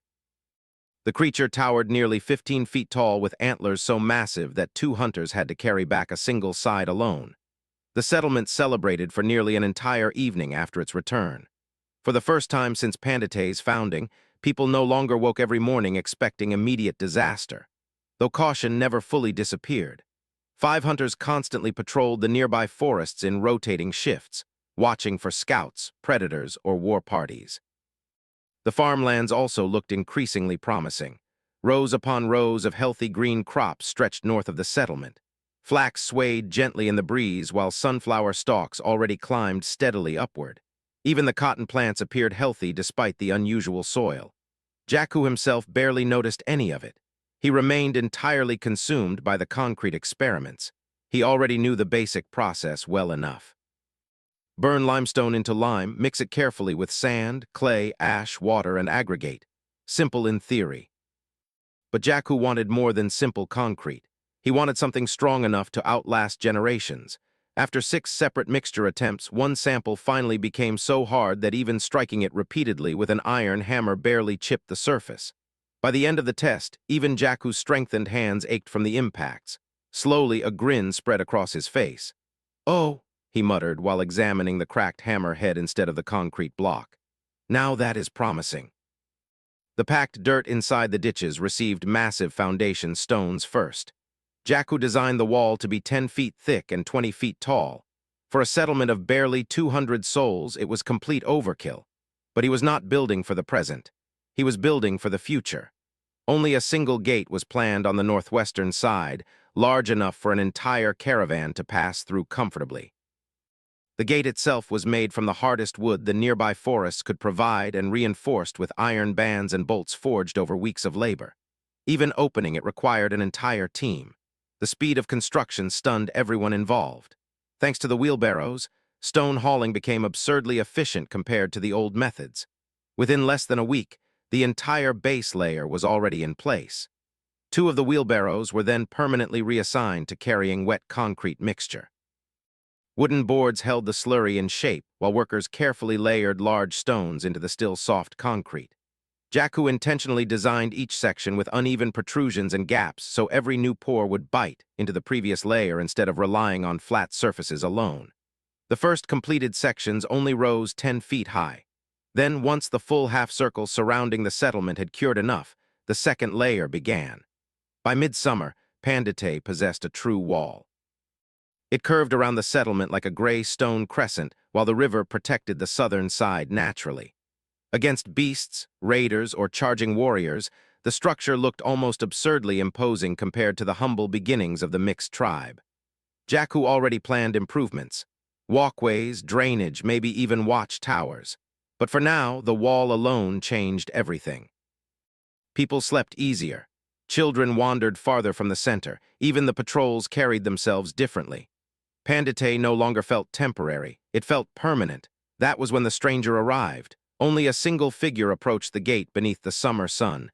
No visible weapons hung from her body, though every hunter atop the wall instantly recognized the dangerous grace in her movements. A panther, dressed lightly like a scout. She moved almost unnaturally smoothly, like flowing shadow given physical form. Sleek black fur reflected faint blue tones beneath the sunlight while her long tail swayed lazily behind her with complete confidence. Jackhu immediately felt his inner nerd short-circuit. His brain practically screamed Rule 34 alarms at full volume. He had to physically hide his smile behind one paw before anyone noticed. Beside him, Kalyanu narrowed his eyes cautiously. "That one is dangerous," the wolf muttered quietly.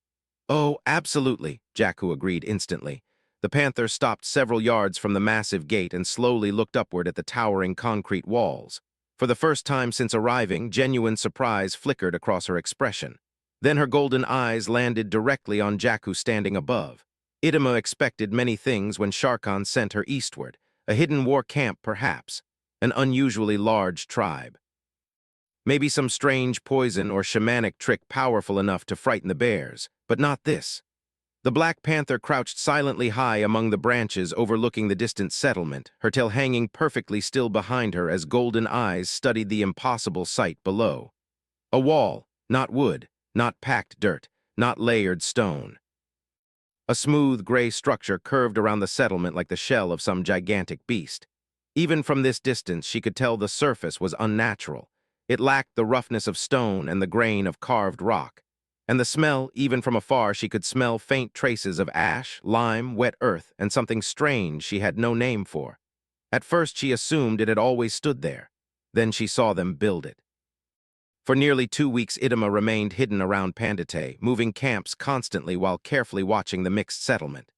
She observed workers haul wet gray slurry inside wooden frames before embedding massive stones directly into it.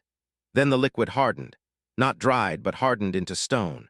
The idea itself felt absurd. A liquid turning into rock stronger than packed earth walls? Idema genuinely wondered if she was watching some elaborate spirit magic, but there were no rituals.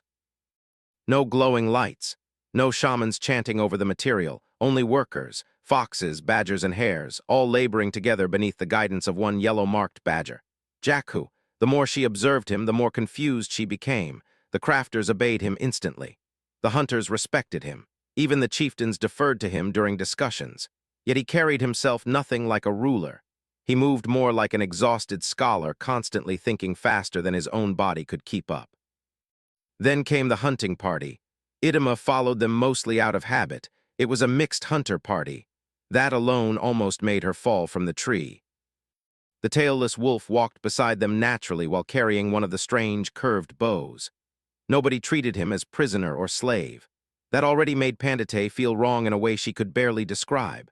Then the hunters encountered a moor deer. The massive beast charged after being wounded by arrows, antlers smashing through brush and saplings as the hunters spread apart expertly. One badger stepped forward and drew one of the shining weapons.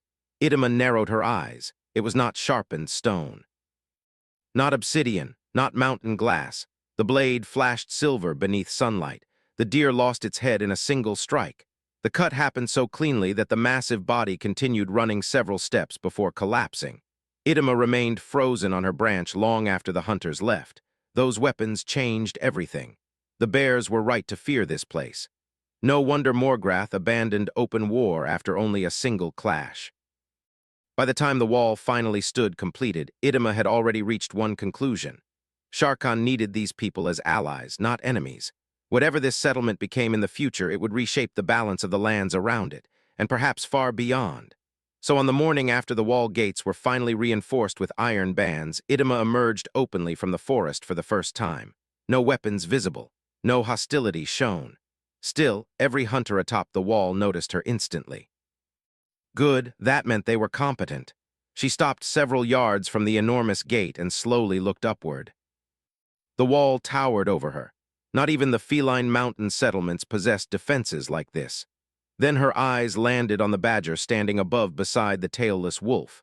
Yellow crafter markings, sharp, intelligent eyes, and an expression halfway between curiosity and barely concealed amusement.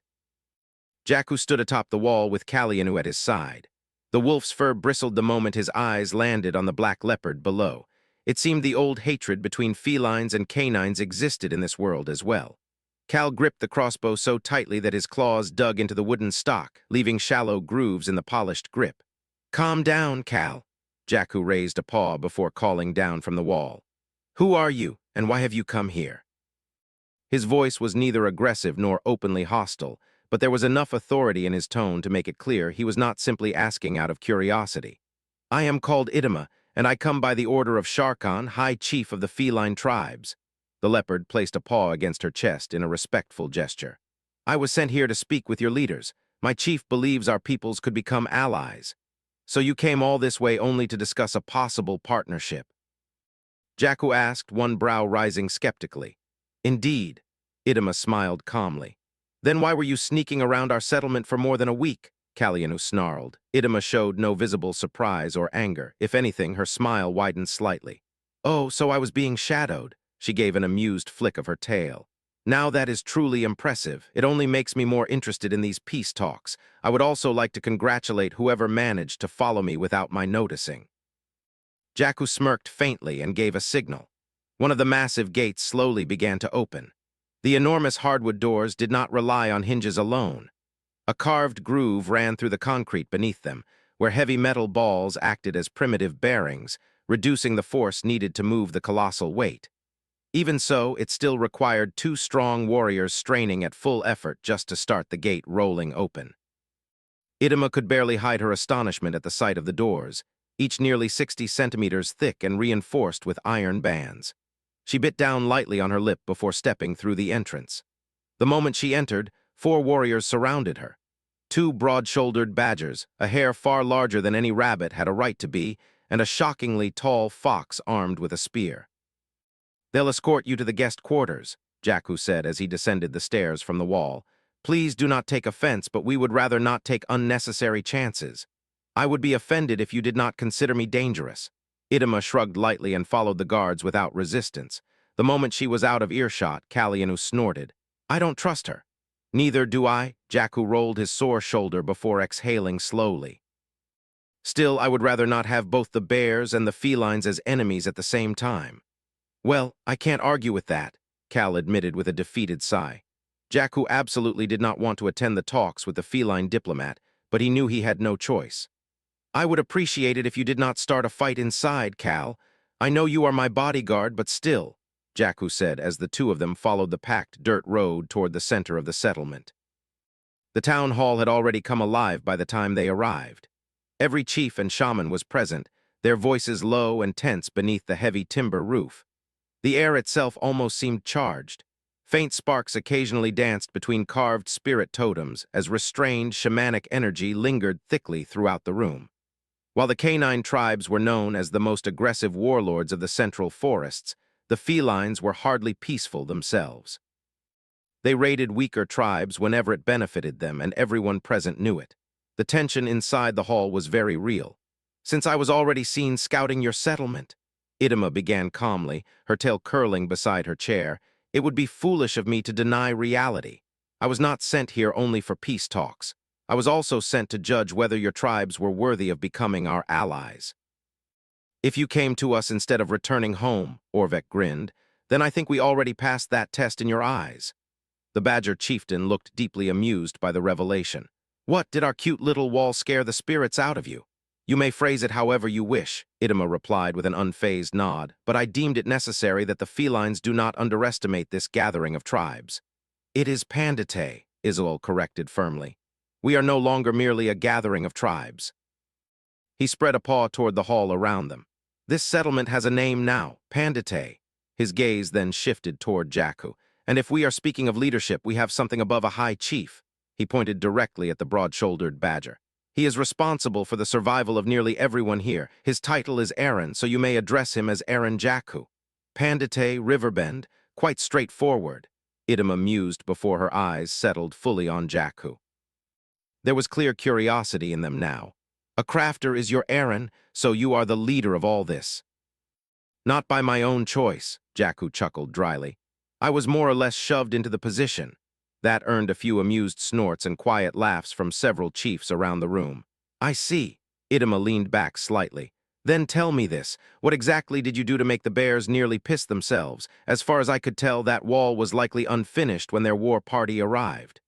I made weapons that kill from a distance, Jackhu answered carefully. Unlike bows, these strike with the force of lightning itself. Idema's ears twitched. And yet you are not training as a shaman. I'm afraid our shamans tested me already. Jackhu rolled his eyes. Turns out I have less talent for spirit magic than a rock. A few chuckles spread through the hall again while Nesgethi gave him an irritated sideways glance. Idema studied him quietly for a moment. Interesting. While I am not a chieftain myself, only the right hand of Sharkan, I was granted authority to make diplomatic decisions. She straightened slightly. As of now, the felines wish to establish a non-aggression pact with Pandetei. Swear it beneath the eyes of the spirits, Nesgethi commanded as she raised her bone-tipped staff. The entire hall began to hum. Hundreds of pale green wisps spiraled into existence near the ceiling beams, drifting through the air like glowing smoke. The shamans present lowered their heads as spiritual pressure settled over the gathering. Idema's confident expression faded into something more respectful. I, Idema, diplomat under High Chief Sharkan, swear that this non-aggression pact shall stand beneath the old laws. She bowed deeply. For several long seconds, the spirits circled overhead. Then the humming slowly faded. The wisps dispersed peacefully into the air. She speaks truth, Palanu muttered quietly. After the panther diplomat was escorted away, the chiefs immediately resumed their discussions, arguing over trade routes, patrols, and possible future alliances. Jackhu endured it for nearly another hour before finally finding an excuse to slip out of the hall. Politics, in his opinion, was exhausting, loud, and painfully unproductive. The wall stood, and in Jackhu's eyes, that was what mattered most. The trenches were deep enough, the concrete stable enough, and the massive structure looked capable of enduring both war and time itself. Unfortunately, constructing the enormous gates had almost completely drained Pandetei's iron reserves. Even with an 8-person panning crew traveling nearly a full day upriver and downriver, searching both banks tirelessly, they had found little more than glittering specks of metal mixed into the sediment. There was likely a significant amount settled at the bottom of the river itself, but the water near Pandetei was far too deep for primitive divers to search properly, especially with the current farther from shore. What Jackhu needed was not river scraps anymore. He needed an actual ore vein. Chapter 4. Entering True Iron Age. And considering how much metal the river carried, combined with the volcanic mountain farther upstream where part of the water originated, there was really only one logical conclusion. The source had to be somewhere higher up, which meant there was only one thing to do: follow the river, then follow the creek feeding into it. With the wall completed, guards stationed properly, and every grenade carefully stored inside a small dry hut near the battlements, the odds of an immediate attack were low enough for Jackhu to risk an expedition. So he assembled a team. Ket and Yuna were obvious choices from the start. There had never really been any doubt they would come. Kalianu, meanwhile, stuck to Jackhu like a bad smell. Since the Fox twins had practically begged to join the main expedition group for weeks now, Jackhu finally relented. Ahio and Uruo were officially allowed to participate. The change in the two young foxes was honestly impressive. Months of proper meals and relentless physical labor had transformed them from skinny scavengers with visible ribs into lean, but capable workers with wiry muscle across their arms and shoulders. Altogether, the group consisted of 1 badger, 1 hare, 1 wolf, and 3 foxes. Not exactly the sort of team destined for songs and legends. Armed with only 2 iron pickaxes, a single bronze one, several baskets, rope, hammers, and a collection of smaller tools, they packed preserved food and set out toward the mountain. Reaching the mountain base directly from Pandetei normally took less than 2 days. Following the river and winding creek paths, however, stretched the journey to a little over 2 full days of hiking through rough terrain. "Jackhu!" Ket shouted from farther ahead. "The creek disappears here." "That just means it continues inside the mountain," Jackhu replied immediately as he walked over. After clearing away loose rock and mud near the cliffside, the answer became obvious. The creek flowed through a narrow, natural channel vanishing directly into the stone. Jackhu's eyes lit up. "We dig here." The others exchanged uncertain glances. "Once the miners get tired, we switch," Jackhu ordered while grabbing the steel pickaxe. "Those resting keep watch, listen for loose rock, animals, anything suspicious. If you hear something, yell immediately." He looked at every single one of them before continuing. "Safety comes first, I mean it." Then he swung the pickaxe into the rock. The impact rang through the narrow ravine. It was brutal work almost immediately. Basalt and other volcanic stone were softer than granite, but not by enough to matter when they were effectively trying to open an entirely new mine using primitive tools and raw muscle alone. Dust filled the air with every strike, sweat soaked through clothing within minutes, and their arms began to ache long before the first meaningful chunk of stone finally cracked loose. The work began shortly after dawn and continued until the sun had already started leaning toward the horizon. The result of an entire day's labor, barely 5 meters of stone and gravel removed. Everyone sat around the camp afterward, drinking water, eating preserved meat and roasted roots, and enjoying the kind of exhaustion that only came after honest labor. Yet despite the brutal work, nobody looked close to collapsing. Jackhu loved that about beastfolk. They tired almost as quickly as humans during heavy labor, but after a decent rest, they could rise and do it all over again with barely any lingering soreness. He felt it in his own reinforced body as well. Even now, after an entire day of mining, he knew he could probably continue for another 6 hours if he truly pushed himself to his limit. Still, he had no desire to test those limits inside a half-opened tunnel in low light. The campfire roared to life within seconds once Ket got it going. Warm orange light danced across exhausted faces while the sounds of the creek echoed softly nearby. Nobody even bothered speaking much after eating. One by one, they simply collapsed into their bedrolls. The weather was warm enough now that sleeping outdoors carried little risk. By the next morning, they returned to work almost immediately. The steady rhythm of pickaxes striking stone echoed through the ravine. Then Yuna suddenly froze. A sharp rabbit whistle burst from her throat. Every miner stopped instantly.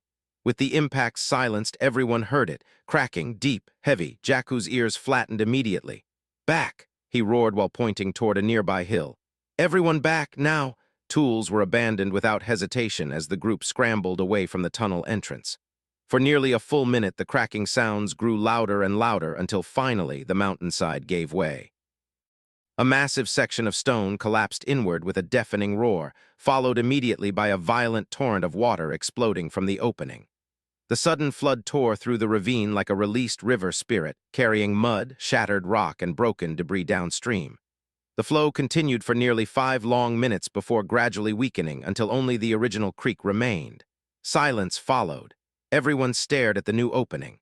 Jackhu grabbed a torch first. Carefully. The inside was damp and slick from the floodwater, but after securing ropes with Ket's grappling hook and testing their footing one step at a time, the group slowly made their way inside. 3 more torches were lit, and then the cave revealed itself. Most of them simply stood there with their jaws hanging open. The entire cavern sparkled. Countless crystal formations embedded throughout the walls reflected the torchlight in shimmering waves of gold, silver, blue, and pale green. Wet stone gleamed like polished glass while droplets of water scattered light across the ceiling like stars. "There was a lake inside the cave," Jackhu muttered with a grin. Emphasis on was. What had once been an underground lake had now drained almost entirely through the collapsed entrance, leaving behind only shallow pools and slick stone. But the cave itself. The place looked unreal. While the others were distracted by the glittering crystals embedded throughout the cave walls, Jackhu rushed toward a section stained deep rust red. Parts of the surrounding stone had eroded away, exposing metallic surfaces beneath that caught the torchlight with a dull sheen. Then his pickaxe slipped from his fingers entirely. Jackhu slowly raised the torch higher. The vein was enormous. More than 5 meters thick at least, running diagonally through the cavern wall like the exposed bones of the mountain itself. In several places, nearly pure metal protruded openly where volcanic rock had washed away over countless years. Jackhu swallowed hard. This was textbook high-grade iron ore, maybe even absurdly rich by primitive standards. The dark reddish stone gleamed with heavy metallic streaks, and some sections looked so concentrated they were nearly raw iron already. The fact the vein rested barely 7 meters beneath the surface made it even more unbelievable. Shallow mines were infinitely safer than deep tunnels. Cave-ins, flooding, poisonous gas, every nightmare scenario became less dangerous the closer they stayed to open air. Then his gaze drifted toward the shrinking puddle at the center of the cavern, and his eyes widened again. Carefully sliding down the slick stone, Jackhu held the torch high above the knee-deep water. At first he thought the shimmering beneath the surface was simply reflected torchlight. It was not. The bottom of the puddle was covered in gemstones, thousands of them, deep blood-red garnets, green olivine crystals, quartz of every imaginable shade, some clear as glass, others cloudy white or pale violet. None were smooth like river stones. They were jagged, raw, untouched by tumbling currents. The gems had simply accumulated here over unimaginable stretches of time while the surrounding rocks slowly eroded away around them. "This cave might not be very stable," Jackhu finally muttered. There were no visible cracks overhead, but he had no intention of gambling with lives for greed. "Help me gather all of these first. We pile them outside somewhere safe, then we work on the iron." His voice became firmer. "Very carefully." Nobody needed further explanation. Tools were quickly collected while baskets were repurposed for gemstones instead. One after another, they carried loads outside, piling sparkling heaps beneath a safer rocky overhang away from the cave entrance. Kalyanu was the first to volunteer for the actual mining. "I'll do it," Jackhu frowned immediately. "If something collapses, I'm the hardest to bury," the wolf stated calmly, "and strongest enough to swing all day." The real meaning beneath the words was obvious to everyone. If somebody had to risk getting hurt, Cal wanted it to be him. After several tense minutes, Jackhu reluctantly agreed. The rest of the day, only Cal worked inside the cavern while the others stayed outside managing baskets and listening carefully for danger. The wolf held nothing back. Every strike of the steel pickaxe echoed through the mountain with brutal precision. Jackhu could not help feeling a little proud watching the tool endure the abuse. The tempered steel pickaxes were easily the finest mining tools he had ever produced. Even against volcanic stone and iron-rich ore, the picks suffered surprisingly little damage. Basket after basket filled quickly. Then Yuna's ears suddenly shot upright. "Stop!" A faint cracking sound echoed overhead. Without hesitation, the others yanked the safety rope tied around Cal's waist. The wolf stumbled violently backward out of the cave, letting out a startled whimper as he hit the ground outside. Seconds later, the cavern collapsed. The explosion of sound was deafening, far louder than the initial flood earlier that morning. The mountain roared like 100 lightning strikes erupting all at once as stone thundered inward and dust blasted from the entrance in a choking gray cloud. Everyone stood frozen for several seconds afterward. Then Jackhu slowly exhaled. "No matter," he finally muttered. "Now we know where the vein is, and more importantly, what lay beneath the mountain." By the time they began the journey home, their baskets overflowed with rich iron ore, while a separate basket carried some of the most beautiful gemstones any of them had ever seen. This time they took the direct path back toward Pandetei. "Jackhu!" A familiar voice called out ahead. Karana emerged from the trees at a run, bow still slung across her back. The huntress had apparently heard the collapse from the eastern hunting grounds and immediately gone searching for the expedition. "We're fine," Jackhu reassured her before she could start panicking. He pointed toward the heavy baskets being carried between the group. "And we found exactly what we came to mine." Karana stared at the loads for a moment before letting out a long breath of relief. "Thank the spirits," she muttered quietly. Then she turned and guided them back toward Pandetei. Turning iron sand and pebbles into usable metal bars required an entirely different process than smelting ore from stone. Thankfully, Jackhu's forge had evolved far beyond the crude pit furnace he originally built upon arriving in this world. The forge was now in its fourth major iteration, each version improving upon the last through painful experimentation, collapsed structures, ruined metal, and near disasters. It was nowhere near industrial, of course, but for a tribal settlement it was absurdly advanced. The current setup used 6 synchronized bellows feeding air directly into the heart of the furnace, allowing temperatures far beyond what ordinary charcoal fires could normally reach. And Jackhu was already preparing for the next leap forward. Coke. If he could properly refine charcoal into coke, the furnace would burn even hotter and cleaner, hot enough for larger-scale steel production without constantly fighting impurities. But for that to work, the furnace itself needed to survive the heat. So the gemstones from the cave found a very different purpose than decoration. The olivine and quartz crystals were crushed into fine powder beneath heavy stone grinders. Jackhu even mixed in small amounts of orange rocks Yuna had discovered during one of her old rock hunting trips. Originally bauxite, now turned into sand. Mixed carefully into high-quality clay, the material produced something this world had likely never seen before: refractory bricks. Alongside them came improved crucibles capable of enduring temperatures that would have shattered ordinary pottery apart. When the first batch survived firing without cracking, Jackhu genuinely felt relief wash over him. Now he could push the forge harder without risking the entire structure melting itself apart. While Pandetei steadily transformed into something resembling a true civilization, the central forests beyond its walls were descending into chaos. The felines had abruptly withdrawn nearly all of their northern forces, completely halting their expansion into buffalo territory.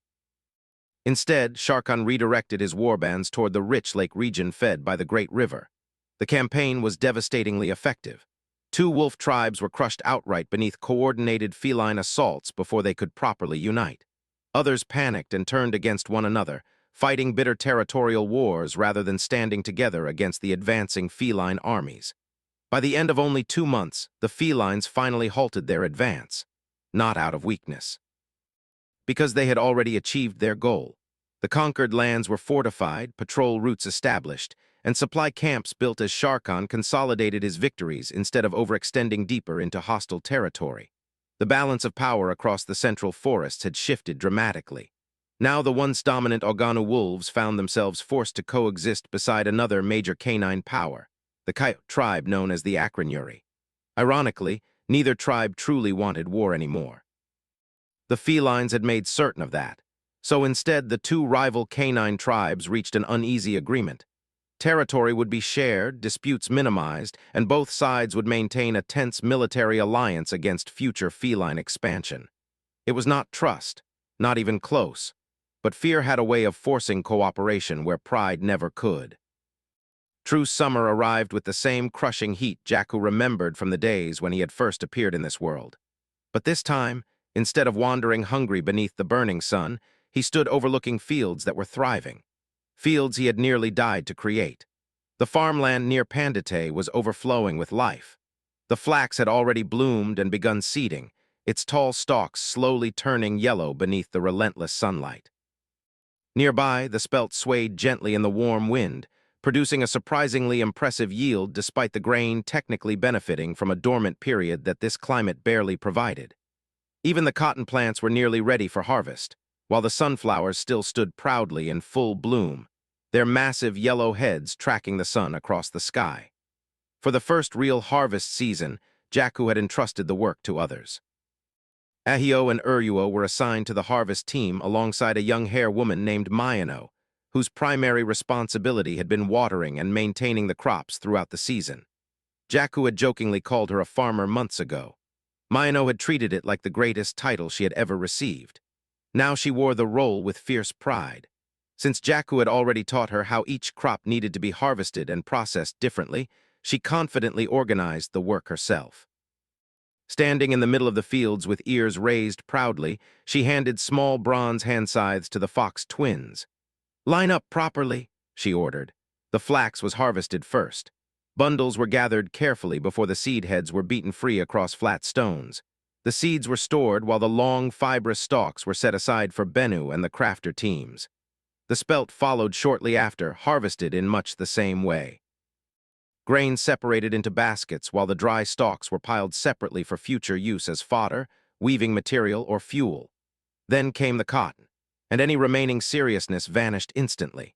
Ahio and Uruo competed relentlessly, each trying to gather more than the other while Mayano shouted increasingly frustrated threats at both of them from the middle of the field. Collecting the cotton itself was easy enough. Removing the seeds from the fluffy fibers was another matter entirely.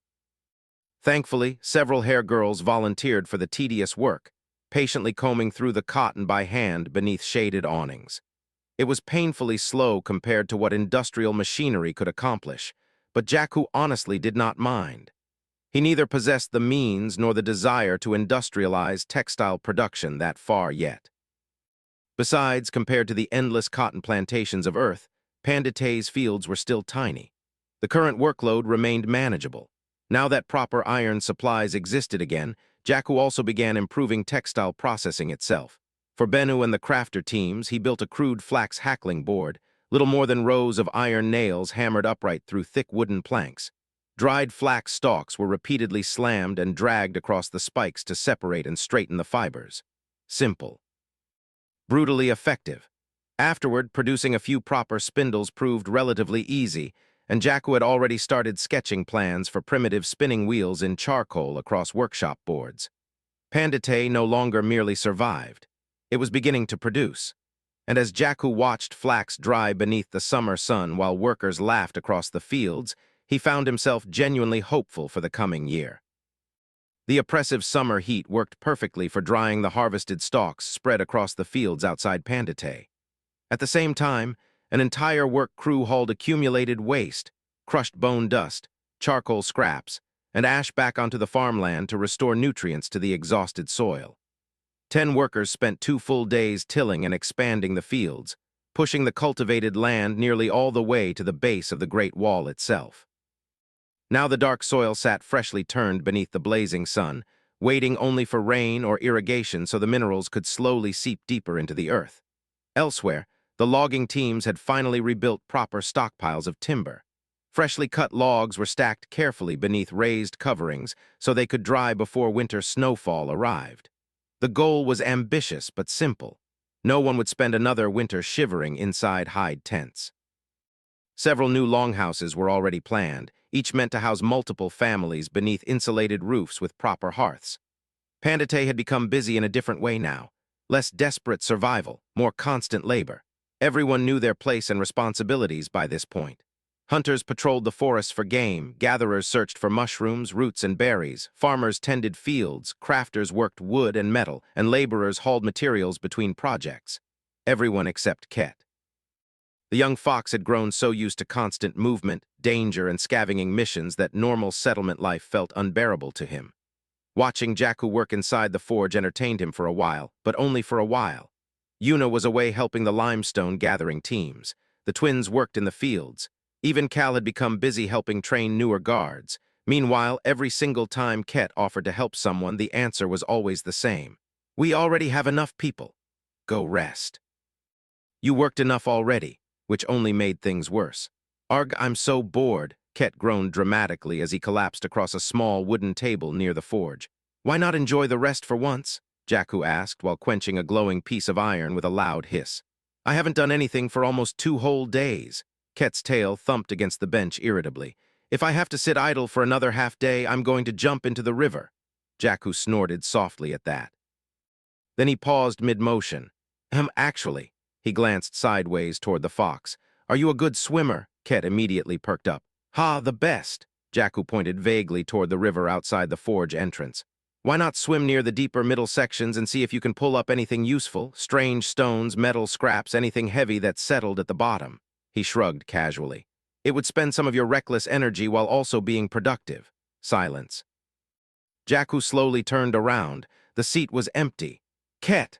The badger stared toward the open doorway for a moment before shaking his head with a tired sigh and returning to the forge.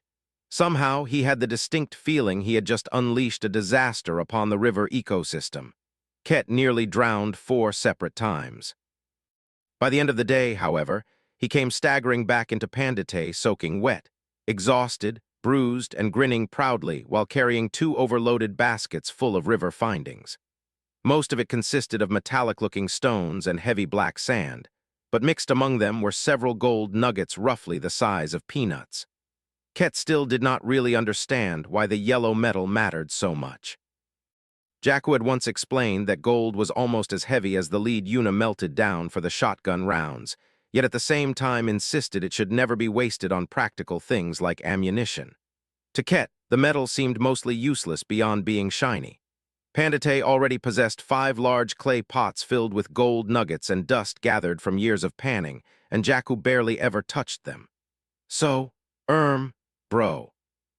Ket stepped into the forge area while dripping river water across the floor. What exactly is gold even used for? He casually tossed one of the larger nuggets up and down in his palm while Jackhu glanced over from the furnace. Currently, Jackhu shrugged. Very little, Ket blinked. Later on, though, Jackhu continued. It'll become priceless. The fox tilted his head in confusion. Think of it like an investment. Jackhu wiped soot from his hands before crouching beside the baskets. Right now, we don't really have the systems needed to use gold properly. No large-scale trade networks, no minted currency, no advanced crafting. He picked up one of the nuggets, turning it beneath the forge light. But since we already found it, throwing it away would be incredibly stupid. So shiny future metal? Ket guessed. Jackhu snorted. Something like that. It takes up space now, sure, but one day we'll probably be very happy we stored this much of it. Ket slowly nodded as if the explanation made complete sense now.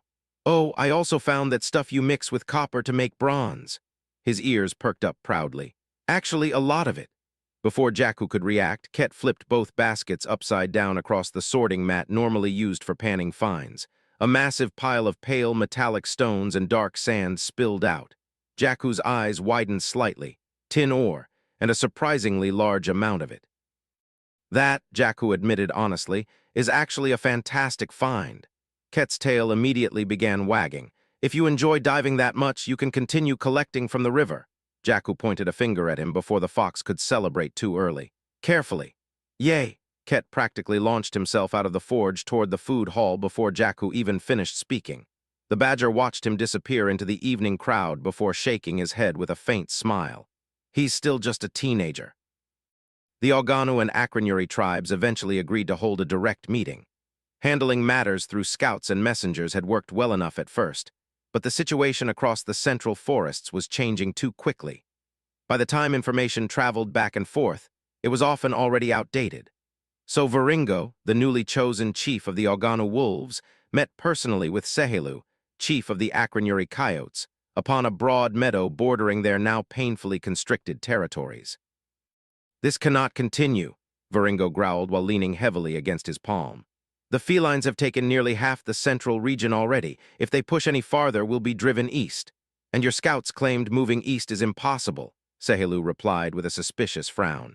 The female coyote chief sat upright beside the fire, sharp eyes fixed on the wolf across from her. All I know is that some collection of weak tribes built themselves a settlement there. Her lips curled into a grin. I say we unite our warriors and take their land instead. Varingo actually snickered. Then you'd better start digging graves for every fighter you send. Sehelu's grin faded immediately. That settlement is anything but weak, the wolf continued. They defeated our former chief, freed our underlings, and somehow forced the bears to retreat. He practically spat the final words. The bears, he repeated more quietly. Do you understand what that means? The coyote chief leaned back slightly. That should not be possible. And yet it happened. Varingo's ears flattened uneasily. Apparently they possess more than just strange, shining weapons now. Our scouts say they carry balls of lightning that ordinary warriors can throw, not only shamans. Neither of them had a proper word for them, and they recently built a massive wall of stone. The wolf shook his head slowly, tall as a young tree and thick as a small river. For several moments Sehelu said nothing, then she scoffed sharply. Nonsense! But the confidence behind the insult sounded noticeably weaker now. I'll send scouts myself, she snarled. And if you're feeding me lies, I wish I was, Varingo interrupted immediately. His voice had become grim. My greatest mistake was making enemies of them. He stared into the fire for a moment before speaking again. At this point, I fear Pandetei more than I fear the bears. That finally silenced the coyote completely. Spirits, the wolf muttered. If things continue worsening, I may even kneel before them myself if it means survival. Spineless wolf, Sehelu scoffed, but even she no longer sounded fully convinced by her own bravado. The meeting continued long into the evening afterward. Together, the two chiefs discussed shared hunting territories, border patrols along the newly expanded feline lands, and methods of warning each other quickly if another warband began moving through the forests. It was not friendship. Merely desperate tribes trying to survive while the balance of power around them shifted faster than anyone had expected. While the canine tribes occasionally fought amongst themselves, there had always been a certain sense of honor between them. Respect even through hatred. Territorial disputes, raids, blood feuds, those were expected, but there were still lines most wolves and coyotes would not cross. The felines were different. They cooperated well enough when it benefited them, but true loyalty rarely existed among the mountain tribes. The moment one chief saw an opportunity to gain more land, more hunters, or better resources for their own kin, the backstabbing began. And now that the united feline forces had nearly doubled their territory, many chiefs no longer cared much about Shere Khan's authority. No. Every feline chief was practically foaming at the mouth trying to secure the richest conquered lands for themselves. The alliance that had conquered half the central region slowly began tearing itself apart over ownership disputes. Warriors vanished during patrols. Some died mysteriously in their tents. Others collapsed after shared meals, poisoned without warning. No proof ever remained behind. No witnesses, only accusations. And with every death, more claws pointed toward rival tribes. Morgrath's spies reported everything back to him, including the fact that Jackhu was still alive despite the offer that had been made. The massive bear chief was far from pleased.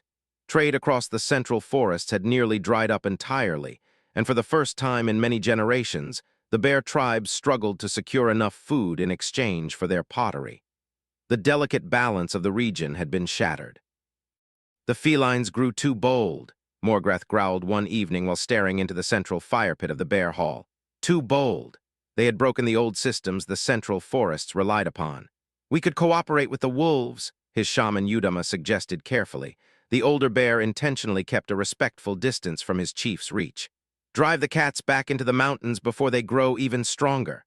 Morgrath did not answer immediately. His mood had been foul for weeks now. Part of him genuinely considered it.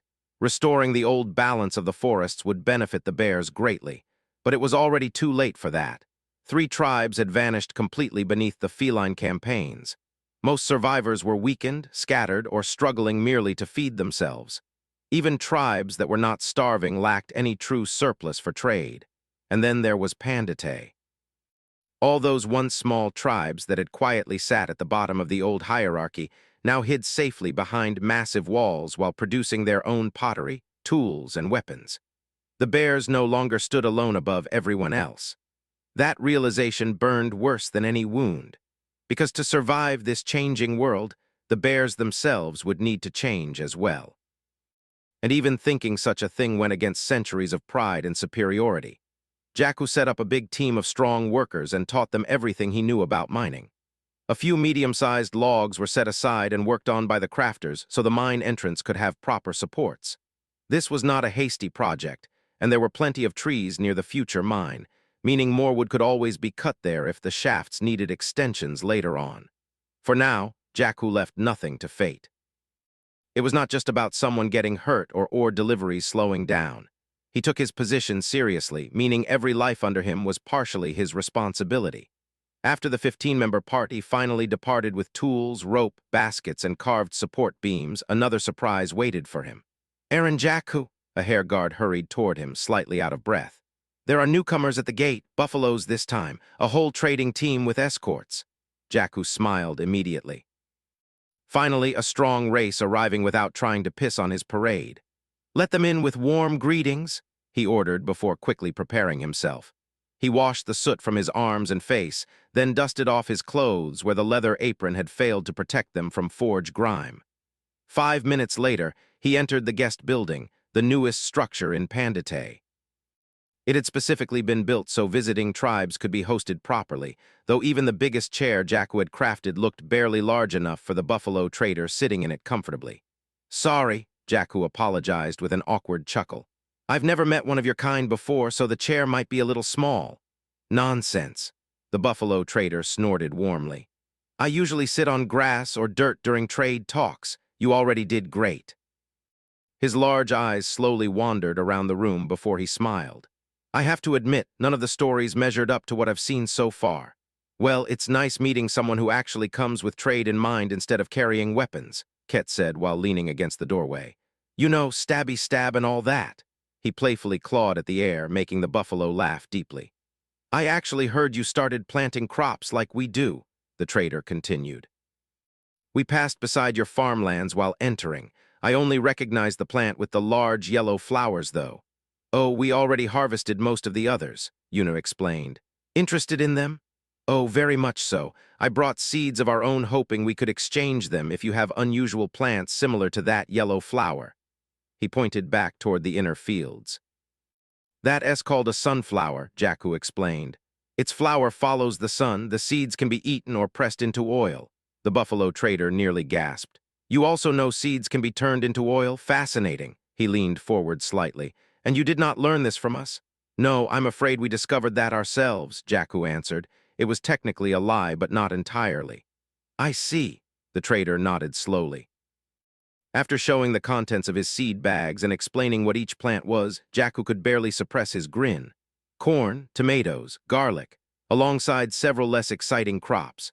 In return, Jackhu showed off the flax and explained how its stalks could be processed into strong rope or even clothing.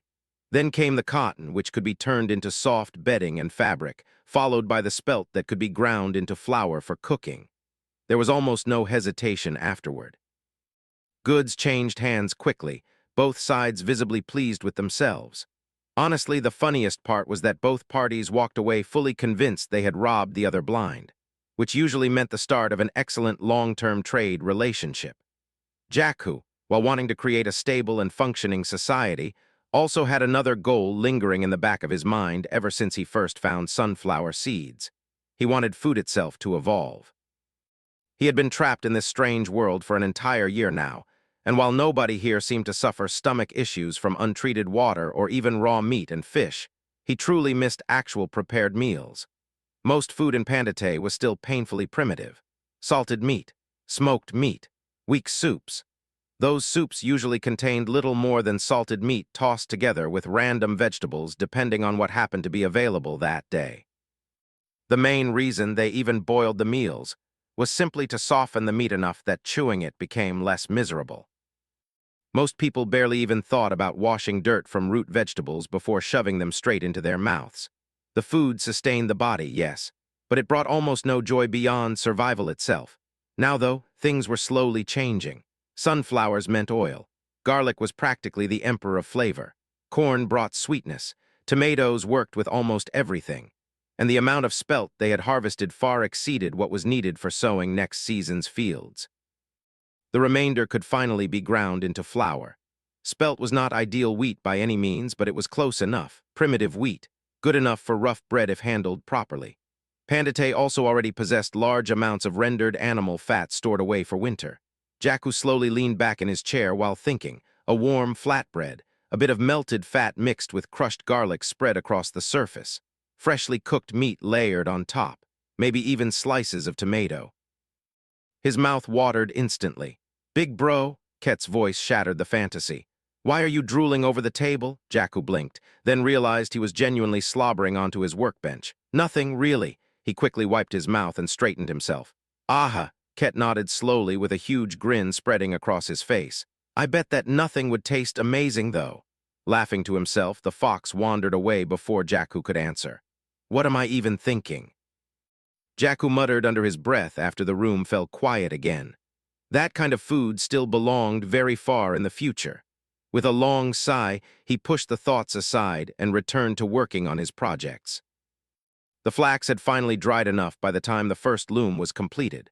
The frame itself was built neatly from polished wood, while the threading needle had been painstakingly smoothed by Ket against a stone until it gleamed faintly in the sunlight. Until now, everyone in Pandetei wore some variation of animal hides. A few bears even preferred rough bark clothing for reasons Jackhu still failed to understand. Proper textiles simply did not exist here yet. Now both the cotton and the processed linen fibers were carefully prepared into usable thread, and thread meant cloth. The moment the crafters realized Jackhu was literally turning thin strands into actual fabric, excitement exploded throughout the workshops. Ideas immediately spread from one crafter to another. Colored threads, patterns woven directly into the cloth, decorative stitching, different weaving styles. The possibilities alone nearly drove Bennu into a frenzy. Unfortunately, the amount of linen thread they possessed remained limited, meaning only a single proper set of clothing could be made for now.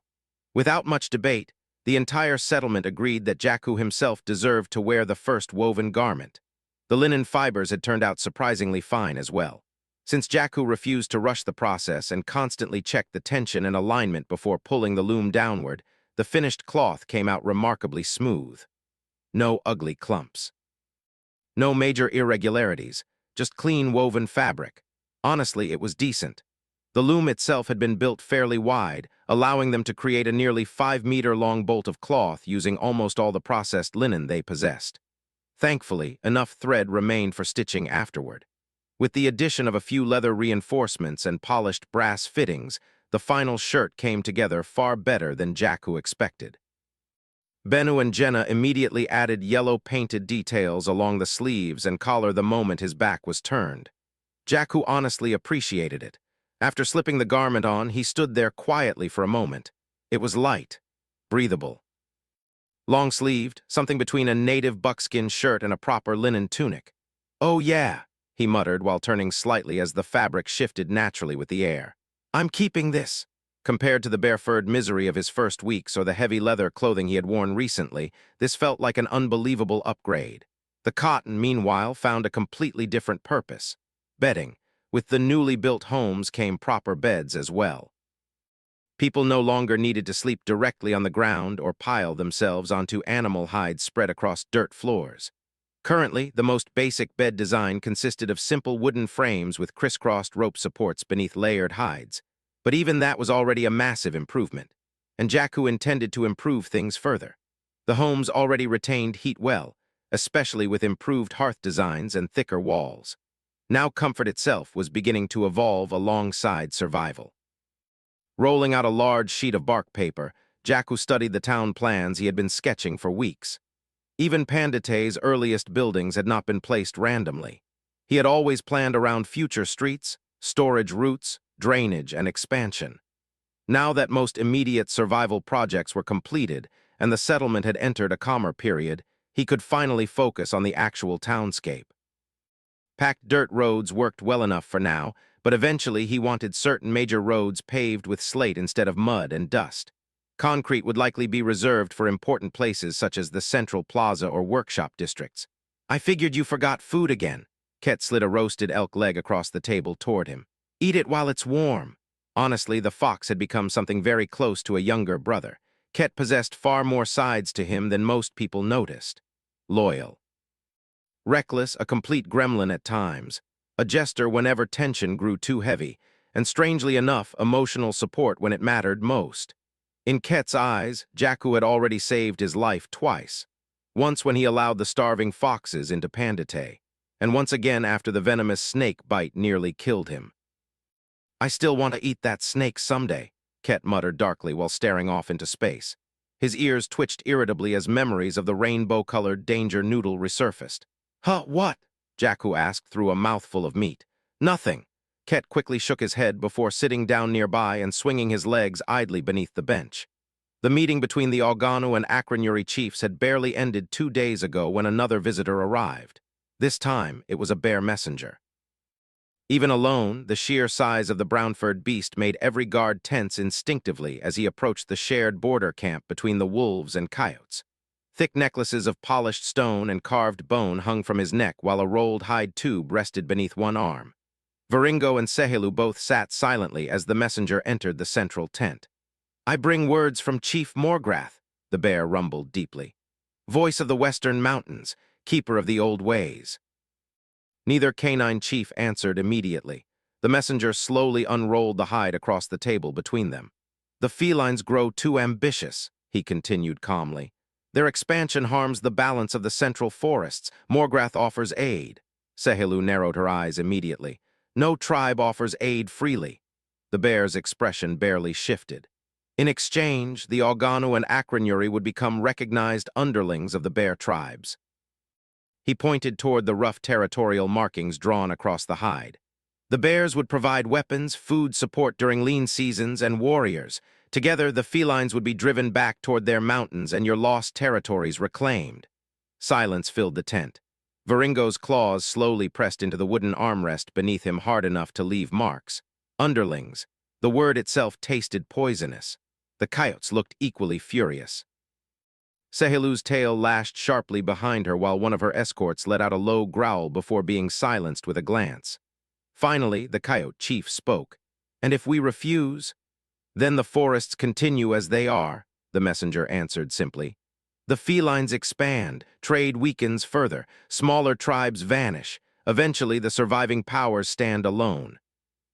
The bastard was not even threatening them. That somehow made it worse. Varingo slowly exhaled through his nose. We will consider Morgrath's offer.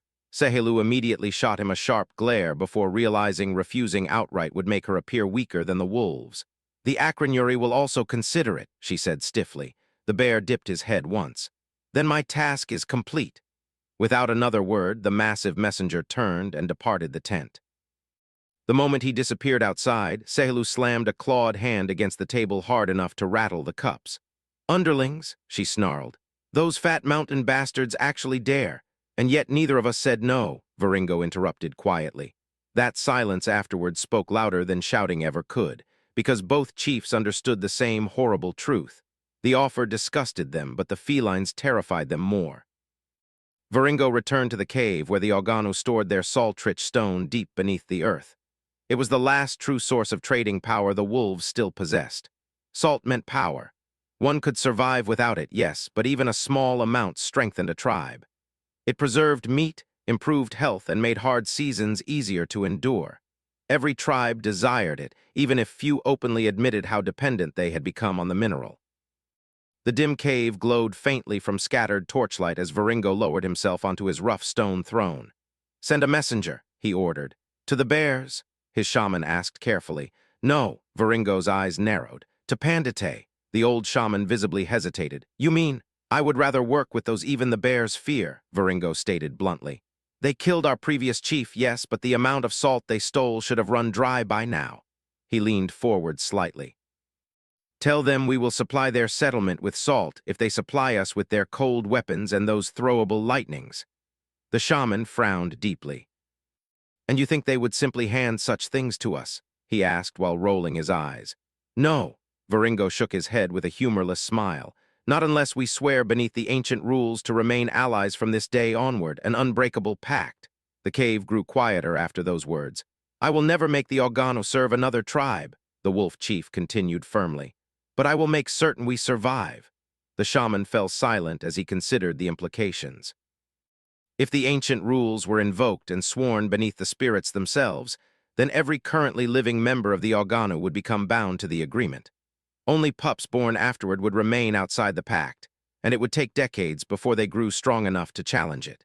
It was an incredibly powerful card to play, but once spoken, no Ogano wolf could ever raise a claw against Pandetei without becoming oathbreakers beneath the spirits. Finally, the old wolf nodded slowly. Without another word, he left the chamber and grabbed the first capable scout he could find, carefully explaining the exact message that needed to be delivered.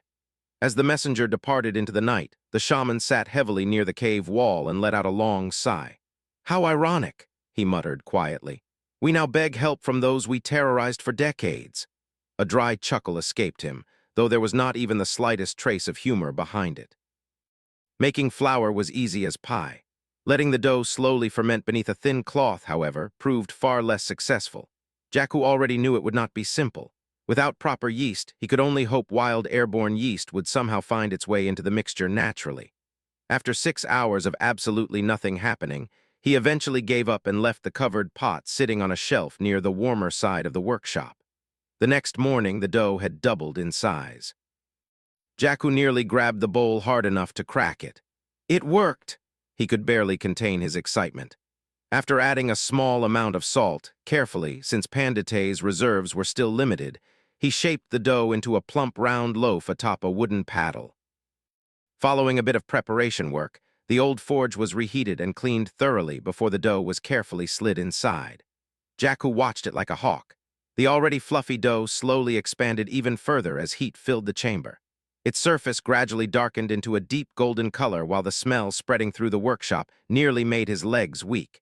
He left it inside just a little longer to ensure the center would not remain raw before finally pulling it out. The loaf was warm. The smell alone was almost overwhelming. It's real bread, Jackhu swallowed hard. Once it cooled enough to handle, he gently pressed against the crust. Crack. The sound instantly reminded him of proper European breads back on Earth. Crisp, airy, real. Using his sharpest knife, he carefully sliced into the loaf before adding thin cuts of dried meat and a tiny smear of rendered fat onto a piece. The moment he bit down, he had to sit. It was nowhere near modern food, not even close.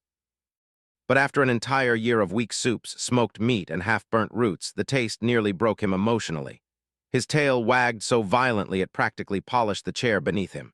Keuna, come here. Both rushed over after hearing him yell. Jackhu quickly prepared slices for them in the same way before handing the food over. Taste this. The two looked slightly confused at first. Food was food after all. Still, the smell was incredible. After exchanging a shrug, they each took a bite. Yuna's ears immediately perked upright despite still not being much of a meat eater. Meanwhile, Ket's tail started wagging so hard it practically blurred behind him. The young fox visibly vibrated where he stood. "It's good," both of them shouted almost simultaneously after swallowing. "This," Jackhu grinned proudly, "is called bread." He grabbed a few spelt seeds from a nearby bowl and held them up. "And it's made from these." Yuna stared at the loaf more carefully now. "So this came from the farming plants?" she asked quietly. "It looks completely different." "The flax seeds aren't very good for making bread," Jackhu explained, "but they can be mixed into the dough for extra nutrition and flavor. I'll teach both of you how to make it." Still grinning, he finished his own slice and immediately began preparing more, already expecting the others to devour theirs within moments. "Big bro," Ket muttered while stuffing another piece into his mouth. "I'm walking beside the spirits right now. My tongue is crying tears of joy." The invention of bread spread through Pandetei like wildfire. Several more loaves were baked over the following days. Their grain reserves were still limited, but everyone in the settlement had to taste it at least once. Jackhu wanted them to understand exactly why the farms mattered so much. The victory of good food was absolute. Several elders and stronger workers immediately declared that the fields needed to grow considerably by next season. After tasting fresh bread for the first time, nobody complained about farm work anymore. Jackhu no longer had to worry about workers slacking near the fields. A small hand mill was eventually crafted using steel and brass parts. It was crude compared to anything modern, but perfectly adequate for Pandetei's current needs. His dream of building a proper windmill still required far more planning and preparation. For now, stability mattered more than ambition. Wood continued flowing steadily into the settlement as logging crews expanded operations. At the same time, new saplings were planted constantly. Cutting down forests provided valuable timber, yes, but Jackhu refused to let the surrounding lands become barren wastelands in the future. Several healthy trees in each area were specifically marked against cutting so they could continue spreading seeds naturally. Softer woods were mostly left alone for now, while the shamans used spirit magic to rot old stumps into mush instead of letting them remain for decades. That was when Jackhu's mind suddenly went into overdrive. The shamans. Ever since arriving in this world, he had focused almost entirely on his own knowledge and practical skills. Meanwhile, the shamans remained strange and mysterious despite all the incredible things he had already witnessed them accomplish. Then the idea hit him. If shamans could accelerate decay, could they accelerate drying as well? After a short discussion and several skeptical looks from the older shamans, they finally agreed to test the theory. It worked. Shamanic magic could drastically speed up the drying process of fresh timber. The implications were enormous. Construction plans immediately accelerated across Pandetei. Instead of waiting months for wood to properly cure, prepared beams could now be made usable in a fraction of the time. New housing foundations appeared almost everywhere as dozens of workers spread throughout the settlement. Jackhu! Kalyanu tapped his shoulder before pointing toward a nearby guard standing at attention. "We have a wolf at the gate," the badger guard reported. "Apparently a messenger." Jackhu frowned slightly. Everything had been going almost suspiciously smoothly lately, which naturally meant the wolves were about to cause problems again. "Coming," he nodded. "Did you let him in?" "Yes." "He's waiting inside the guest building." "Thank you. Return to your post." As the guard hurried away, Jackhu began walking toward the guest hall while Cal followed close behind. "Maybe it'll be someone you know," Jackhu joked toward the wolf. Kalyanu simply grunted. "That would probably make this worse." Avenu had never actually seen Pandetei before. During the first raid, only the strongest warriors had gone. At the time, he had been stationed on the far side of the Great Forest as a scout watching the lesser wolf tribes near the borders. The loss of Razkar alone had already shaken the Oganu badly. Learning that his own brother had not only been demoted from hunter to servant, but had willingly remained with the enemy afterward shattered something inside him. Worse still, Kalyanu had apparently helped foxes escape before the raid had even happened. To Avenu, that was betrayal, nothing less. With half the strongest wolves dead and the old chief gone, the Oganu no longer possessed the strength needed to resist the felines properly either. Their once feared tribe now struggled simply to survive. Then he finally saw Pandetei. The dull gray walls rising beside the river made his stomach tighten immediately. For the first time in his life, Avenu truly felt like the Oganu were boxed in from every direction. To the west stood the felines, to the north the Amasan bears, and to the east. This impossible settlement, an unnatural mixture of tribes somehow becoming stronger instead of tearing itself apart. His wolf instincts desperately wanted to reject the feeling growing inside him, but standing before those massive walls made him feel strangely small and weak. After being allowed through the gates, the sensation only worsened. His eyes widened. His mouth slowly fell open. Large, permanent buildings rivaling even the bears stood throughout the settlement. Fields of green crops stretched safely inside the walls, much like the buffalo lands. Different races moved through the streets side by side without obvious hierarchy or constant fighting.